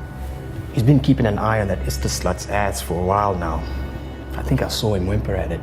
The insecurity he's projecting with this scene in particular is just pathetic. Like, beyond embarrassing. This should not have made the final cut. This should have absolutely been scrapped ASAP. Oh, look at you. Drinking protein shakes, taking creatine, making your wiener shrivel up. What are you talking about? That's not what happens. He's just drinking protein shakes and taking creatine. That's not going to have any effect on his pee-pee size. Like, his penis is the exact same size, but now he is an overall more muscular man. More than you. Oh, all that self-loathing. You must be doing it because you're not comfortable in your own skin. You should be like me. No muscle mass and drinking 700 milligrams of caffeine every hour. And with my insomnia coffee, huh? That's what you should be. That's what a real man does. Drinking coffee to wash away all the pain and sorrow. Not lifting weights and drinking protein, idiot. And you were looking at sluts or something. He is just genuinely so bad at this shtick. Because he's just choosing things that are good. Being a lumberjack, being in shape and taking care of your body, and trying to portray them as a bad thing somehow, like, it makes no sense. He is actually horrible at trying to get across this, like, tough machismo, drink my coffee kind of thing. My coffee will make you a real man. Not like this guy who lifts weights. Speaking of, behold, the voice of the common man. She's studying a magna cum laude in absolute fuckery. Purebred vegan. Drove down here in a Mini Cooper. Hit a dog on the way. If it wasn't a child. But don't worry. Daddy will pay for the dent. Stop taking relationship advice from misspelled Facebook posts. You need to realize no amount of Instagram followers, no amount of Twitter likes or retweets are going to make up for the fact that you don't have a personality. Ugh, it's so cringe. Going into like this edgy fanfic about this girl now.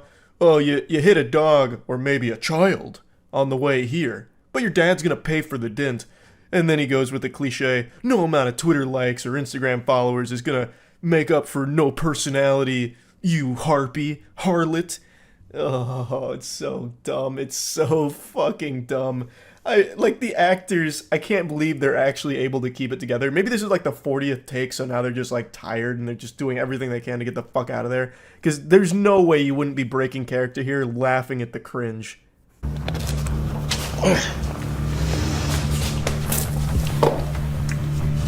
How the fuck does she keep that shit down? Look, I'm not perfect. But at least I don't hide behind a veil of pretense like these fake fucks. We're tired of the facade. Who are we really? Wake the fuck up. Ooh, so profound. What a sign-off. Wake the fuck up, samurai. Straight out of Cyberpunk.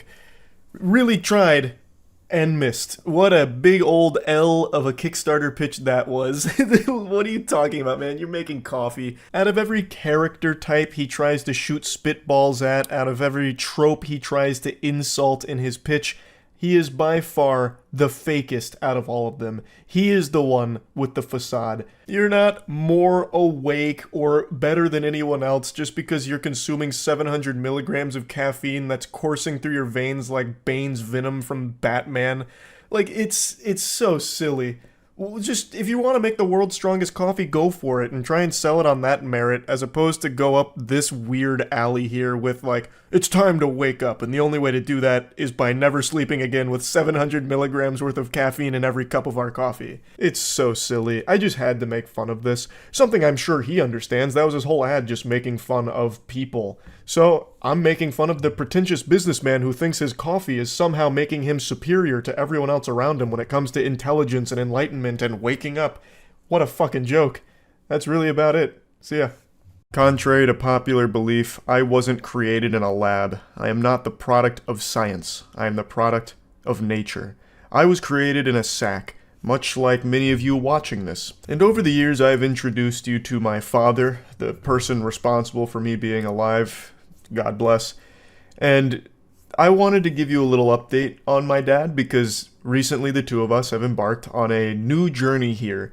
It's one of my father's dreams. It's something he's talked about for as long as I can remember, when I was still just an infant, soiling my diapers and huffing glue, when I didn't even have the ability to process cringe and couldn't even play video games because my stupid little cringe-ass baby fingers couldn't grab a controller. From the time I was born, basically, my father bestowed upon me an overarching quest, like something out of an MMO, like a long-term quest. And now, the two of us are finally going to try and complete it.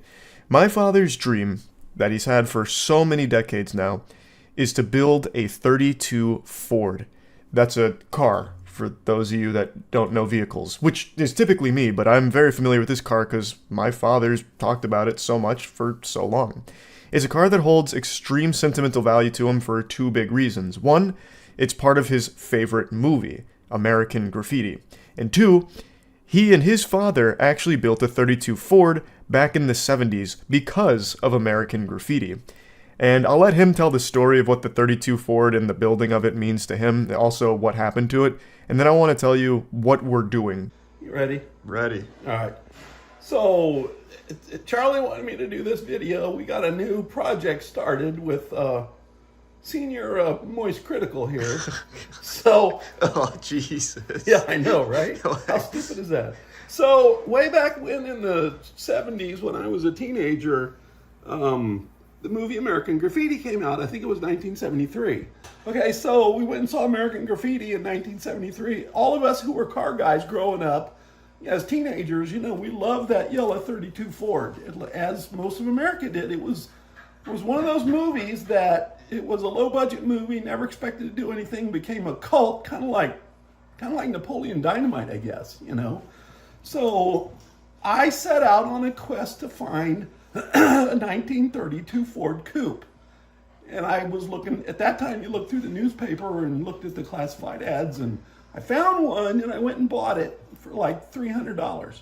So I brought it home and to my mom and dad's house, and this is what it looked like. It was a piece of crap, okay?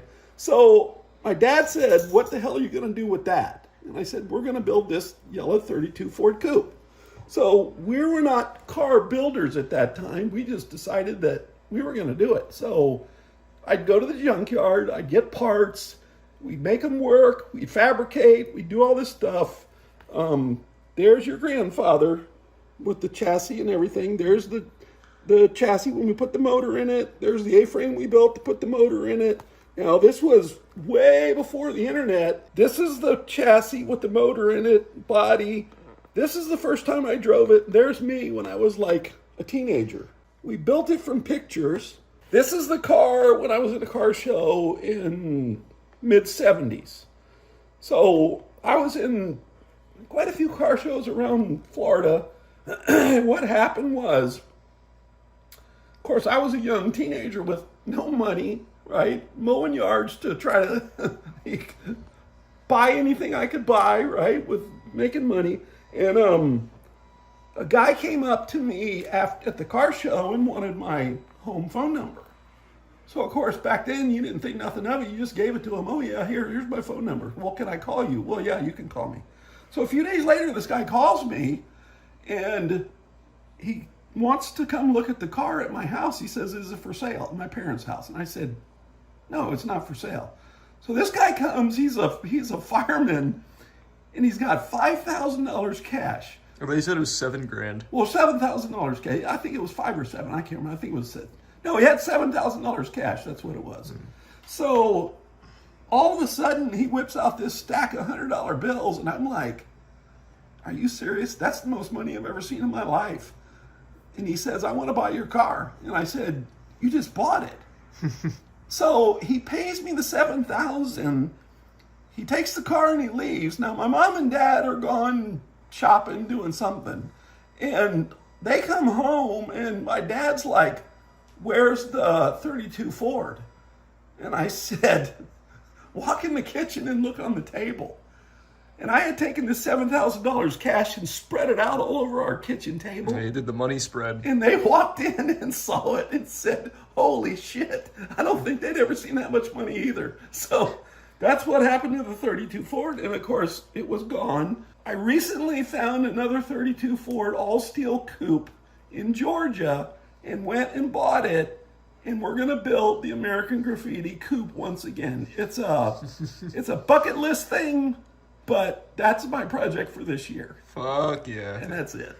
And it's going to look great. Yeah, that's it. So, we'll see ya. Beautiful story. Just in time for the holiday season, too. So that's the lore breakdown of the 32 Ford and its importance to my father. Thus, its importance to me. I've always encouraged my dad to really try and find, a way of working on a 32 Ford again, because I know how much it means to him.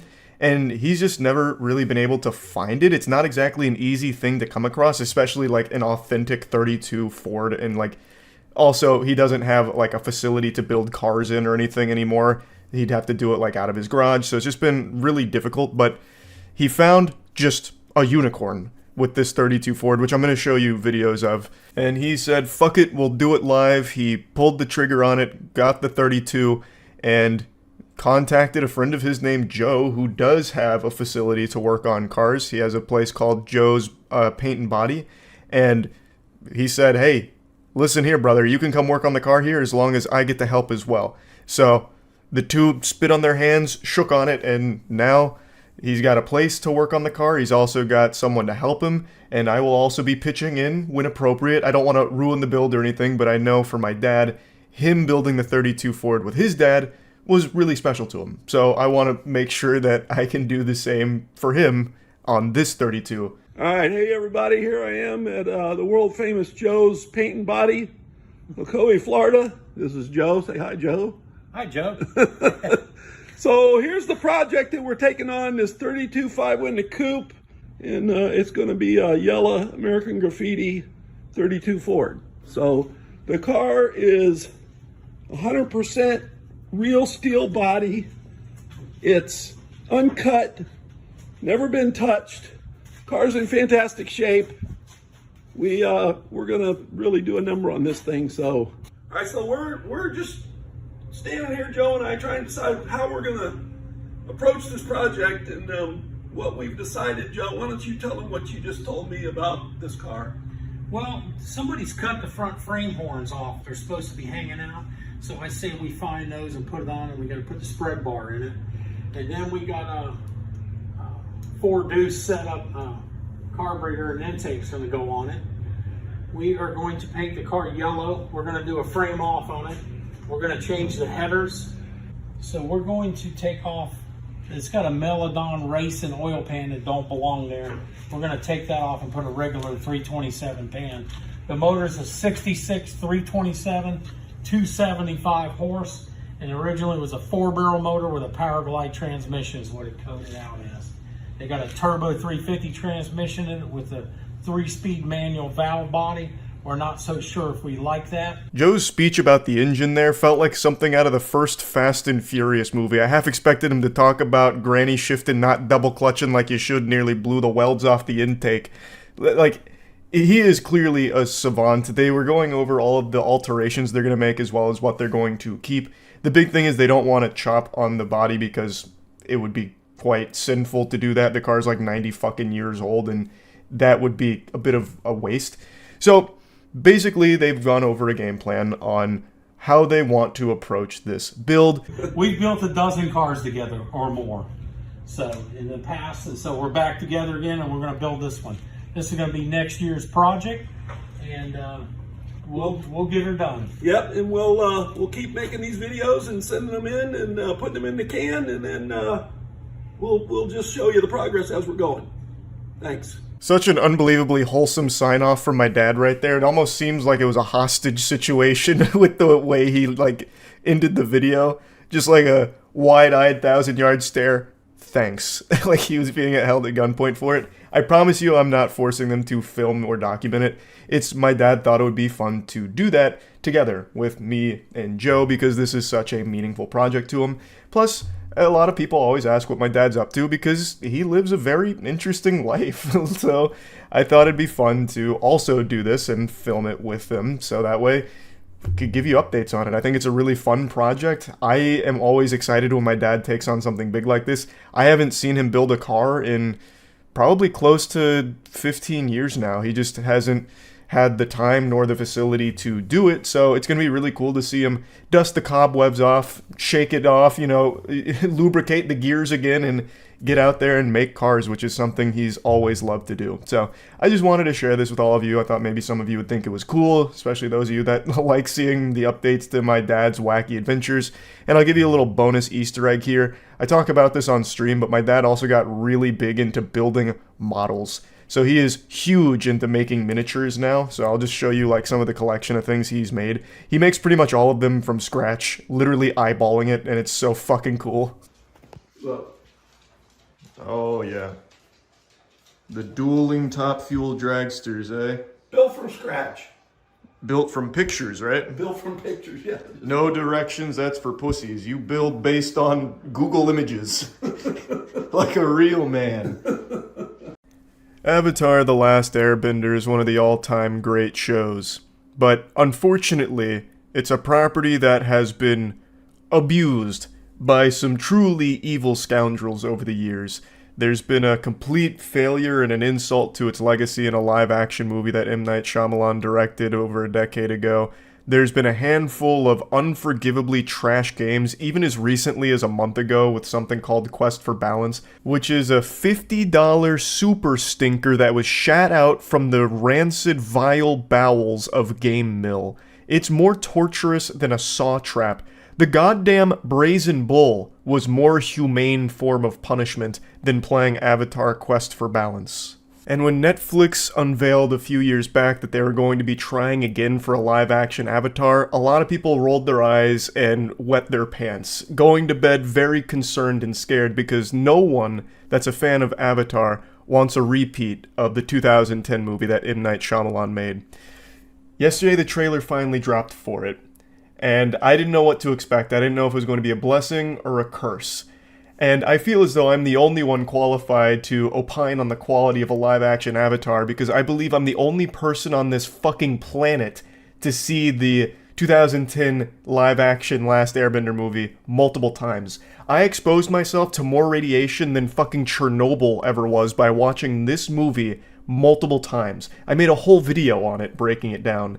It is abhorrent. You can really feel the hate that M. Night Shyamalan has for the property. In every single shot, there's just this miasma of agony that is just oozing out of the film. It's something truly special. So I honestly don't think there's a single dimension in the multiverse where the Netflix Avatar would somehow be worse than the 2010 movie.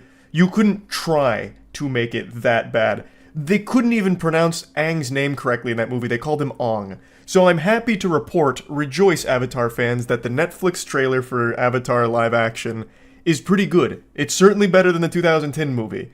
I know it's a low bar to set, but it clears that for sure. It does seem like they have a team together behind it that cares. I did enjoy it. Now, I do want to dive in a bit more in depth on my feelings about this project going forward. I'm still a bit skeptical on how good it's going to turn out. Many of you might not remember this, but 3 years ago, the creators of Avatar: The Last Airbender actually walked away from the live-action project, citing some creative differences internally that they couldn't reconcile. So that makes me a little concerned because they're not going with the creator's vision, and their vision is the one that led to one of the most iconic cartoons ever made. That usually doesn't bode well. Now get out your pen and paper because I'm going to take you to class real quick.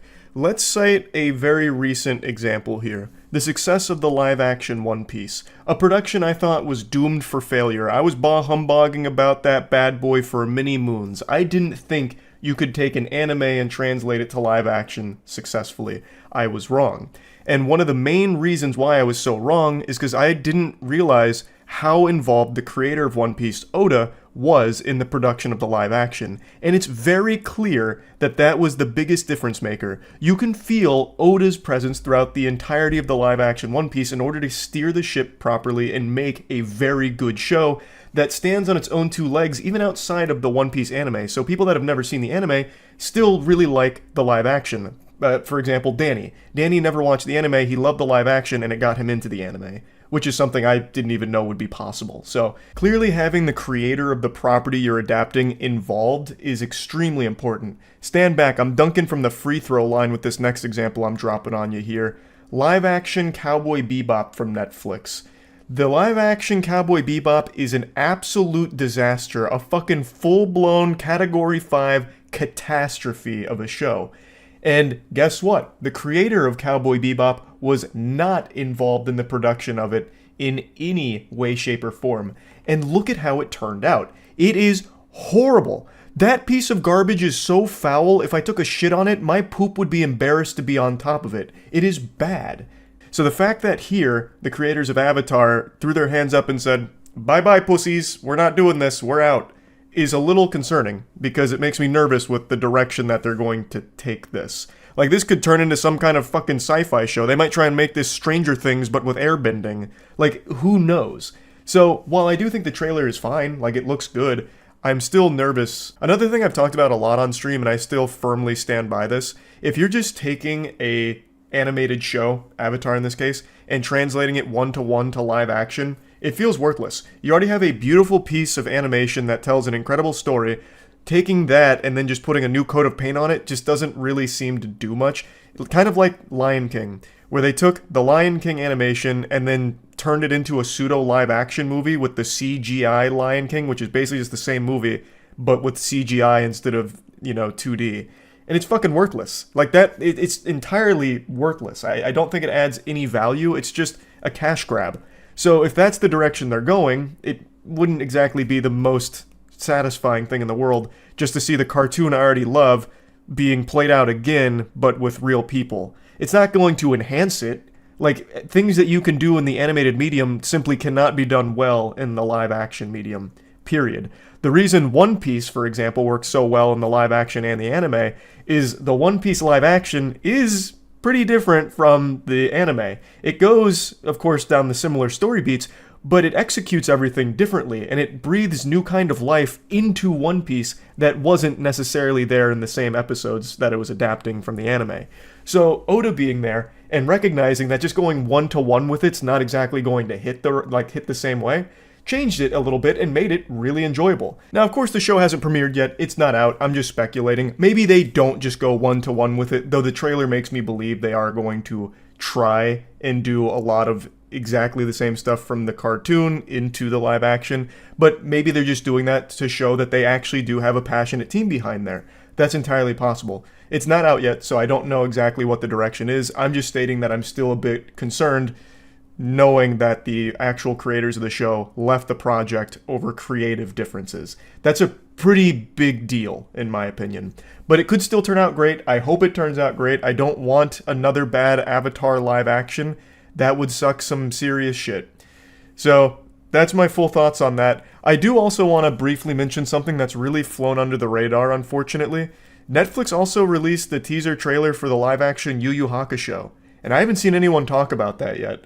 This is something I was extremely skeptical on being good in any capacity because Netflix adaptions for the most part, are huge fucking misses. Aside from very rare exceptions like One Piece, they don't do a great job of it. So when I saw they announced live-action Yu Yu Hakusho like a year or two ago, I immediately just wrote it off, rolled my eyes, and said, yep, that's going to be turbo ass. And now that they've released the trailer, I can comfortably say, maybe there's a chance. Like, I'm shocked to say it, but there might be a chance that this is pretty good. I didn't outright hate the trailer. I think it's very rough around the edges, but it's a teaser first and foremost, so it's not like they showed a ton. But what they did show, I thought was fine. CG is a little wonky in a couple of the scenes there, but that's to be expected.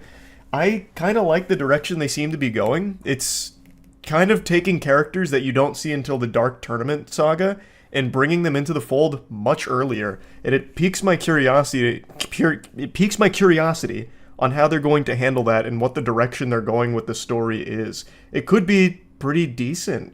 Like the couple of the fight scenes they showed, like the choreography looked kind of hype. So who knows? I thought that had no chance, was doomed to failure, but it really wasn't like alarmingly trash or anything like that. Not in my opinion.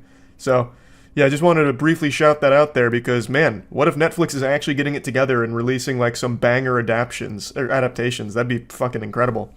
So yeah, anyway, that's really about it. So yeah. Good evening, gamers. Tonight I bring you a gift more valuable than gold. Another opinion on Starfield.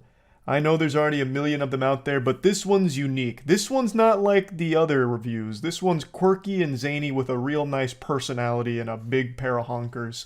It's my full thoughts on Starfield so far, so it is going to be a review, but it's also kind of an admission of my weakness because I'm just going to take the egg on my face here and say I don't think I'm finishing the game. Now, everyone says that the game gets good after 12 hours. I am just shy of that 12-hour mark, and I gotta be honest with you sports fans, I can't envision a world where I hit that 12-hour mark and a switch flips on and all of a sudden it's exhilarating. It blows my hair back and it's a masterpiece. Like, I don't see that happening. But let's just assume that we are in a fantasy dimension where that is the case.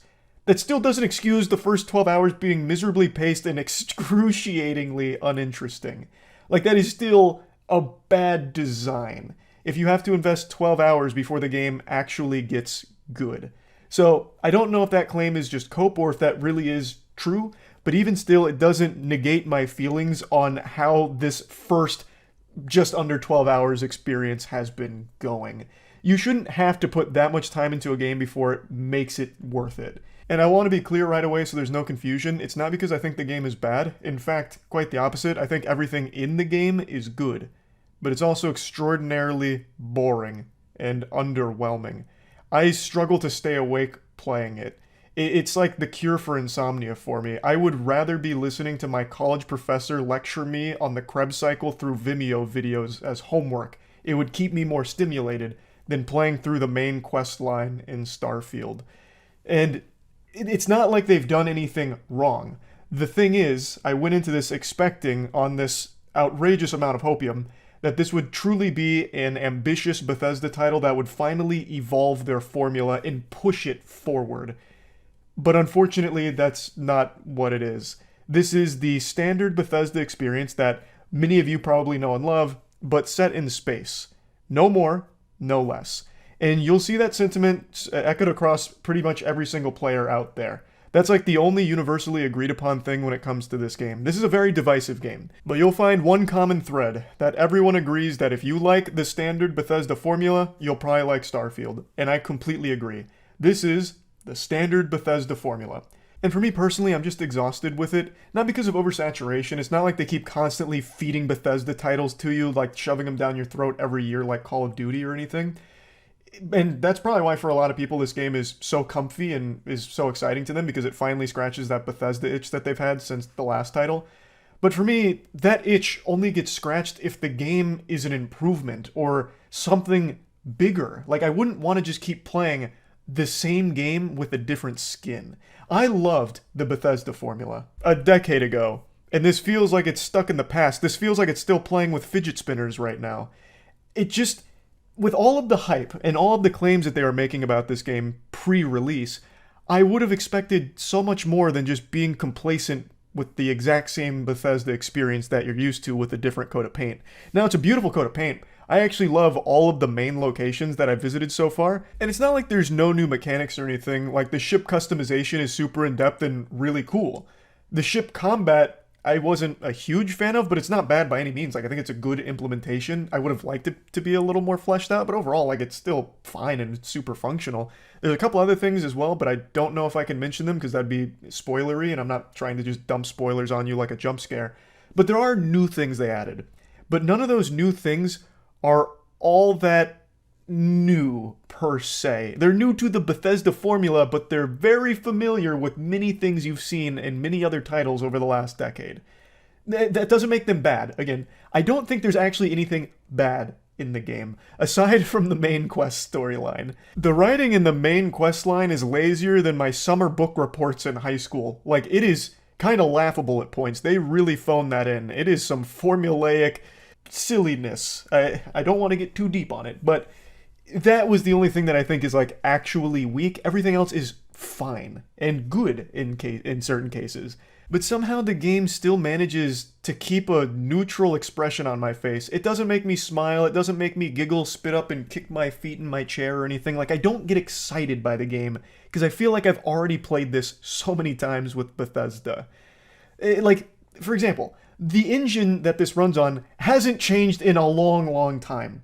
So during the main quest line, especially, there's almost no facial animations for any of the NPCs, so it takes all of the emotional investment and immersion right out of it, because you'll be getting great voice acting from all of these characters, but then you're looking at the character, you're having this goddamn staring contest where they're just staring a hole through your soul, and there's nothing on their face. Even when it's like an emotional beat, there's nothing. So it makes everything so fucking stiff. It's like all you can do is communicate with mannequins like it's I Am Legend.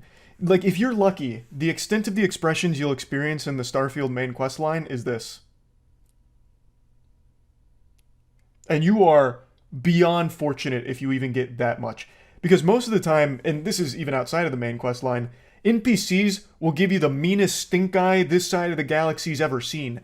If you talk to them or if you walk by them, they'll hit you with this. Like, they're just constantly concerned, like keeping a close eye on you. Like, it's like they're all fucking spies or something. Everyone's giving you the reverse Kubrick stare and they all look like absolute psychopaths.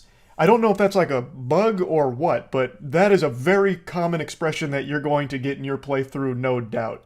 Now, one thing that they are absolutely right about when it comes to the claims they made about this game is the bugs being much lesser than you're used to.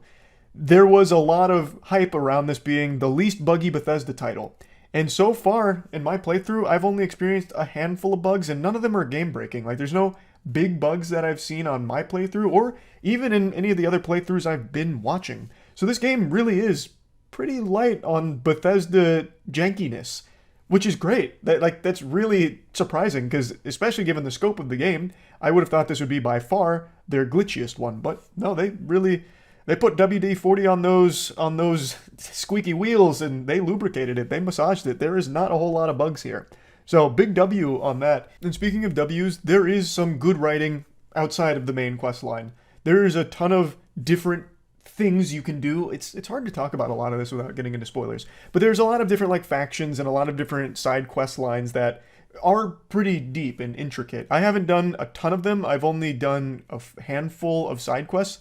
But there are some that are far more interesting than the main quest line. Significantly more interesting and better executed. Though I have seen a couple of side quest lines that a couple of friends of mine were streaming.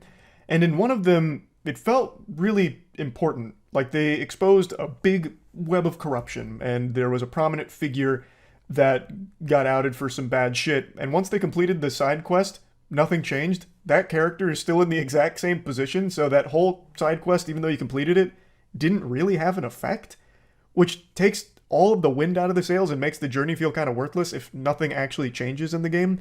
I don't know if that was a bug, or maybe they weren't done, but it seemed like they were, and they seemed to think that they were. So I don't know if that's commonplace or if that was like some kind of rare exception. But for the most part, the side quests are significantly more interesting than the main one.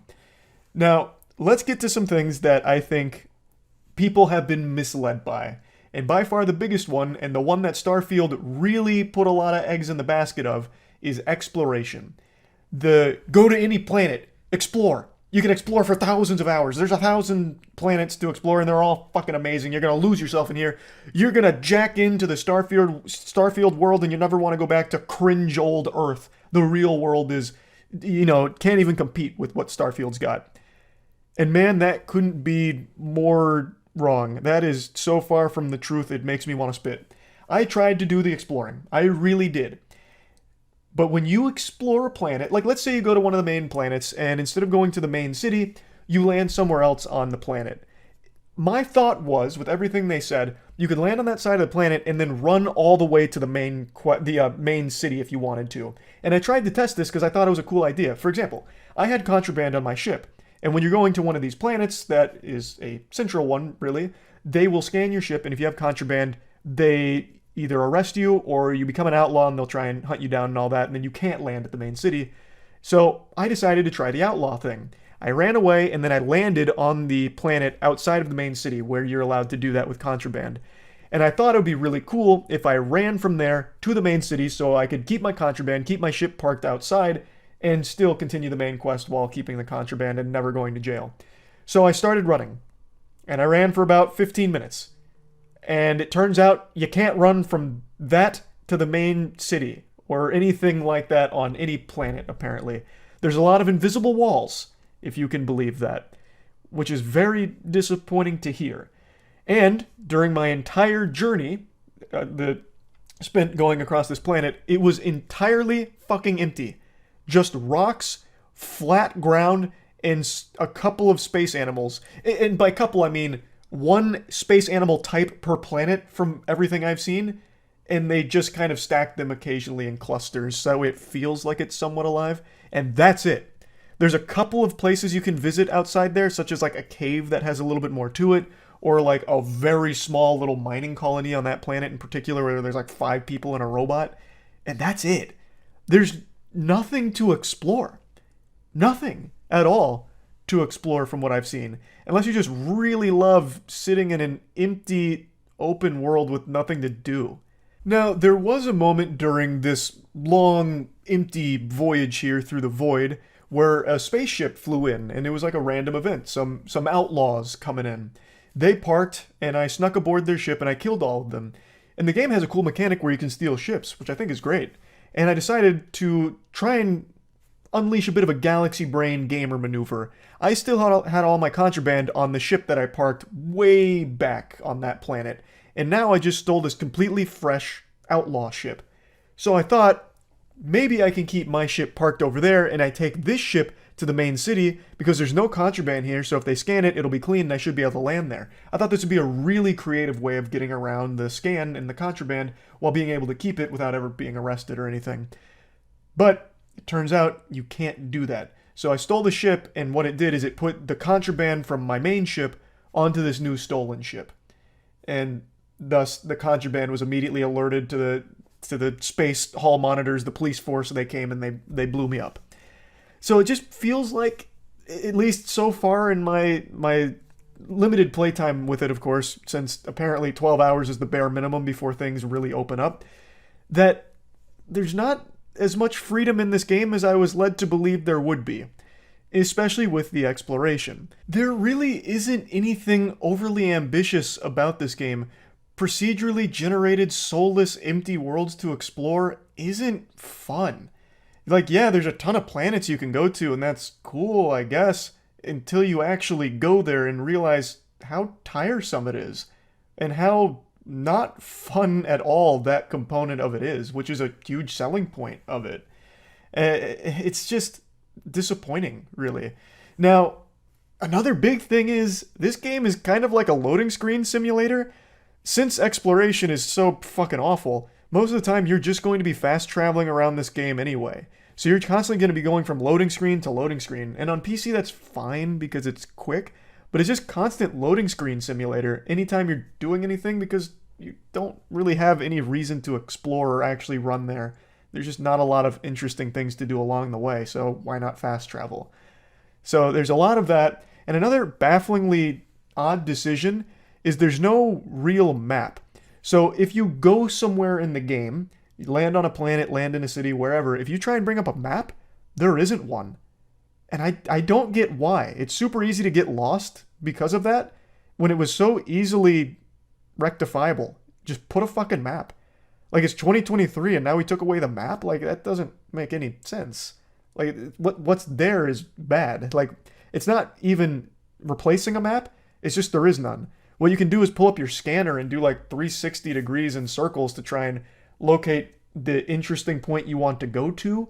Like, if you want to go to the industrial district of a place, you can pull up your scanner and then look around with your character and then see over there, and then you can run at it. But there's no actual map. So it gets very confusing, like pretty often, actually, until you really start to become super familiar with the locations. And another decision that's just, I don't understand why they wouldn't even think to include it, is there's no vehicles to explore the empty worlds. Like, if there was vehicles or a faster way of traversing them, I guess it could be a little more interesting, because then at least it wouldn't be a massive time investment of doing nothing. But there's no, like, Mako or anything. There's no vehicle to get you around in any kind of timely fashion. So it just makes it even more monotonous. At least there's not so far, and I haven't seen one from any of the footage I've watched from this, from any of the streamers. I guess it's possible that there is later, maybe. I don't really know, but even still, it is a huge oversight not to at least have something to make exploring a little more interesting and a little less slow. At least I feel like it's an oversight not to have something like that, because all it can do is improve the game by making it a little more fun to just get from point A to point B. But yeah, another thing, the combat is better in this game than most Bethesda games in terms of like how fluid and smooth the shooting itself is. Like, the gameplay is smoother, for sure. And the jetpack, I'm not using the jetpack in my playthrough. I'm doing a fucking caveman build, so mainly melee. The jetpack is cool from everything I've seen, and it has some nice perks that can make things very interesting. So I do think Bethesda has polished off their shooting in particular here, so the combat does feel a bit more fluid, thanks to making it a less janky game than, you know, what we're used to from Bethesda. But that being said, it's still exactly what we're used to with Bethesda when it comes to its gameplay loop. It's exactly the fucking same. The combat here is literally just Fallout combat, but without VATS. And it, like I said, it is smoother, but it's still just the same goddamn thing. There's not a new crazy amount of depth. There's not a new crazy amount of things that you can do in combat here that we haven't already been doing in Bethesda games for over a decade now. Like, it just... They've polished off what they've had for 10 years instead of building what they had for 10 years. Instead of adding cool shit on top of their Bethesda combat formula, they're more than fine to just have the exact same combat, but make it play a little bit better. And again, for a lot of people, that's fine. There's a lot of people out there that don't want any kind of, like, big changes to the combat in Bethesda games or new additions. They're totally fine if they can just deliver the exact same combat, but without the jankiness. And for those people, Starfield's going to feel great, because like I said, this is definitely the smoothest gunplay I think Bethesda has had so far. But I would just think, after all of this time, they'd want to do more than that.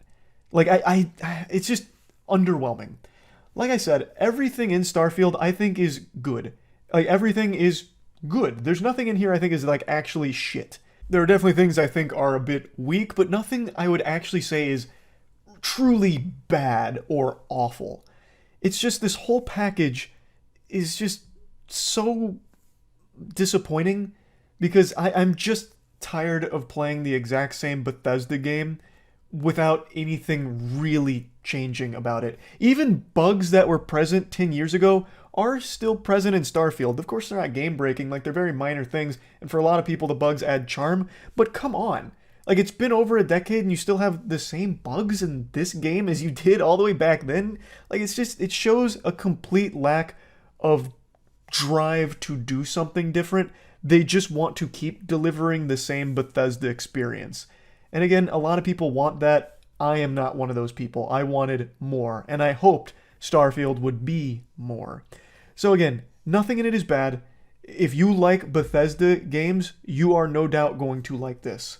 But if you wanted more than a Bethesda game, if you wanted Bethesda to be a little more ambitious, you might not be super satisfied.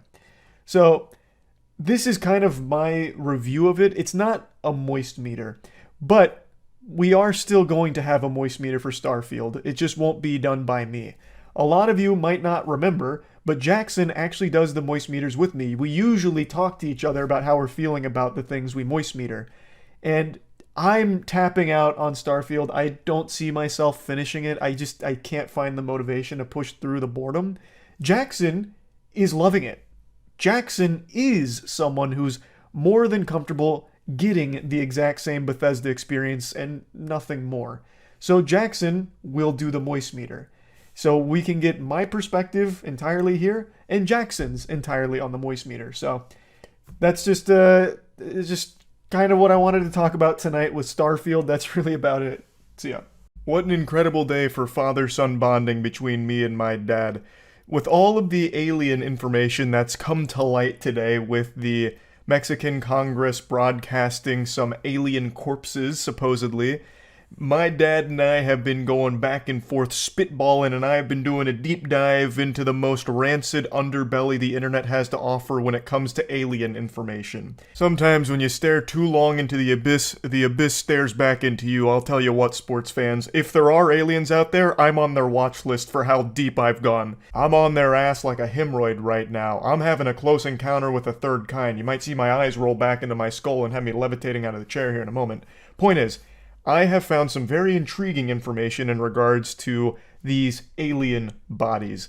But let me bring you up to speed just in case you don't know what I'm talking about. I posted a video earlier today going over the whole situation, and I'm sure a lot of you have seen it by now, but I'm just going to give you the cliff notes, bring you up to speed on the lore with what's going on. Last night, an individual named Jaime Maussan had brought some supposed alien bodies into Mexican Congress, and this was broadcast to the entire world. He was making claims that these are authentic extraterrestrials, and he had a ton of tests to prove it. All the tests and all the information is public, and he invited anyone else in the world to come into the Thunderdome and analyze the alien bodies to confirm and verify that these are the real deal. Unfortunately, these aliens don't have three massive honkers. They're not goth, big-titted alien babes. They are little goofballs. These tiny little goobers are being shown in Congress, and he's bringing up a ton of pictures as well as data and saying that they were found at the Nazca Lines. They're about 1,000 years old, and they are actual aliens. Now, a little background on Jaime Maussan. He is a UFOologist and a journalist. His main profession is journalism. And this is not the first time he's done this. He also had another mummified remain that he called an alien back in 2017. It was debunked. And this one here is taking the world by storm because a lot of people believe the Mexican government is the ones revealing this. They're breaking the magician's code and they're showcasing real aliens. When that's not the real story here. It is Jaime Maussan and his team that's presenting this. It's not the Mexican government. It's become widespread confusion. Basically, they platformed him and he presented. Not an official endorsement from the Mexican government, at least not as far as I understand here. So, now that you're brought up to speed, what have I found? What new information could have possibly come to light in only 12 hours? Well, this is going to open your third eye here. Get ready to activate your Sharingan because the truth's coming in hot. It turns out these alien bodies aren't new. In fact, these were debunked in 2021. There's a really great YouTube video that goes over exactly what these are. And according to this, they're not aliens. Now, before getting into the video, I know a lot of you are going to say, well, what about all of the tests?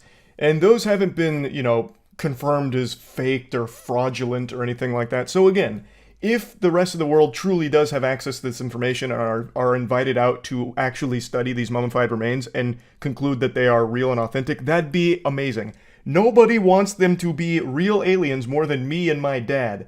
But it's just hard to really believe that because there are so many things working against it. I've seen a lot of cope from the community about why they look so stereotypically alien, like the movie depictions. And what they keep defaulting to is saying that people that worked on the movie sets modeled their alien design after real alien encounters and paintings from back in the day, or they'd actually seen aliens like at fucking Area 51 or something, so they made the costumes and the effects to look like that, so it'd be warming us up to what real aliens look like. And to me, that's just a load of baloney. We're teetering on Tumblr fanfic with that reach. I would like to ask you, what's more likely? That, or that whoever had these mummified remains modeled them after our perception of aliens from movies? It becomes even more likely that that's the case when you consider where it comes from. The source here, Jaime Maussan, whom is regarded by some as a hoaxer, who has had similar things in the past be proven completely wrong. Fool me once, shame on me. Fool me twice, fucking please stop fooling me. You're making me feel dumb. It's, you know, again, nothing's been 100% confirmed here, but I would just like to present to you the evidence here from 2021 with these bodies that suggest it's not actually alien remains. Now let's study the X-rays of the small mummies. Ufologists go as far as calling them humanoid reptiles. So what do we see? Same stuff. A hodgepodge of human and animal bones. The channel is called Scientists Against Myths, and they tackled this alien mummified remain phenomenon all the way back in 2021. They even use some of the same pictures that were presented to Mexican Congress last night. So I do believe these are the same mummified remains. I don't think there's any wiggle room to make a real argument that what's being analyzed by this channel is different than what was presented last night. I think it's pretty clear that these are the same. Here's a mummy named Josephine. A real beauty. Instead of humeri, she sports femurs or thigh bones. Her legs are even more baffling. Immediately the question needs to be asked, if this is a real extraterrestrial body, why does it have the same bones us cringe-ass humans have? What are the odds that these aliens would evolve down a similar path we did and have the same bones we did, just in a different order and arrangement?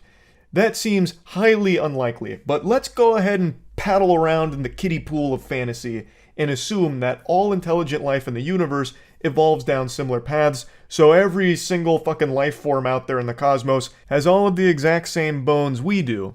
Well, in that case, this species got fucked hard in the ass by evolution, because with the way these bones are arranged, it wouldn't even be able to move. They need some kind of evolution patched DLC update here, like a hot fix, because these aliens wouldn't be able to even take a single step. One of the thigh bones is actually a femur, only facing the wrong way around, while the other one is a tibia. And they are completely mismatched. With the hip bone, there's no joint there at all. The poor humanoid wouldn't have made a single step. Some of the bones are simply chopped off. So even if you go ahead and write off the coincidence that the aliens have the same bones we do, how could you possibly write off that the way their structure is set up would mean they can't move? Evolution doesn't really work that way. It wouldn't have made it this far if that were the case. And it's getting me gassy, so I'm just ripping mean ass right now. All of this alien stuff has just been so fascinating, and this video says that some of the bones were just chopped off, like kind of just chopped willy-nilly. That wouldn't really happen naturally at all. It suggests that they were made like this, with just an absolute fucking mishmash of different bones going in different places in order to look alien-like. Note this asymmetry here. The fingers are a total mess too. The first pseudophalanges are facing in different directions on her left and right hands, with the white part facing up or down. Well, they just forgot to turn them the right way. Stuff happens. That's pretty damning. Some of the bones are just facing the wrong way because whoops-a-daisy. And like I mentioned, some of these photos that are in this video from 2 years ago were the same ones that were presented last night. Most notably, the alien with the 3 eggs in their tummy. The pregnant alien carrying the triplets. That is in this video. That same X-ray photo was presented last night. So I think we can say with a high level of confidence that all of the information presented for these corpses 2 years ago applies to the corpses shown last night. They are the same. And if that is the case, then a very interesting component of these remains is actually the skull. French paleontologist Julien Benoit thinks that those who crafted the small humanoid mummies used skulls of some small mammals for their heads, such as a llama or alpaca.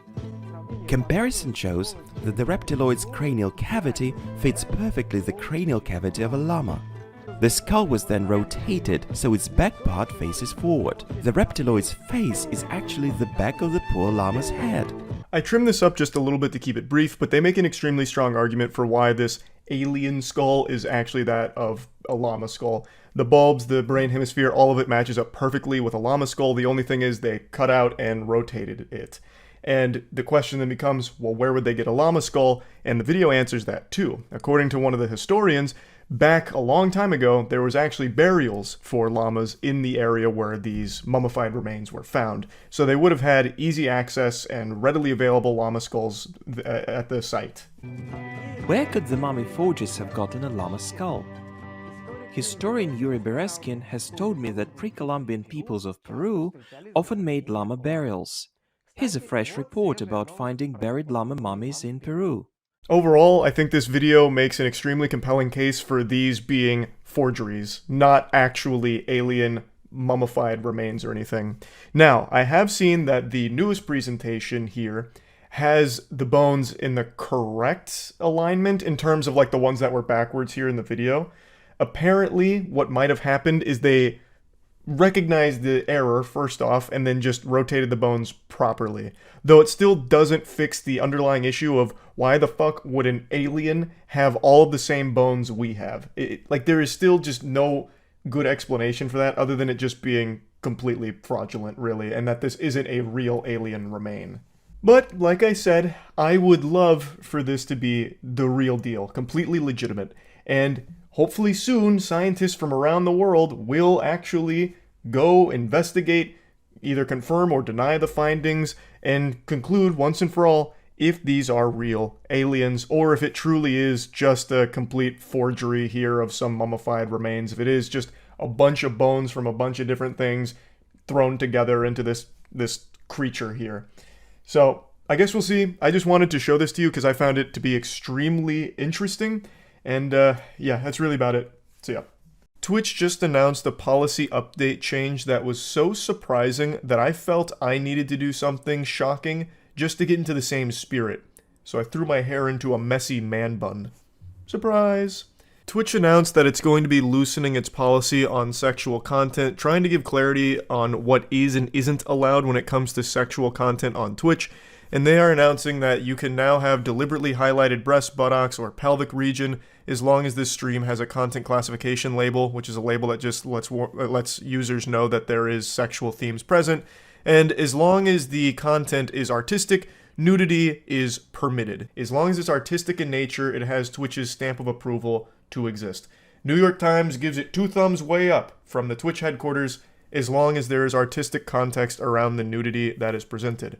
So Christmas really did come early for hog squeezers this year, and it also applies to animated depictions of nudity, drawn, sculpted, modeled, any of that, and even goes beyond that. There's also a guideline update to what dances are allowed when it comes to like sexually suggestive dance moves. They stated that twerking, grinding, and pole dancing are now allowed without a label. I mean, for some reason, when I read this, I just envisioned them doing like a press conference, like the president coming out, he just stands at the podium, twerking! It's okay. And then like some people start clapping. Now while they may have explained that these dance moves are allowed, there's still no word from the Twitch higher ups on whether or not my special dance moves will be permitted, or if they're still a little too hot for Twitch to handle and will lead to an instant ban. Yep. The hot dog hoedown. Charles White classic. Oh, what's that? A Habbo Hotel True Combo? And then the last major change they announced is that they're going to be revising how the homepage recommends content, so you won't be seeing mature recommendations on your homepage anymore. These are pretty much all of the major guideline changes that have been presented, but I want to get into the weeds of them because there's quite a lot to unpack. First and foremost, though, the reason why all of this has come out is in response to a controversy that's been going on for like the last week or so on Twitch. I'm sure most of you have seen the headlines. There's been a new Twitch meta that blew up on the platform where some women would appear to be topless on stream and do certain movements in order to make their titties jiggle. Though you couldn't see the nipple, it was implied below the camera frame. So you just saw the top of their bare necessities and everything else was assumed nudity implied. This right here is the pioneer of the meta. Her name is Morgapie. she really blazed the trails here and carved a new path in the Twitch ecosystem for this branch of content. So again, basically, as you saw from the picture, it was appearing as though she was completely topless and would interact with the chat and then sometimes do like certain movements to really get the boobies moving. In the words of a wise man, them thangs be thangin'. And this led to a lot of discussion on, is this allowed on Twitch? What is Twitch's policy when it comes to content like this? Does this have the green light, or is it flying under the radar? What's going on? So this prompted Twitch to make these guideline changes to bring clarity to it. They did ban Morgpie as well as a couple other streamers who did this type of content, this meta, but then they came forward with more clarification on what they permit, and that's what we just went over today. Before diving into my perspective, giving you my opinion from my small little noodle brain, I do want to mention two quick things. The first, our podcast is somehow the number 5 biggest podcast in the world on Spotify. We're starting to catch up to Joe Rogan, bite at his heels here. The Red Thread is a podcast that I run with Windigoon and Jackson. It's all about cryptids, conspiracies, cold cases, and cults. I just had to quickly mention this because this had me smiling all morning to see the Red Thread pop off like this. I'll put a link to the Spotify in the description as well as the YouTube channel that we post all of it on, in case any of you are curious in checking it out. And then the other thing I want to quickly mention is that our Dungeons & Dragons campaign, our Dungeons & Dragons show, Skill Check, we decided to stop streaming the episodes because it created so much confusion on where people can find skill checks since I don't save VODs, like I don't save any of the VODs. Instead, we just post the videos to the Skill Check YouTube channel. So going forward, no more streaming it. We're just going to drop the videos on the Skill Check YouTube channel every Wednesday at 8 p.m. EST. So there's going to be a link to that channel in the description as well. Alright, that's all for the updates. Let's get back to the Twitch policy. I will say one change that I think is a massive W no matter how you spin it is that they'll no longer be recommending mature content on Twitch's homepage. I made a whole video about this. If you go on Twitch when you're not logged in, a few of the top recommendations, no matter what, even on an incognito browser, a fucking brand new computer, anything, some of the top recommendations are always sexually suggestive content. The number one being Taylor Javot. I made a whole video about that, where she's usually body painting or like doing squats for subs. Mainly her big thing was stalling to get to that, but it always recommends sexually suggestive content when you go to Twitch's homepage. So the fact that that's going to no longer be the case, I think is a good thing, because Twitch is a website that is used by a lot of underage people. It's not exclusively used by kids, but there is absolutely a lot of kids on there, make no mistake. It's a 13 plus website. Like, you have to be 13 to sign up. So it is clearly a place that's accessible to kids. So it's good to no longer have the mature content being pushed right in their face on the homepage the second you go there. But now let's get into the messiness of it. The policy change around artistic nudity is a certainly interesting direction for Twitch to go.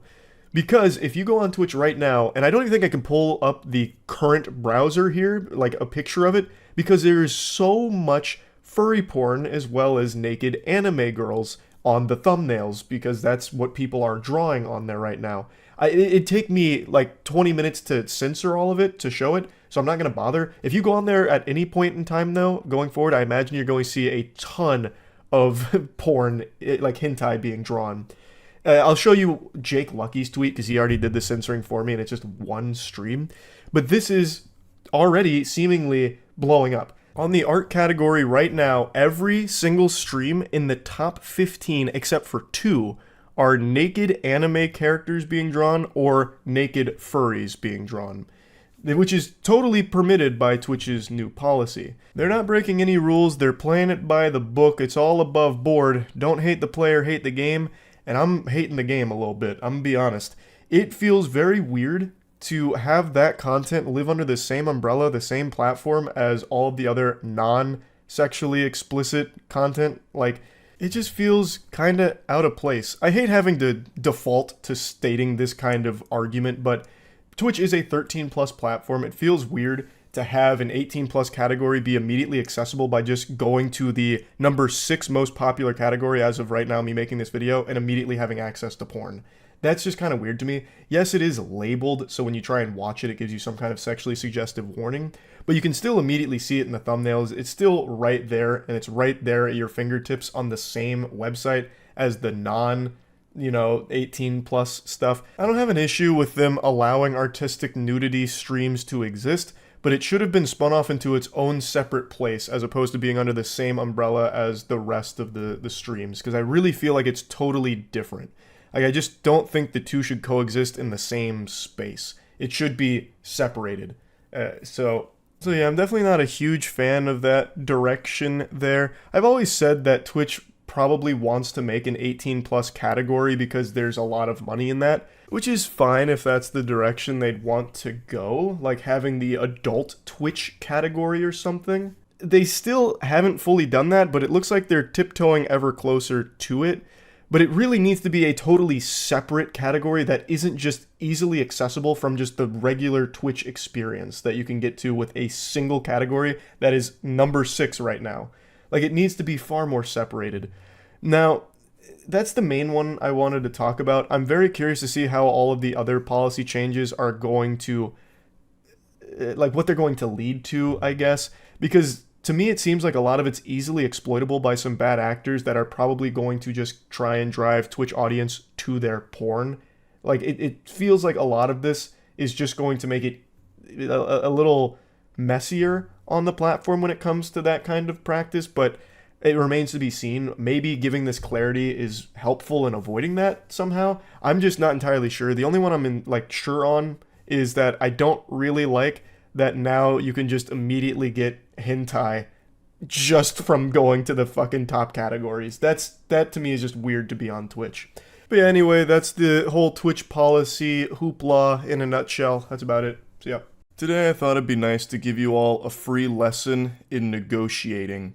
Negotiations when it comes to doing business are a bit of a headache, a nuisance, and it's just this push and pull battle back and forth, and sometimes it just doesn't go your way.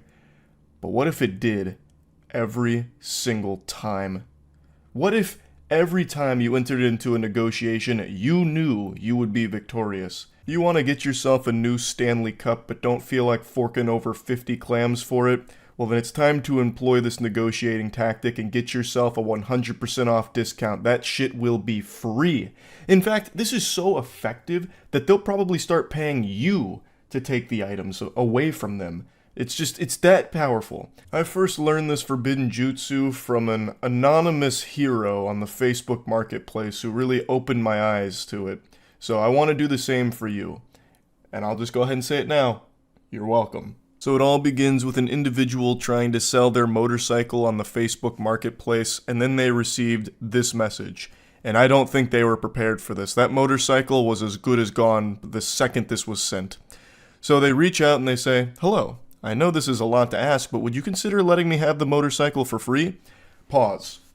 That's how you do it right there. Immediately letting his intentions be known. There's no guesswork here. There's really no haggling either. It's like, "Excuse me, have you considered letting me have this for free? I know you're trying to sell it for money, but what about just letting me have it?"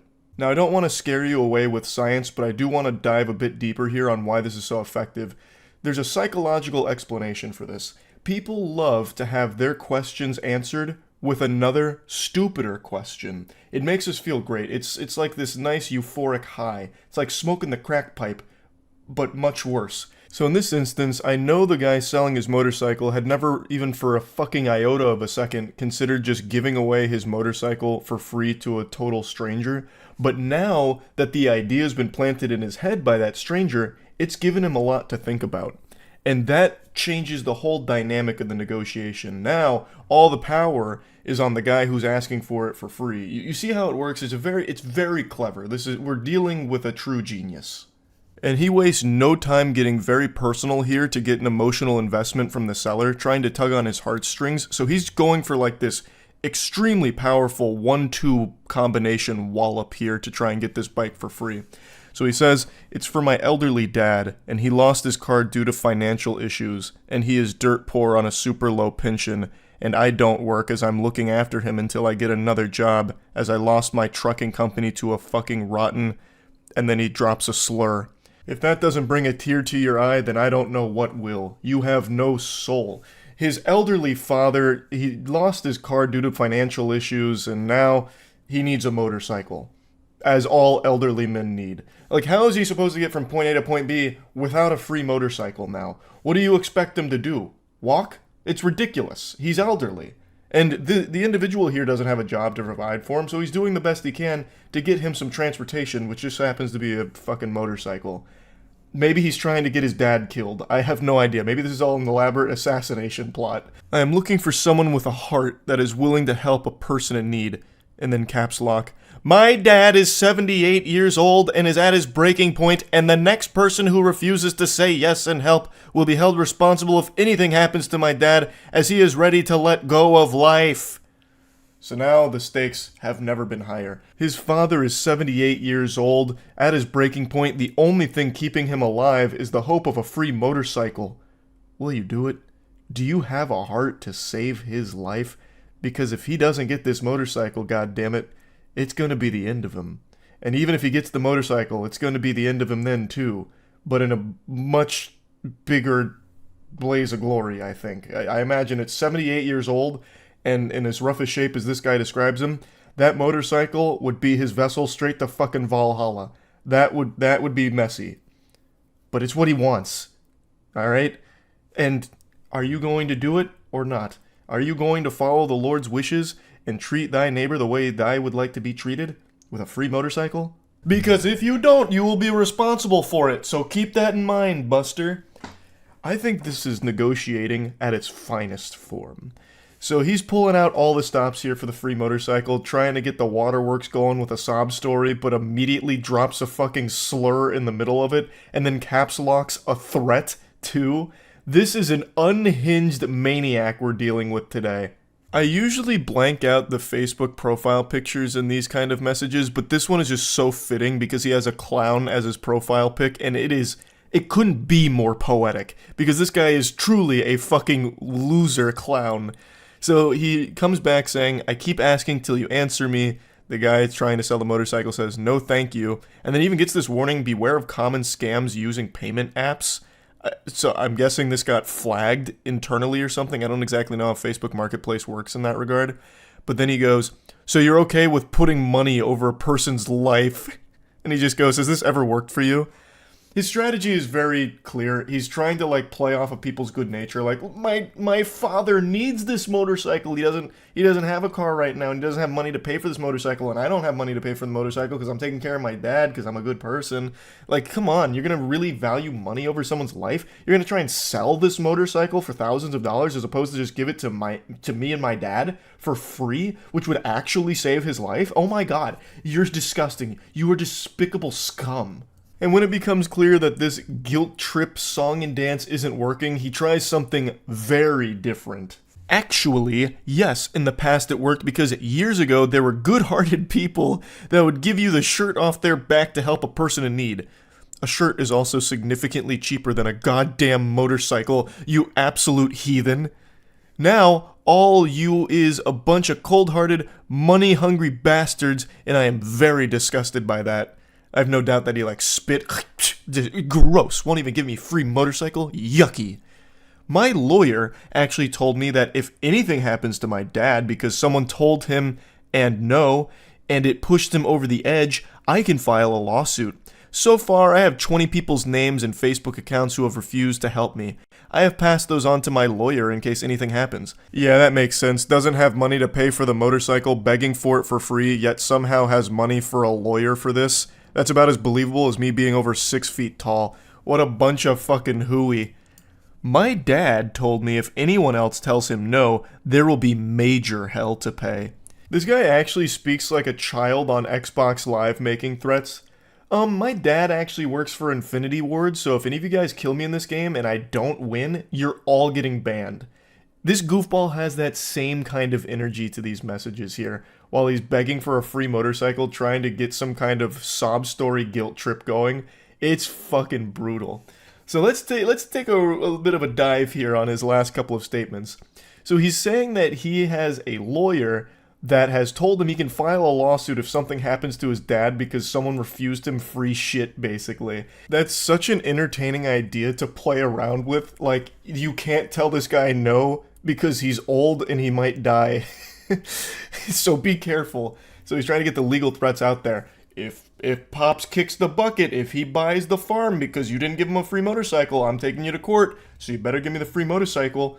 The guy's like sweating, like, oh my god, all right, I've got to get him the free motorcycle. I really wanted to get a couple $1,000s out of this because I paid so much for it, but this guy's dad's life is on the line and I'm threatened with a legal lawsuit. Like, what did he possibly think would happen? No one's going to buy this story. Nobody in the world, no rational person in their right mind would get these messages and think anything of them beyond, wow, this person that is talking to me right now actually needs some kind of mental health evaluation. Because this is unhinged. It's also super laughable how he tries to make his dad come in here at the end as like the big head honcho tough guy. My dad said if anyone tells him no, there will be major hell to pay. In what way? He's 78 fucking years old and apparently has no way of getting around and has some demented loser of a son that's trying to get free shit for him on Facebook Marketplace. What is he gonna do? What major hell is there gonna be to pay? There's nothing getting paid. You're just asking for shit for free in the most pathetic way possible. That's the worst threat ever.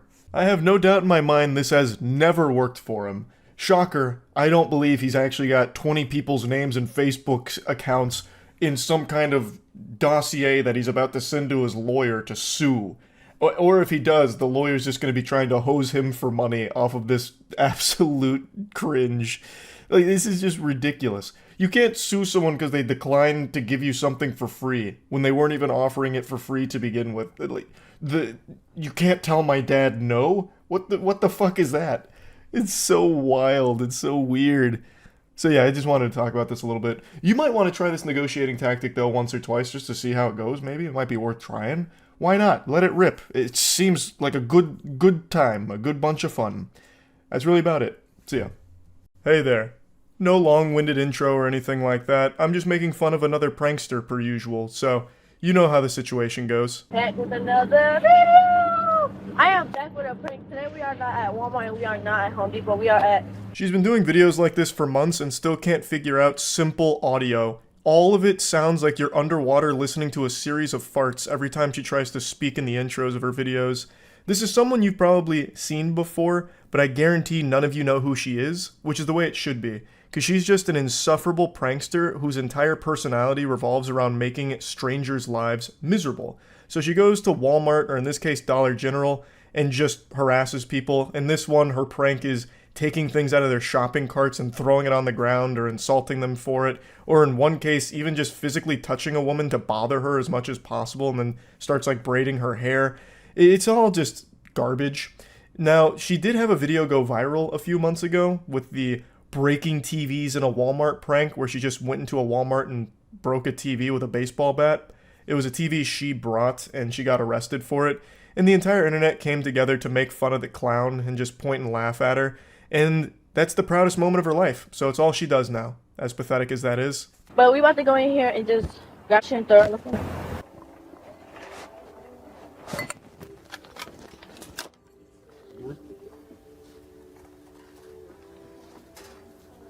You like it? No, me no like for you. No. Nope. Don't buy it. No? Nope. Oh, brother, this prank stinks. It's such a trash idea in the first place, just throwing people's things on the floor and getting a rise out of them. But then to put the cherry on top of this already pile of dog shit, she has no personality at all. She doesn't even try and make a joke out of any situation. She does nothing. She is so bland and boring. She doesn't even say or do anything half the time. She just throws it and then sits there. Like her just brain had a Windows restart moment, like Windows needed to update. Man, I got something in my eye. This prank is so bad, it's actually causing my eyelashes to fall out into my fucking eyeball. But yeah, anyway, like I said, half the time she just freezes there, deer in the headlights, and just stands there like she's been lobotomized. But in the rare instances where she doesn't, she ends up just getting more mad at the people she's pranking than the people do at her. She gets so offended that people respond negatively to having their things thrown or being bothered and harassed. It's so fucking weird. Oh, excuse me. Excuse me. What? Those are ours. But I just want to see if I want to buy it. Okay. It doesn't matter. How You can just expensive put is it. it? Can you just put it back? I don't know why. Can you just tell me how expensive? I don't know why it is. It's $4. Is it good? I know you're making a video, and I don't care for your video. Wait, I didn't say you can have it back. I'm about to give it back in a minute. It doesn't matter. I'm about to give it back. It's ours. It doesn't have to be. You don't have. Ugh, it's just the most annoying person ever. just goes up and then just makes an argument out of taking their shit, like, oh, I just want to know how much it costs, and then she immediately starts getting heated herself. Like, her whole prank is supposed to make others angry, but half the time it ends up making herself angrier. I don't know how she can even have such shamelessness to record shit like this, and then keep going after someone calls out that she's filming a video. That is unbearable, incomprehensible levels of shame that I can't process with my little noodle here. You have not only been bothersome and a nuisance to these strangers, but now they also know that you're recording it to try and get clout online. How do you not puke from the overwhelming guilt of being such a loser and being caught red-handed with it? Oh, it blows my mind. You're just coming up to us. So are you gonna be nice or not? I'm gonna Can we give it have back. it back, please? Are you gonna be nice? Can we have it back, please? You know what? I fuck with you because you said Thanks. please. Go get your wife. She's really mad right now. This painful interaction dragged on for so long. I cut out a lot of it. She eventually puts the first item back in their cart, but then grabs another one in order to keep the argument going and escalating it.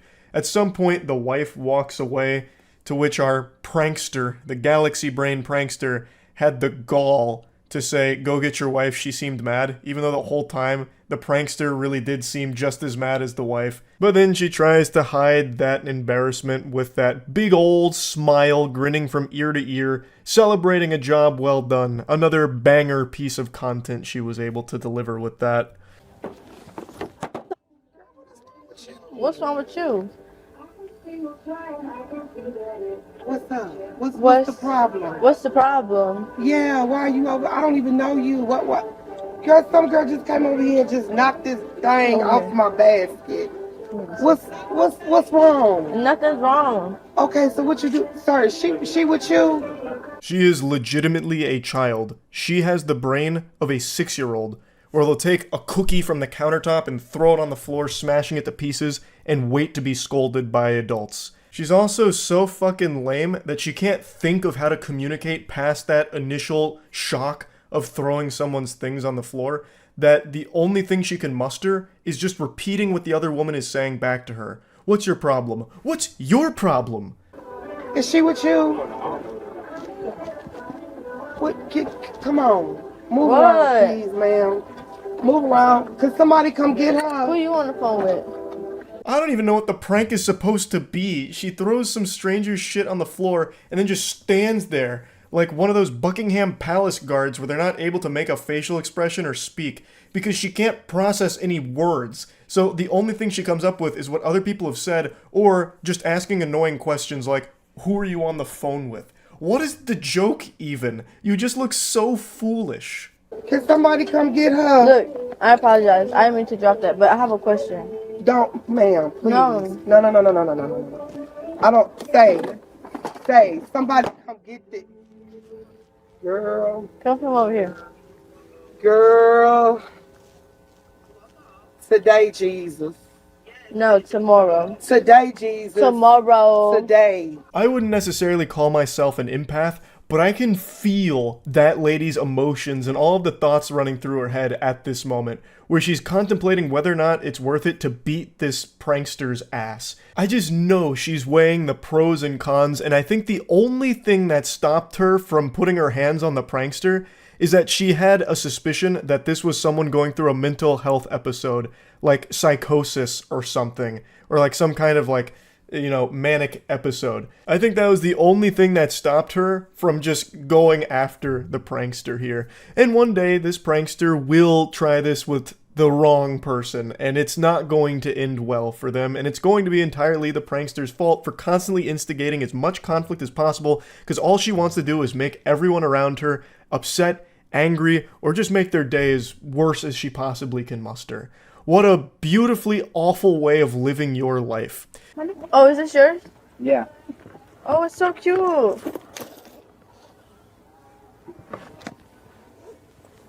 Who is that for? Is this for your dogs? Man, you a bitch. I would have been like, you my shit. You a bitch. Why you just let me take your stuff? This poor guy really gets the worst of it, just minding his own business, doing nothing wrong, just totally innocent, and this miasma of cringe marches up, takes an item out of his cart, throws it on the floor, and then he just says, okay, not playing this game, so he doesn't say anything. He just sits there and takes it. Eventually, she grabs another item from his cart and she starts walking away with it before turning around and throwing it back at him, calling him a bitch for not standing up for that item. He gets berated for doing the right thing, just ignoring it. Like, what's he supposed to do? Run over and put you in a chokehold to reclaim the item? He can just go get another one and it's not worth fighting you over or playing into your game. Because he would be the one that gets in the most trouble for it. Even though you are starting all of this conflict, you are the catalyst to the catastrophe that will eventually come from doing awful pranks like this. The person who does retaliate is going to be the one that gets the biggest punishment for it. And he clearly knows that, so he wasn't playing along with it. He did the right thing. I thought we were friends. I have one. Okay.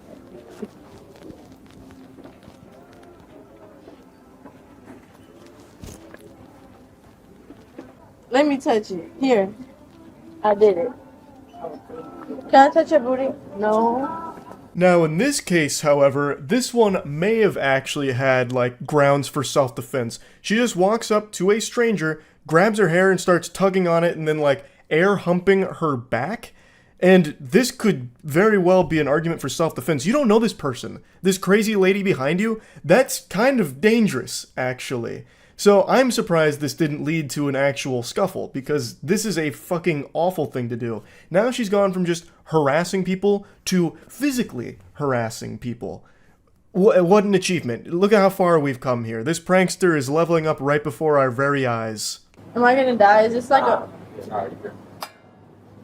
I can't make no money. You gotta like walk forward.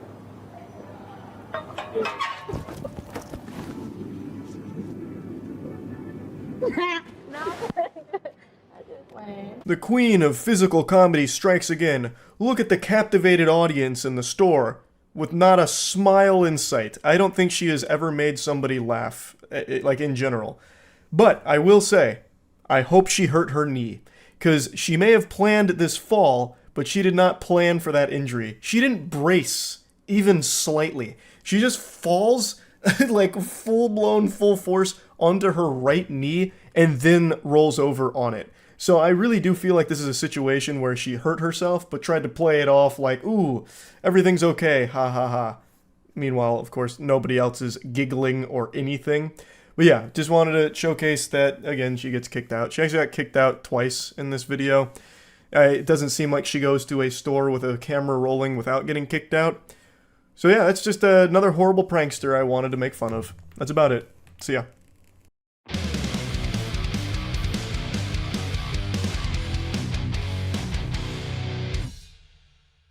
Ladies and gentlemen, must apologize for the absence of MWL in your life over the last 2 months. We recognize an internal issue that we've worked our best to rectify. Illiteracy. A pariah that's plagued most of society, but most of all, our wrestlers. We've been trying to combat this menace, and we developed our own special program, Wrestlers for Reading. Absolutely, Charles. Nothing like education under the guise of violence. If there's one thing this program's taught me, it's the importance of the 3 Bs. Beers, babes, and books. And bitches. I tell you what, if the Genie Maker gave me one wish, it would be the ability to read. Because you know what? I'm at a loss for words, but not at a loss for words. Because all these goddamn books around us. Let's take it live to Commissioner Phillips just so you can see how many we got and how our wrestlers here are doing. Illiteracy, you bastard. Here at the MWL, we take the education of our wrestlers really, really seriously. So we started the WFW, Wrestlers for Reading. Because we believe that the only thing more powerful than a well-placed Frankensteiner is a sharp, strong mind. Hey, Thank you. what are you guys doing back here? Trying to read. No, He he's helped helping me him out. Thanks. Don't you fuck around with him in here. Give me it! All right, give Come me it. on! What? What are you talking?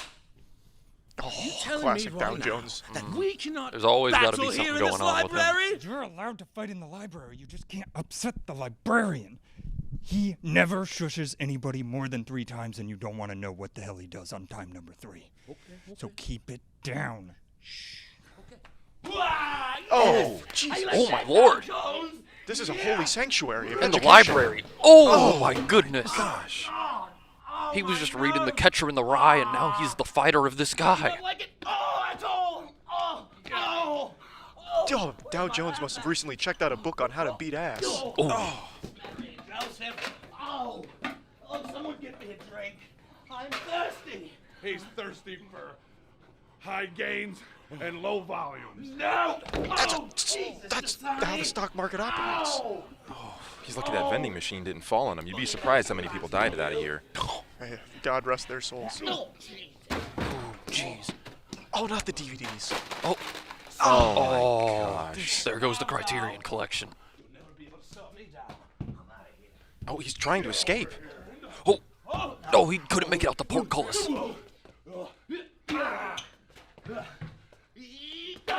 Oh! Yes. Oh, my wishes are coming true. I mean, this is what happens when you try to interrupt a man's education.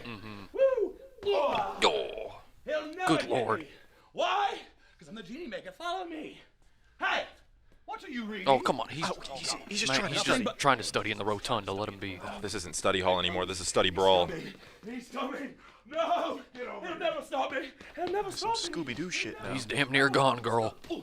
Oh, and he's right back. There. Easy. Oh, get up there. Yes, I shall make a sacrifice. Oh, he's gonna sacrifice him? To the library? What? To the reading gods? Here we go. Oh my goodness. Oh! That's gonna break his spine, and I'm not talking about his books. Thankfully, Dow Jones has a hard back. The library wasn't built for this kind of abuse. Never had a friend like me. Woo! Oh my gosh. He's done for. He's done for. Oh, have mercy. Look at these Pepperonis at this time of day? Those are his education nodes. Yes. Now. Wait, pan back. Where? What's he looking for? Well, here they are. Not the library issued nipple clamps? Oh my Lord. He's gotta check those out first. That's public property. Oh! Who knows how many other nipples those are clamped?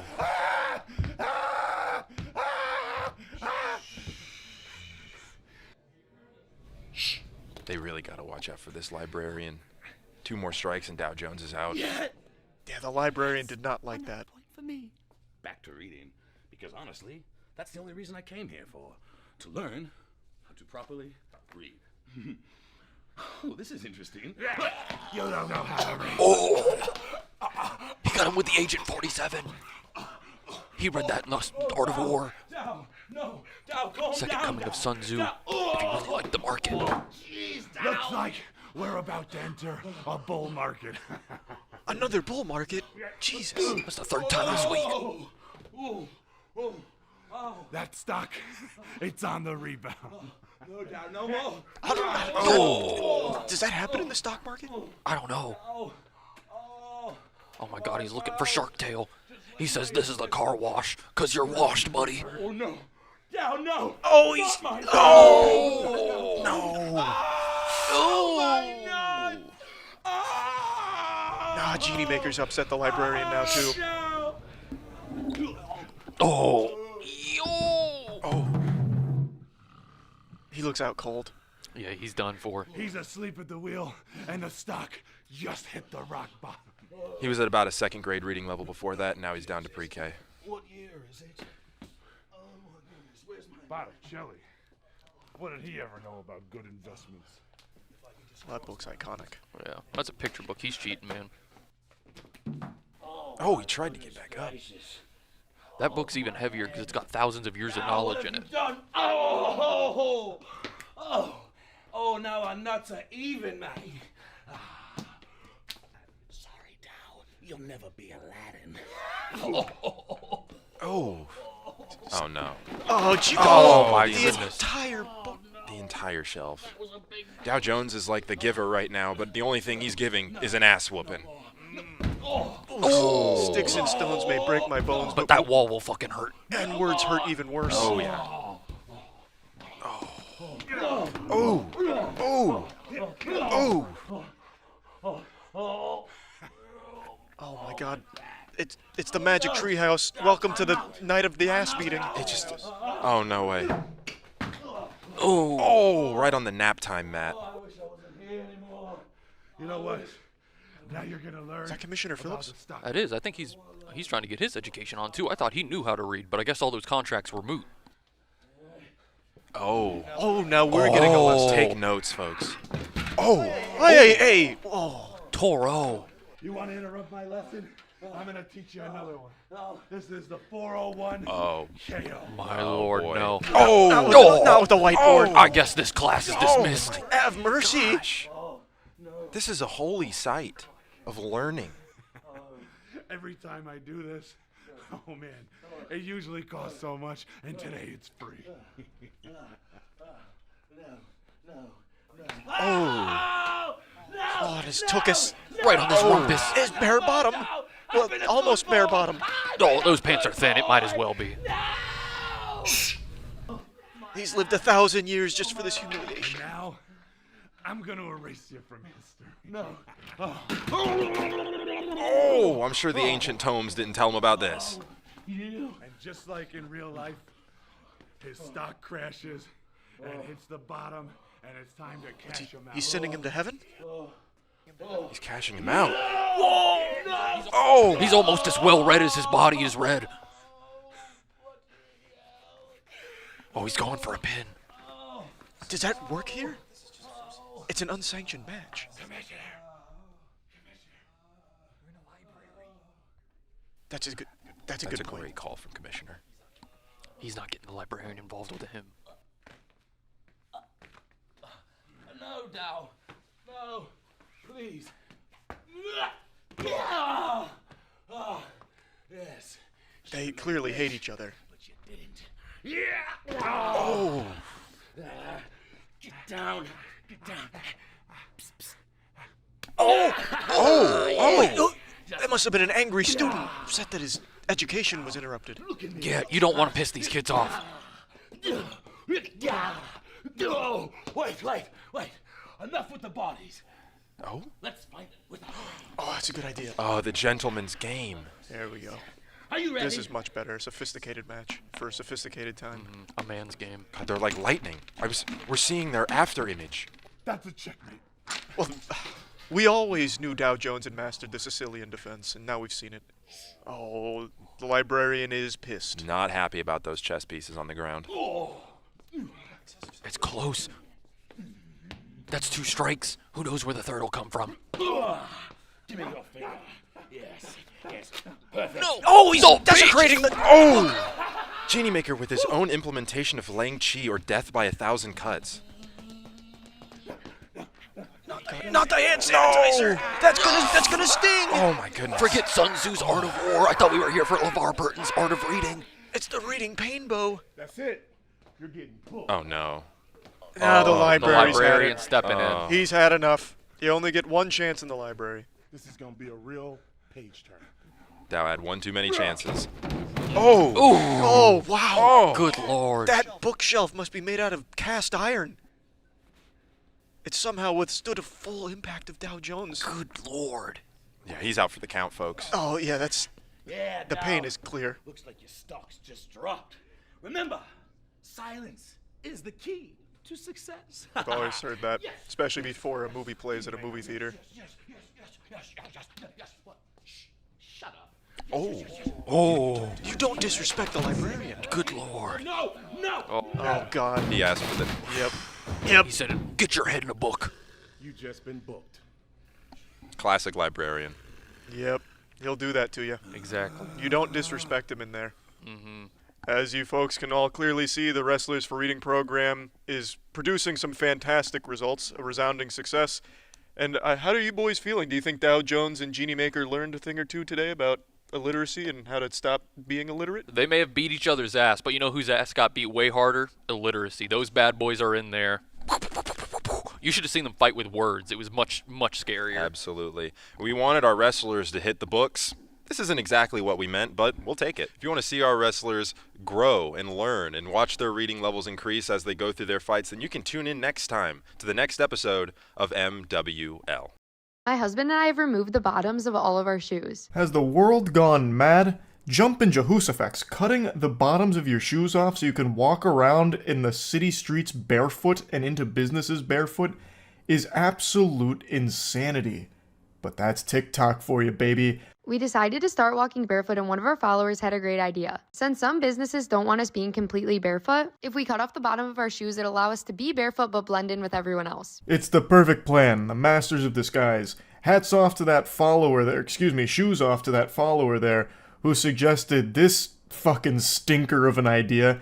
The barefoot Batman giving them a symbol of hope here. Why not just cut the bottoms of your shoes off so you can walk around barefoot all the time? I bet they said it as a joke because it's the most outlandish suggestion they could think of, and these goobers bought into it hook, line, and sinker. No one will ever know that you're actually barefoot underneath the skeleton of your shoes. So put that in your pipe and smoke it, big business. Also, it's really comical to me that the husband is wearing socks in the house. So they walk around the city streets barefoot, but draw the line at walking around their own home barefoot. What, is your house dirtier than the fucking city streets? You don't trust your own house floors, but you trust the city streets that are covered in poop and all kinds of other bodily fluids and chemicals and yuckiness. But you get the heebie-jeebies thinking about walking around your own home barefoot. Ooh, I would never walk around here without protection on. I'm double layering my socks today, actually. Do you not clean your own floors or something?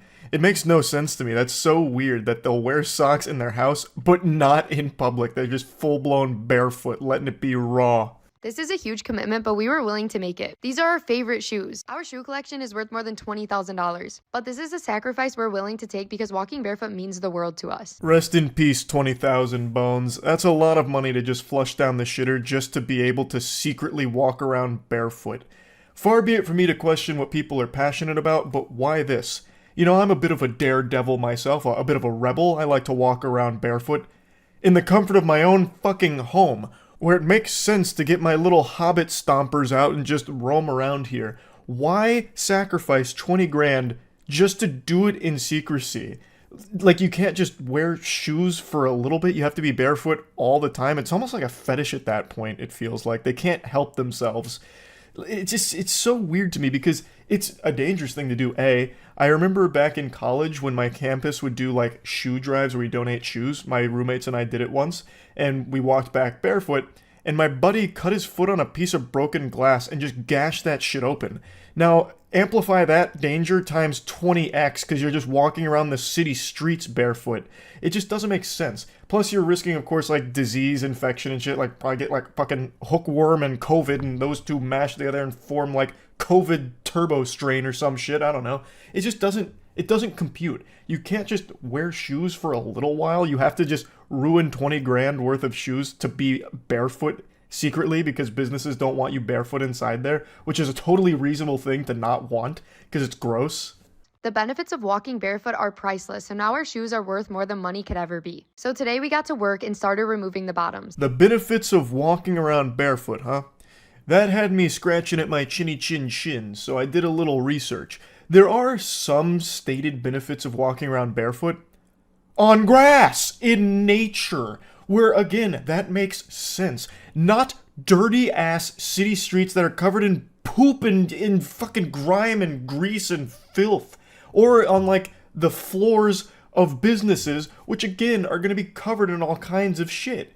The benefits of walking around barefoot are minimal at best, but there are some, and it's all in nature. Like in the forest, on the beach, like literally anywhere besides just contaminated city streets. This is just vile and disgusting. I bet if you brought out a Geiger counter and held it to this couple, that shit would blast off the charts. They're gonna need Radaway or something after a single trip to the grocery store while barefoot in these incognito boots. We weren't sure if this was going to be easy or hard, and it ended up being pretty easy. We made little shelves where our toes are and our heels are. We made a little lip on the bottom of the shoe where our toenails will go so they can latch on, so we'll actually be able to hold on to the shoe while trying to walk without the bottom. And we did the same thing for our heels. The experience of cutting off the bottoms of our shoes was very freeing and detoxifying, just like walking barefoot is. The word detoxify has completely lost all meaning. It's just a useless buzzword now. It's truly baffling how far we've fallen, but that's the beauty of brain rot. Yes, I start every morning with a dirt and urine smoothie while walking around barefoot to improve my connection to the earth and realign my chakras to detoxify my body. Absolute lunacy. You're not detoxifying anything by walking around dirty-ass city streets barefoot. You are actively toxifying yourself. If anything, there's all kinds of sewage and shit that spills onto the pavement that you're now just barefoot raw dogging. And even outside of that, you could step on like a small piece of metal or something, give yourself tetanus. Like, there's so much risk associated with this and no benefit whatsoever. What do you get? The ability to wiggle your toes a little bit in the open air on the pavement? Yippee! It's just so stupid, and they're trying to preach about it like it's a good thing, and this is supposed to be a tutorial for other barefoot enthusiasts. So that way you can go incognito while barefoot in businesses and on the city streets. Who would want that? Why? So after we cut the bottoms off, we decided to try it out. So we went to our favorite store, Sephora, and as you know, they don't really like us in here without shoes. I needed to grab a few things for a trip we're going on. The experience was absolutely perfect. I love the dichotomy between we walk around barefoot because it's good to detoxify and it's freeing and whatever, and then going right into Sephora, which has more chemicals than the goddamn plant Homer Simpson works at. Of course, I have no problem with Sephora whatsoever, but I just really would have thought a couple like this that's so desperate to be barefoot that they'll destroy a $20,000 shoe collection just to cut out the soles so they can be barefoot on the grossest surfaces possible would be really apprehensive about going to a store like Sephora, which has like a lot of really unnatural ingredients in a lot of their products. So it was just weird to me. And it starts to make me wonder if this is all just performative. Like, I feel as though there's a chance they don't actually walk around barefoot ever, and this was just for the sake of being quirky and unique on TikTok. And that's also helped by the fact that the dude was wearing socks in his house. If they really loved their bare tootsies out all the time, I bet he probably wouldn't even fucking own socks, let alone wear them in his own house. So I'm starting to think that they're just lying here and this is all just fake, but I'm not entirely sure. Either way, though, it's fucking gross. The workers came up to us, they talked to us, they even complimented our shoes. I definitely recommend this if you're trying to go incognito barefoot. It's the perfect way to get all the benefits of going barefoot, but also have no one know. It's also the perfect way to contract the disease if you're looking for a speedrun percentage, because I'm guaranteeing you're going to pick something up along the way here for this journey. What a great tutorial and what a wonderful lesson. I also love how effective this is. Just look at how top secret this is. As her entire foot pokes out the side of this destroyed shoe casing. The corpse of that shoe is just hanging on by a thread here as her whole foot is exposed. I'm sure nobody knew. I'm sure they were completely in the dark. Of course, the workers, I would imagine, probably saw this, especially because the sound their feet would be making, slapping against the floor. Like, that's not the sound shoes make. I have no doubt they knew, but they probably just didn't want to deal with the headache of confronting people like this about it. Like, hey, excuse me, why are your dogs out underneath these shoes? We really would prefer if you came back later with shoes on. Can you please leave the store?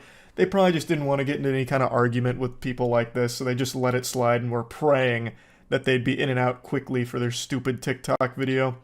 But yeah, I just wanted to talk about this a little bit because it was a wacky little thing that popped off on Twitter today. That's about it. So yeah.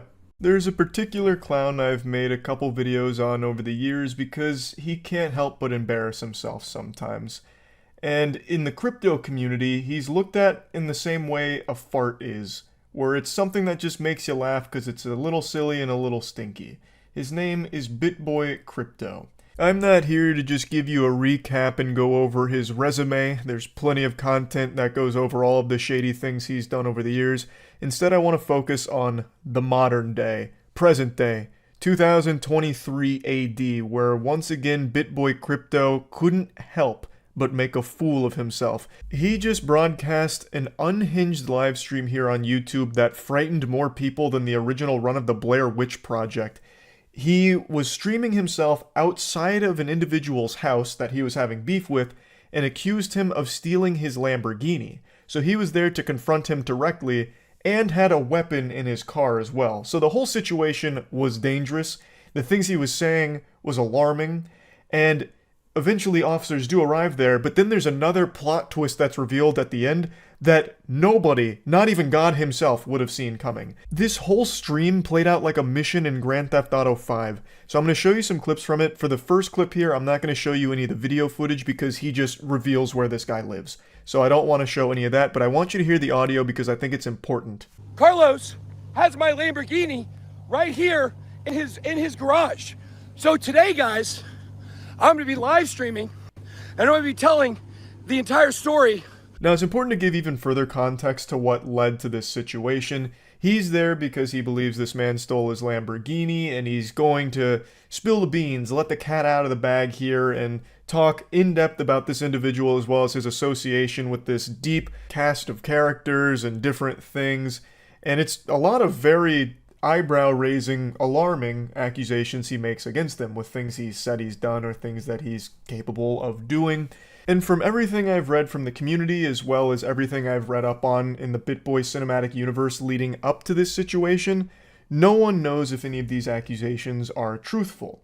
However, even if everything he says here is beyond a shadow of a doubt the truth, BitBoy Crypto is fluent in facts, all of this is legitimate, everyone can agree that he handled it in the worst way possible. This is not how you should have handled this situation at all. It should have gone to authorities, have it go through court. Instead, Ben, his name is Ben, rolls out here like he's fucking Batman. He's rolling out here like he's the spirit of vengeance, scooting in sideways with his truck and a weapon in his truck, just in case shit gets hairy. Like, that is not optimal at all. And then streaming the whole thing on YouTube, turning it into a fucking spectacle, is bafflingly unhinged. Hey, how's it going? Yep. How's it going? Oh, him? Stop. Oh, stop. I couldn't hear. You have a weapon on you. No, I do not. Okay. I do not. So. I have one in my vehicle, but I do not have a weapon on me. Okay. Now, this is when the cops arrive into the equation. They confront Ben saying, "Hey, bub, what's going on here, Buster, huh? What's all the commotion?" And this is when a very intriguing narrative starts to unwind. Okay. Do me a favor. Take out your whatever. I'm sorry, I reached too fast. I'm sorry. Sorry. Okay. Put your phone down. Okay. Put your phone down. Okay. I'll put the phone down. Okay. Put the phone. All right. Okay. All right. Okay. Put the phone down. Put the fanny pack down. Okay. Him putting that phone down was harder than getting a child to eat their vegetables. He did not want to put that phone down because for him, it seems like he's fully content-brained, and all of this is great for the stream. So he really didn't want to put that phone down, but eventually he plays ball. But he makes sure to put it down in a way that it still captures him and all of the glory that's happening here. Which is so fucking weird why he wouldn't just turn the stream off here. He is proudly filming his most embarrassing moment in this dimension. He is going to the Doofus Club to receive high accommodation, and he's doing it with a smile on his face. What's going on? What's going on? This man inside of this house. Actually, he's gonna check you real quick. Yeah, absolutely. Just the weapons. I'm sorry. I have a. Okay. Yep. No weapons. No weapons. Where in the car is your gun? It's in the back seat. Back seat? Yep. Is anybody else in the car? I feel like I should mention that this wasn't something that caught him off guard.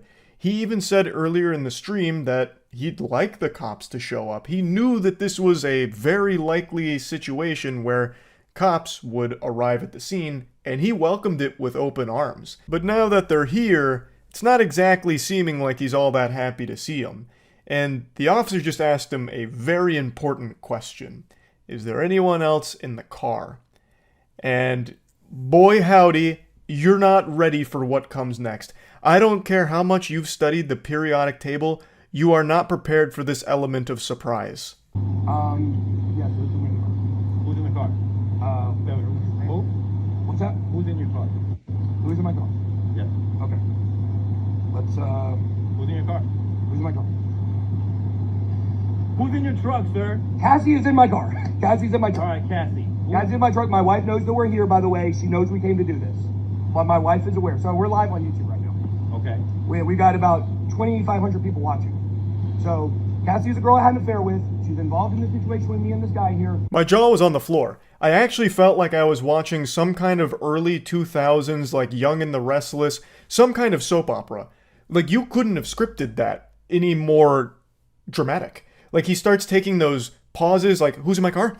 Sweat pouring down his face, maybe like a close-up zoom in. Well, let's, who's, in my car? That car. Yeah, who's in my... And then eventually, he finally spits it out. Fucking Spitboy Crypto here finally lets the officer know who's in the vehicle after he asked the question. The officer had to pull teeth to get there, but he finally states that the woman in the car is the woman he's cheating on his wife with. And then immediately, like, he knows Stream is watching because he made sure of it. He, for some reason, didn't anticipate that the officers would look at his car and realize there's another human being there. So I guess it just never even registered in his smooth brain that the officers were going to find out that the woman he's having an affair with is at the scene. Unless she activated some kind of active camouflage out of Halo or some shit, some kind of forbidden, ninjutsu to disguise herself, like they were going to find her. And for some reason, he kept the stream on, even knowing that was going to happen. So he immediately starts talking to Stream, and not even the officers really, like, but my wife knows that Cassie and I are here. I had an affair with Cassie, but my wife knows we're here. We had actually just come from my daughter's tennis match. She knows we're over here doing this. It's not exactly scummy or slimy because my wife knows that the woman I'm cheating on her with is here with me at the scene with this guy that I'm having this problem with. In the situation with me and this guy here, my wife knows. We were just at my daughter's tennis match. Cassie and I have came over here because this man is extorting me. He's death threatening me. He stole my Lamborghini. My Lamborghini is in his garage right now. The officer just did the kindest thing anyone's ever done for BitBoy Crypto in his whole life. He turned the show off. He takes his phone, turns it face down, so that people can no longer see all the action and all of that.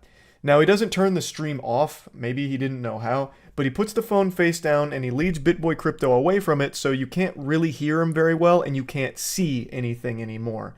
So he just made it private, which is what this whole thing should have been in the first place. If all of these accusations are true and all of that, it should have been handled privately and instead of turning it into a live stream and escalating to a point where you're bringing a fucking weapon to this guy's house. Now, the stream continues for about 18 minutes after this, but it's all just the void. So you can't see anything anymore. Eventually the stream ends. Now, the stream lasted just shy of 40 minutes, and throughout the entirety of it, he is speaking very rushed. He's very out of breath. Sometimes it really feels like he may be under the influence of something. Of course, I'm not there with a fucking toxicology report. I'm just giving it the old eyeball test. He's just speaking in a way that feels like he's not in his right mind. He's not in a healthy headspace. And most of the community is attributing a lot of this to the really rough month BitBoy Crypto has had. I mentioned that I was reading up on the BitBoy Crypto cinematic universe. Well, that's a novel longer than Homer's Odyssey. It has so much that has happened in Ben's life over the last month that it has been an incredibly long read on getting caught up with the lore. But basically, he's had his whole life turned on its ass. It's in a position now where he feels he has been the victim of a scam, which a lot of people in the community felt was incredibly ironic and actually a gut-bustingly great joke, because for a long time BitBoy Crypto has actually had a reputation for being looked at as a scammer himself in the eyes of some people, with many feeling as though they've been victims of scams that he has run, allegedly. So when that information came out, the floodgates really started to open. A lot happened with his company, and he eventually was saying like he didn't even have $20 to fill up his tank of gas, and then was like asking the community for donations. It was a mess. But a lot of that has been going on over the last month, and then it led up to this. So there is speculation that perhaps this is his breaking point. This is him having a meltdown, a breakdown that he is streaming now. And I think that's probably accurate. This whole situation here doesn't exactly come from a thought process that's thinking rationally. Now, Ben did get arrested at the scene, but you can't put Big Ben in the pen for long. He spent about 8 hours in the slammer, according to his tweet this morning. He was charged with loitering, I guess, and he immediately took to Twitter to let the world know, you don't tussle with the muscle.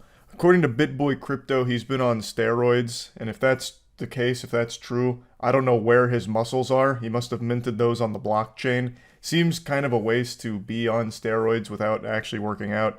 I also watched an interview where someone who has worked closely with Ben has accused him of suffering from roid rage, and I've seen a few people start to say that that's what this stream was, the product of a roid rage incident. I don't think that's the case, and I don't know how true the claim is that he has roid rage blow-ups from time to time, but I thought it was at least worth mentioning as, you know, a maybe that had something to do with this, but personally, I don't think it did. He also did make a lot of other tweets this morning. One of them really just makes it feel like we're stuck in a fucking reality TV show with him now, where he's talking about Cassie, the woman that he's cheating on his wife with. He comes out screaming that he's not getting rid of Cassie, saying that his friends and family have lied, manipulated him, they want to break them up, but he's never getting rid of her, never. And then says, me, my wife, and Cassie are trying to figure this out. We're all grown adults capable of making our own decisions, and we don't need any of you to help us with that decision. So please butt out of my personal life as it relates to my relationships. He's right, it is a personal relationship, and it should be a private matter, but with BitBoy Crypto, there's no such thing as privacy. That word, doesn't exist. He, for a long time, has shared so much about himself and his life online, publicly, for a long time. So, obviously, people know a lot about his situation because he kind of shares a lot of it. He may be a goofball, but he is correct about something here, that they are all adults and they can make their own decisions. That is true. But if I may chime in with a little unsolicited advice to his wife, don't stay with a man who's going to cheat on you. Why be faithful to a man who's not going to be faithful to you?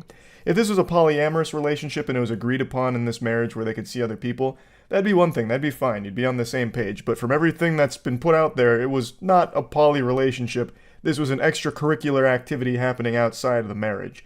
So if you want to try and work through it together, that's your right, that's totally fine, that's what you want to do.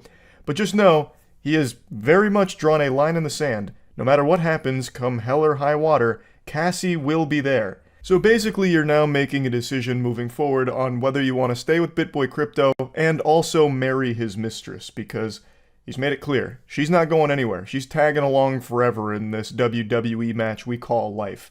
So again, they're adults, they can make their own decision what they want to do with this. This is a private matter that, for some reason, BitBoy just keeps taking publicly. But anyway, just a wildly dangerous and bafflingly unhinged situation here with this stream, and that's really about it. Just wanted to give you the update on the BitBoy Crypto saga here. That's it. See ya. For a lot of people, if they hear the word YouTuber, they immediately just let out a sigh or an eye roll. It's not exactly a career that everyone has a lot of respect for or is viewed all that positively by everybody, and it's not hard to understand why. The only profession with a more negative reputation than YouTubers is telemarketers, and it's pretty close. That's a tight squeeze there. Now, with millions of YouTubers on the platform, of course, there's obviously going to be some bad apples in the bunch, but that doesn't mean it's all rotten. And to prove it, I'd like to present to you a champion. This is a channel that I believe goes to infinity and beyond to deliver not only extremely high quality, entertaining content, but also extremely important work as well. It could make even the Grinch's heart grow 3 sizes, and also leave that little bastard terrified, cowering in fear, trembling in a corner if he has ever done anything shady or corrupt in his past. Because I swear, Friendly Jordies would get to the bottom of it and blast that ass on the big screen. Friendly Jordies is the channel we're going to be talking about today. It's run by a man named Jordan Shanks, or as many of you probably know him from the Wiki Alpha community, Jordan Sex Money Shanks. And he actually has an entire team of equally ripped immortal alpha deities that are all united by a single goal: to expose corruption in all of its forms and make a mockery out of evil people. That's not exactly the safest mission to embark on here. This is playing life on ultra nightmare mode, really, because he doesn't just go for low-hanging fruit. He targets some of the most nefarious, shady, corrupt organizations and people throughout all of Australia. And he does more than just Australia, but he is from the land down under, so a lot of his content and investigations have been focused on Australia, but has recently branched out into covering some of the most fucked up situations that even I've never heard of before, such as one of his most recent pieces of content called Paradise Bombed, where Jordies and his team covered a disgusting, tragic situation that unfortunately does involve bombing of completely innocent people. And in the very first frame of this video, this is one of Jordy's team members holding a bomb. Like a goddamn corn on the cob. He's just manhandling a bomb while talking about the situation that's going on. I highly recommend watching this video in particular. It's not only an extremely eye-opening story they cover and an extremely sad one, but it also shows you just how seriously they take all of their investigations and just how thorough they'll be. They fucking went to the place getting bombed. Like, that is beyond, like, so far above and beyond what other journalists do these days, it's laughable. This isn't the first time I've talked about Friendly Jordies. In fact, it's far from it. Many of you have probably already heard me go full gushing granny mode over this guy and his team's content plenty of times in the past. And it's because I have such a deep admiration for the risk he takes doing it. It's, without an exaggeration, a hefty price he could pay with his life. Many of you might remember 9 months ago, his house got firebombed by some of the people that he was investigating, allegedly. His house got firebombed, but not only that, his neighbor's house got firebombed because the goddamn turbo-Illuminati Cronenbergian homunculi that were trying to hunt down and execute Friendly Jordies couldn't quite figure out which of the two houses was Jordy's, so they ended up firebombing his neighbors, and then came back to try and finish the job by firebombing his house the following day. An actual attempt on his life. And you know how Jordy's responded to that firebomb? By making an absolute banger video following it up, going into all of the investigations and all of the potential culprits that could have been behind the firebomb attack. And that list is not short by any means. There is nothing but powerful heavy hitters on that list because of the investigations and reporting Friendly Jordies and his team do. And yet, even in the face of attempts on his life, he still keeps delivering extremely important reporting on all of these bad people. If that's not heroic journalism, then I really don't know what is. And another thing that's important to note is that he is constantly villainized, treated like a fucking demon by the media over there for some reason, even though what he's presenting is just immutable facts about awful people that most normal people are rallying behind him for and appreciative of. He and his team do great work, is the point I'm getting at, and it comes at a great cost to both his safety and the safety of his team. Jordan isn't the only member of his team that's been targeted by some powerful organizations. Another member of his team had a very famous incident where they were wrestled down and a lot of other bad things happening around them, arrested, investigated for like terrorism, all over a bunch of baloney. So I don't want to just keep diving into the extended lore of the Jordy's cinematic universe here, but I highly recommend that you do a deep dive on his content if any of this kind of journalism sounds appealing to you. But I think I'm doing it an injustice by just calling it journalism because it's a lot more than that. Not only is the investigation and the reporting extremely valuable, but the way he presents it is perfect. He and his team also spend a ton of time crafting really entertaining skits or going hog wild to commit to a bit. So in one of his investigations, he was, this is my favorite, he was doing a deep dive on everything related to a guy named John Barilaro. Eventually this culminated with him finding out that John Barilaro actually rents his very expensive property as an Airbnb. So Jordy's in this very public feud. This wasn't the first time he was investigating Barilaro. In a very public feud, a bunch of back and forth spitting on each other, Jordy's just books it for a little while, which has to be a massive security problem. John Barilaro was not some nobody, nothing burger of a person. He had so much fucking power, and he's just renting out his estate for anyone to go in and snoop. A second house that's so big, it has a second and third house on it. Like Mars's 2 moons that just got attracted into its gravitational pull. And might I just say, those spare houses are real nice, Giovanni. Yeah, I'm talking directly to you now. Because as you've probably gathered, or haven't because you're that dumb, I'm filming at your estate.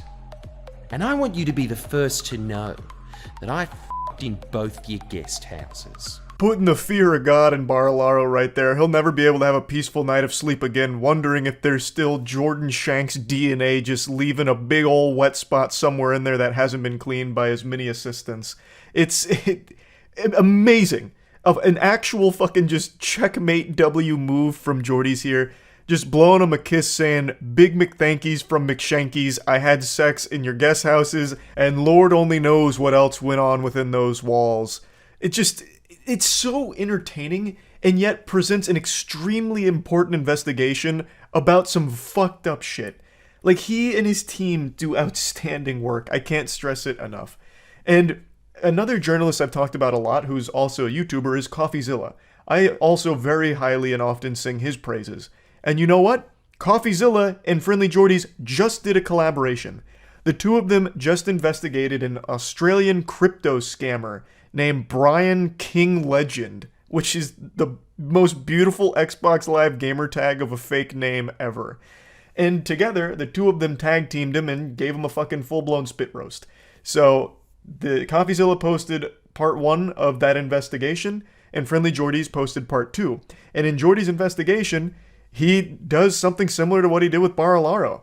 He goes to try and directly confront the person that they've investigated to, not only meme on them a bit, but also just try and talk to them about this whole thing. Try and understand how someone could be so fucking evil. This crypto scammer made off with tons and tons of money, oodles of doubloons, all at the expense of real, normal people that trusted him with thousands upon thousands of dollars in his crypto projects. Real victims losing real money, and a real evil douchebag making all of the money. And it's a great investigation, it's an absolute fucking slam dunk on this piece of shit, and it's very fucking entertaining. So I just really wanted to talk about Friendly Jordies today because it is an example of a YouTuber I think that is just doing exceptional work that I think transcends just being a YouTuber. His reporting, his investigative journalism, and his style of presenting the information is entirely unique and super valuable. So in case anyone wasn't aware of him, I just wanted to just talk about it a bit. That's really it. See ya.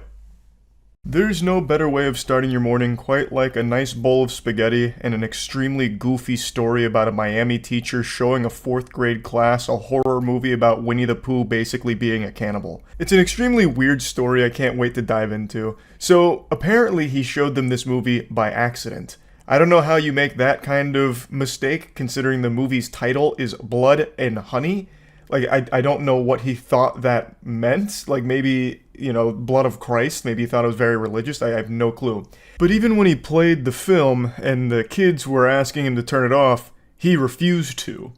So it doesn't really sound like an accident to me. This sounds like some kind of weird, nefarious prank. Like, I don't know if this is an Impractical Jokers situation where he had someone in his ear telling him that he had to play the entire movie to the classroom. I have no clue.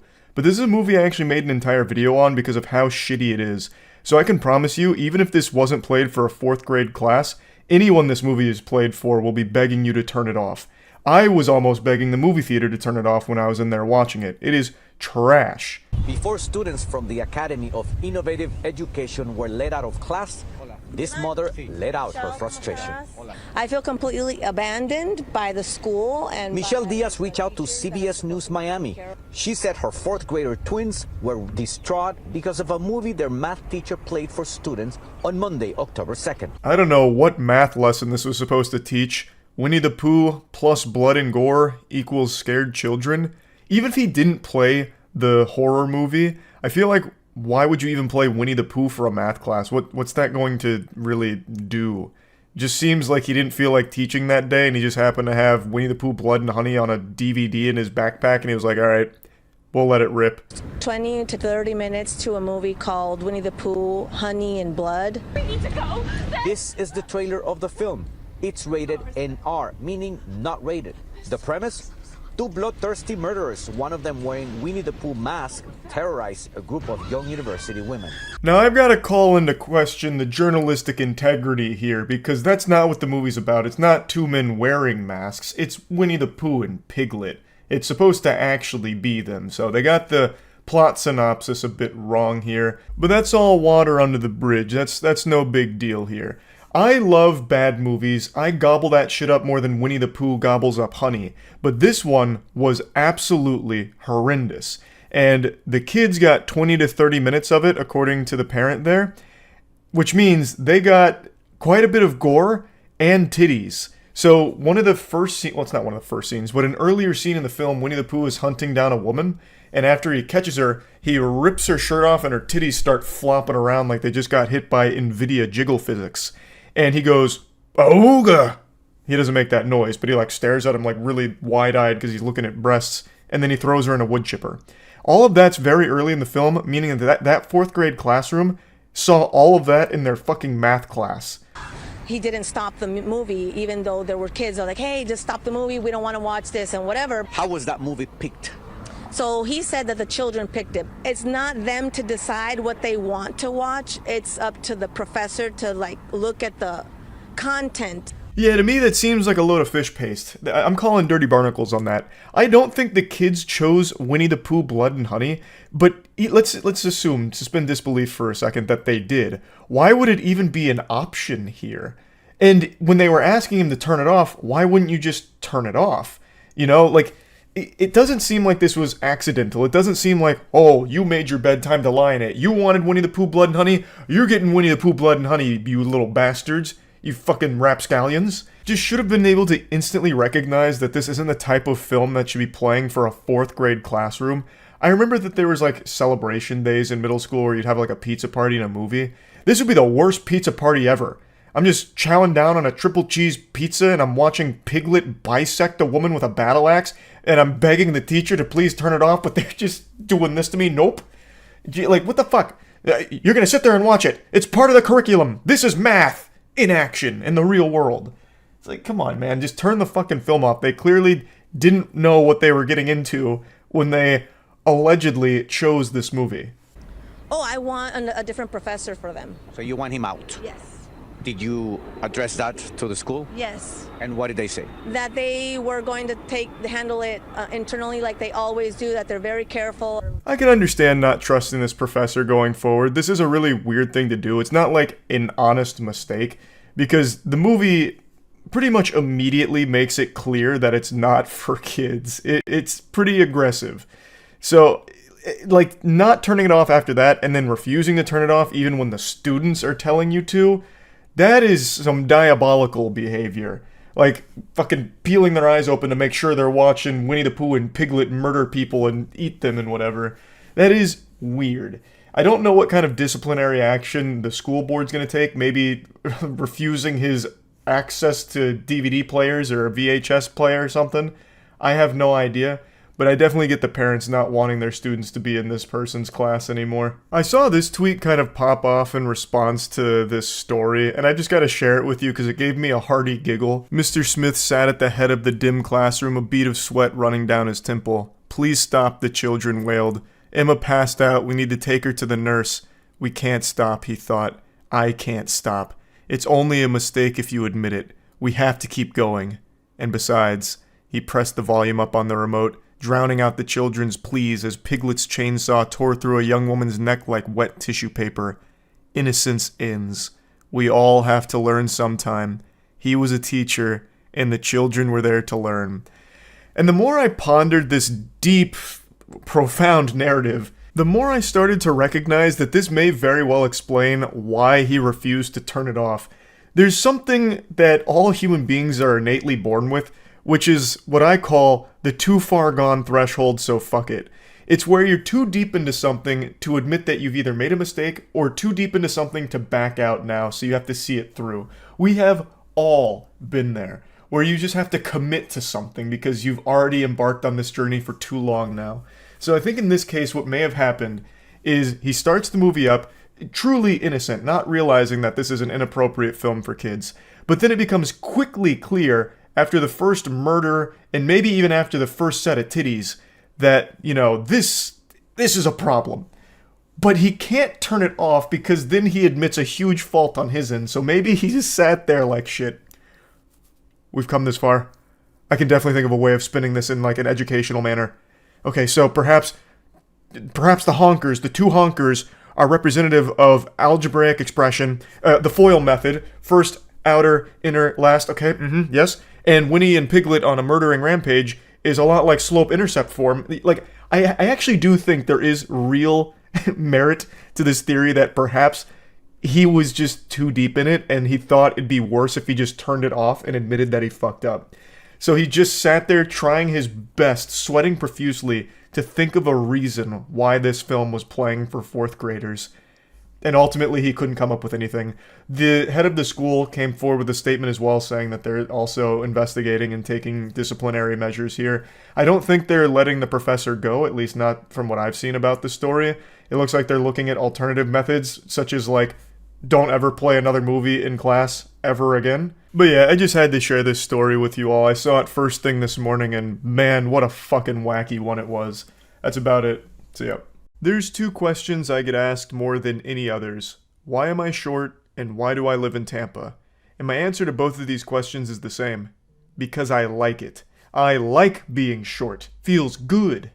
Now, obviously, I'm just kidding. I'm not fooling anyone with that response, but what am I going to do about it? Not exactly something I can change, like a bad hairstyle. It's not like the result of being lazy. It's not like going to the gym more often is somehow going to magically make me taller. This is just the way the Lord 3D printed me. And I'm powerless against it, unless I want to break both of my legs and then take years of physical therapy to learn to walk again and all that, which I'm not going to do, so that's the reason I'm short. Can't help it. But my answer was honest to the second question. I live in Tampa because I like it.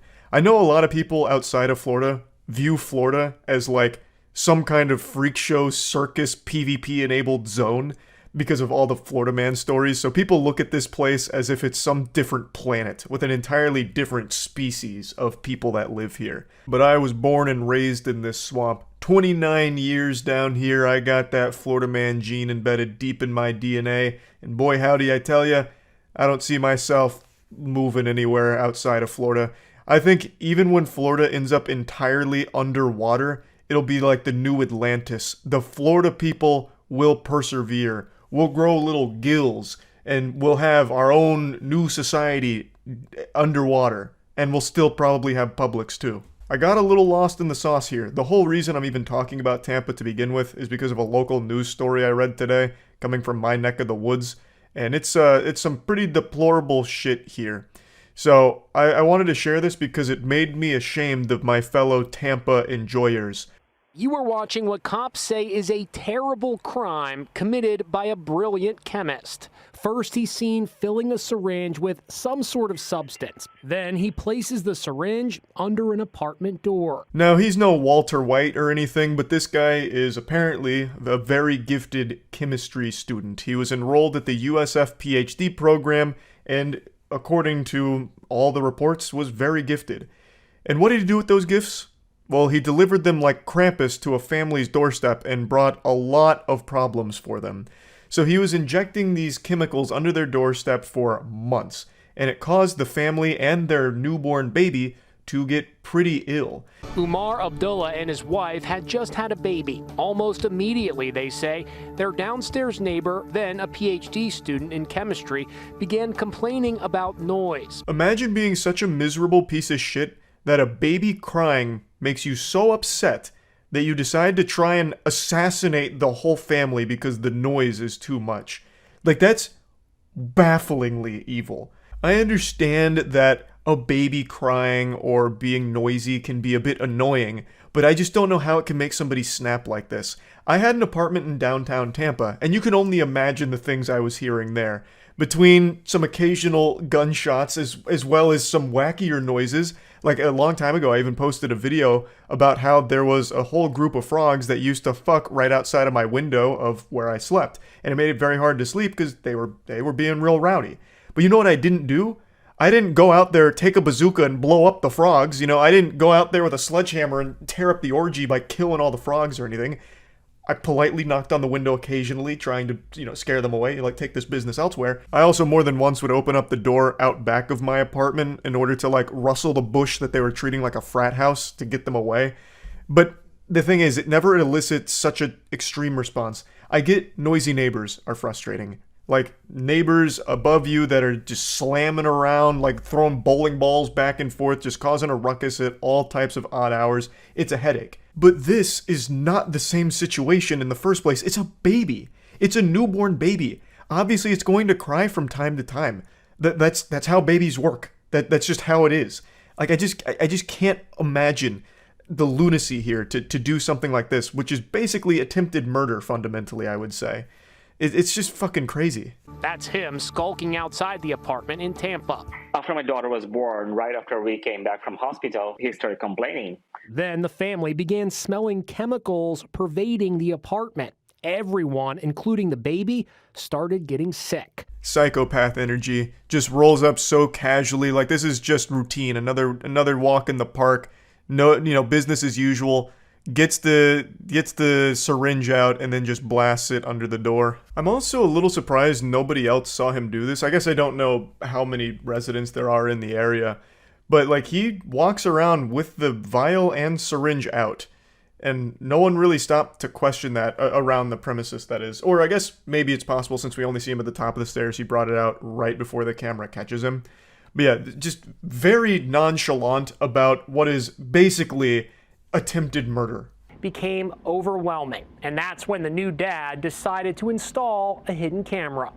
At first, the surveillance video caught just a glimpse of the suspect. The next day, when the camera was repositioned, this happened, and the terrifying truth came out. Initial toxicology reports from police say the substance being pumped into their apartment consists of 2 strong opioids, methadone and hydrocodone. Now, to further explain, the family was aware of the chemical odor that was permeating through their residence, and they tried everything to get rid of it. They checked all the pipes, everything. Eventually, the landlord even replaced their water heater, thinking that could have been a culprit, maybe something gone awry, malfunctioning in the water heater, leading to that smell. But the smell never went away, and they kept getting sick.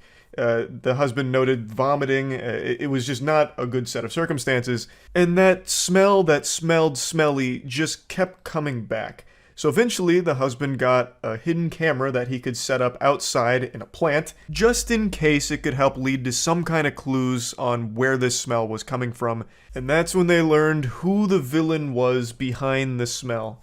It was their neighbor that is still seemingly upset that a baby cries. Nobody tell him that he was also once a cringe baby that was making crying noises too, because he'd lose his goddamn mind on it, I guess. He's still upset about it, so then he turned to biological warfare. The suspect is identified as Shu-Ming Lee, who got his PhD in chemistry at the University of South Florida. Abdullah says he got his family out of the house and then immediately called police.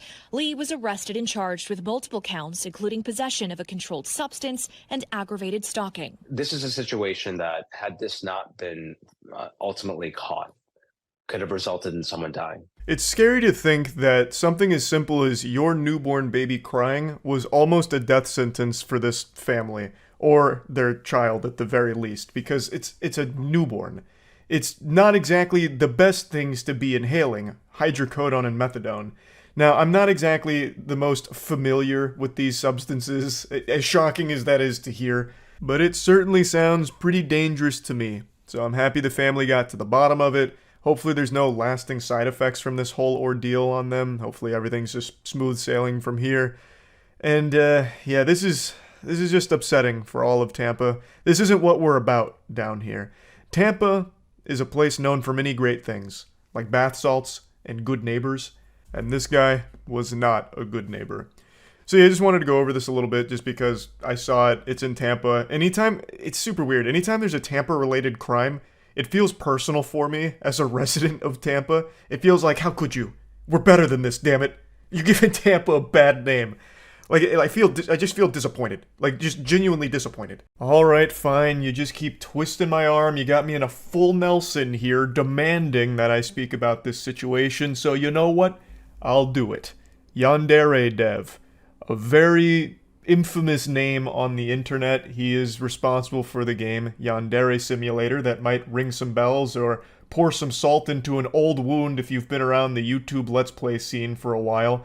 This is a game that blew up online because some of the biggest channels on the platform played it. In a nutshell, the game is basically Naughty Bear, but set in a Japanese high school. You just assassinate a bunch of high school girls, and it promised unlimited features. This game was basically going to be Life 2. Yandere Dev's ambition was unlike anything in the world. He was like a black hole just constantly trying to absorb everything and put it into his game. So it never actually fully came out. It has only ever existed in like testing states, you know. It's still in a primitive state, not fully released. You know, there's things in there that are extremely degenerate. Like I remember there was a big controversy about like the upskirt panty shots you can do in the game. It's just a very odd experience, and the developer behind it is even more odd, Yandere Dev. Over the course of 8 years, he did more damage to his reputation than Activision Blizzard. His online presence became a joke to a lot of people and achieved the status of a lolcow. I'm not here to just like go down memory lane with every controversy and everything that's happened along the journey, but it's important to set the stage here for what's currently going on with Yandere Dev. So over the course of 8 years, everyone has paid attention to every single minute that this guy has broadcast his life online, as well as the way he conducts himself with his fans, and it's led to a lot of less than savory things being revealed. And this past week has been the worst week for him, when a lot of screenshots came out from Snapchat conversations, as well as some other very serious allegations levied against him, all hit the public eye. So this one here has been making the rounds. You're the one traumatizing me. That's allegedly Yandere Dev, cosplay fan. And they say, I'm sorry. And then he goes, this here is trauma. This is abuse. This is power imbalance. I am being emotionally abused by you. To which they respond, I'm 16. And then he goes, you have this massive blackmail over me. You're 35. And when I first saw this, it gave me a hearty belly laugh like Santa Claus. What an unbelievably creepy, concerning exchange. Now, he has made a response to all of this, saying, you know, it's unwise choices he's been making as a result of deteriorating mental health over the years. And he is owning up to him being responsible for these things. Like, he's not trying to say, it's deep faked, this is all, you know, a deep state operation to frame him because big AAA titles are afraid of Yandere Simulator being released. He's not going with any of those angles. He's not, you know, trying to make it sound like all of this is, you know, a lie. He is owning up to it, but it's not like that makes it any better. This is still some predatory, disgusting behavior that rightfully got him a lot of shit tossed his way for all of it. There was a lot more that came out of it, but I just wanted to highlight that one off rip just because of how ridiculous it is.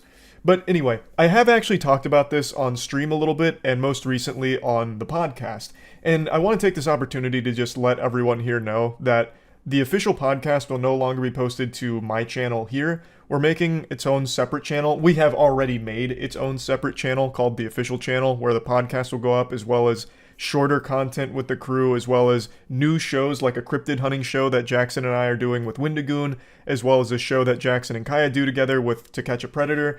Just a lot of different types of content will be going on there, so it just made sense to spin it off from here to its own channel. So if you're a fan of the official podcast, it's going to be posted there from now on, as well as still audio platforms. I want to show you some of the clips from our conversation about Yandere Dev with this specific situation, the most recent one, but during the actual episode, we talked far more in depth on his entire history with the development as well as past controversies too.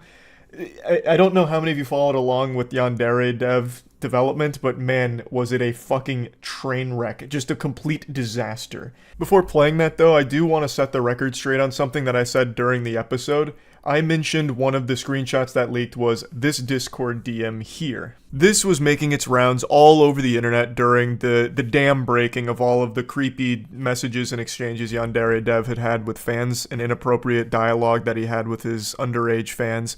So this one says, Yandere Dev, happy 12th birthday, to which the person says, thank you.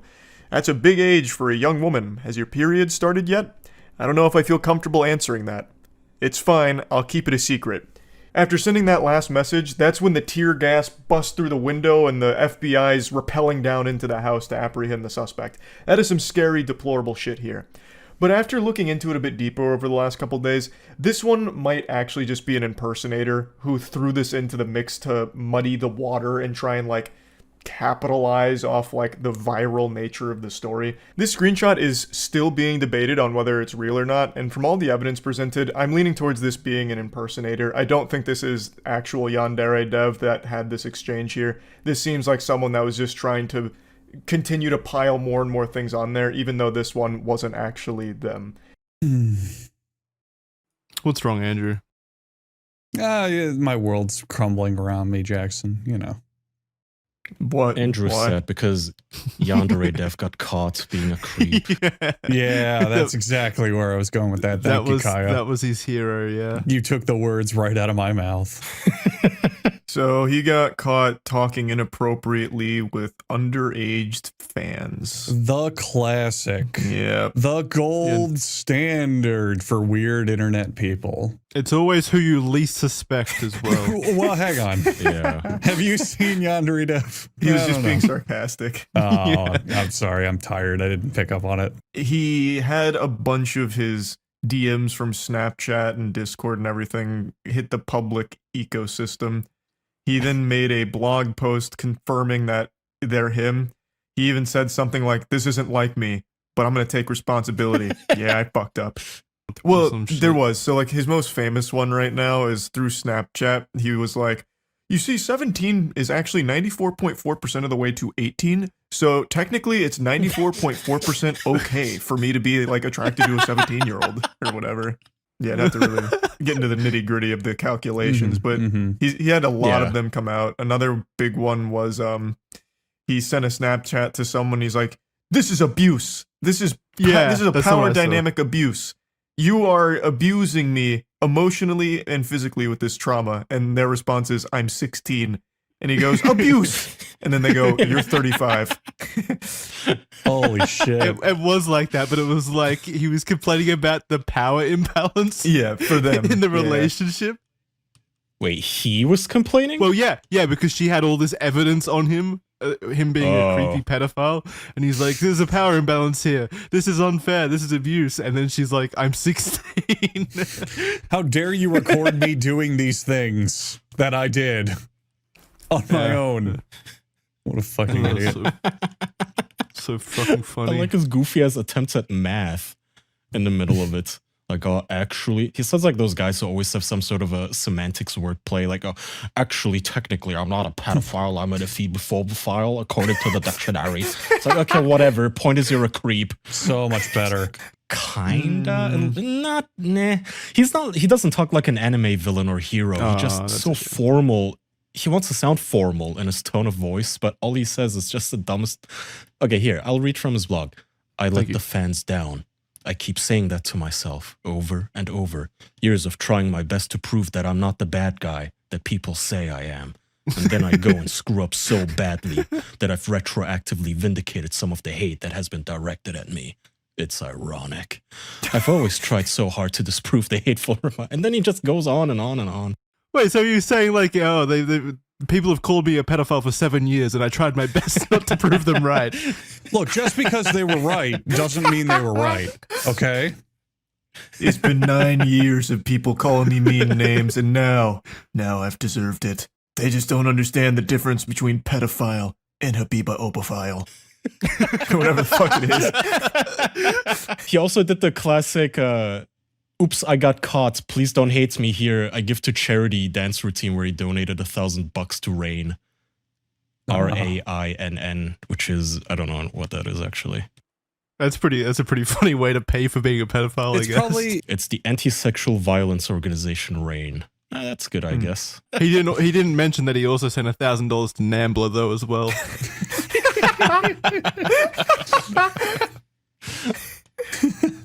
Balanced, as all things should.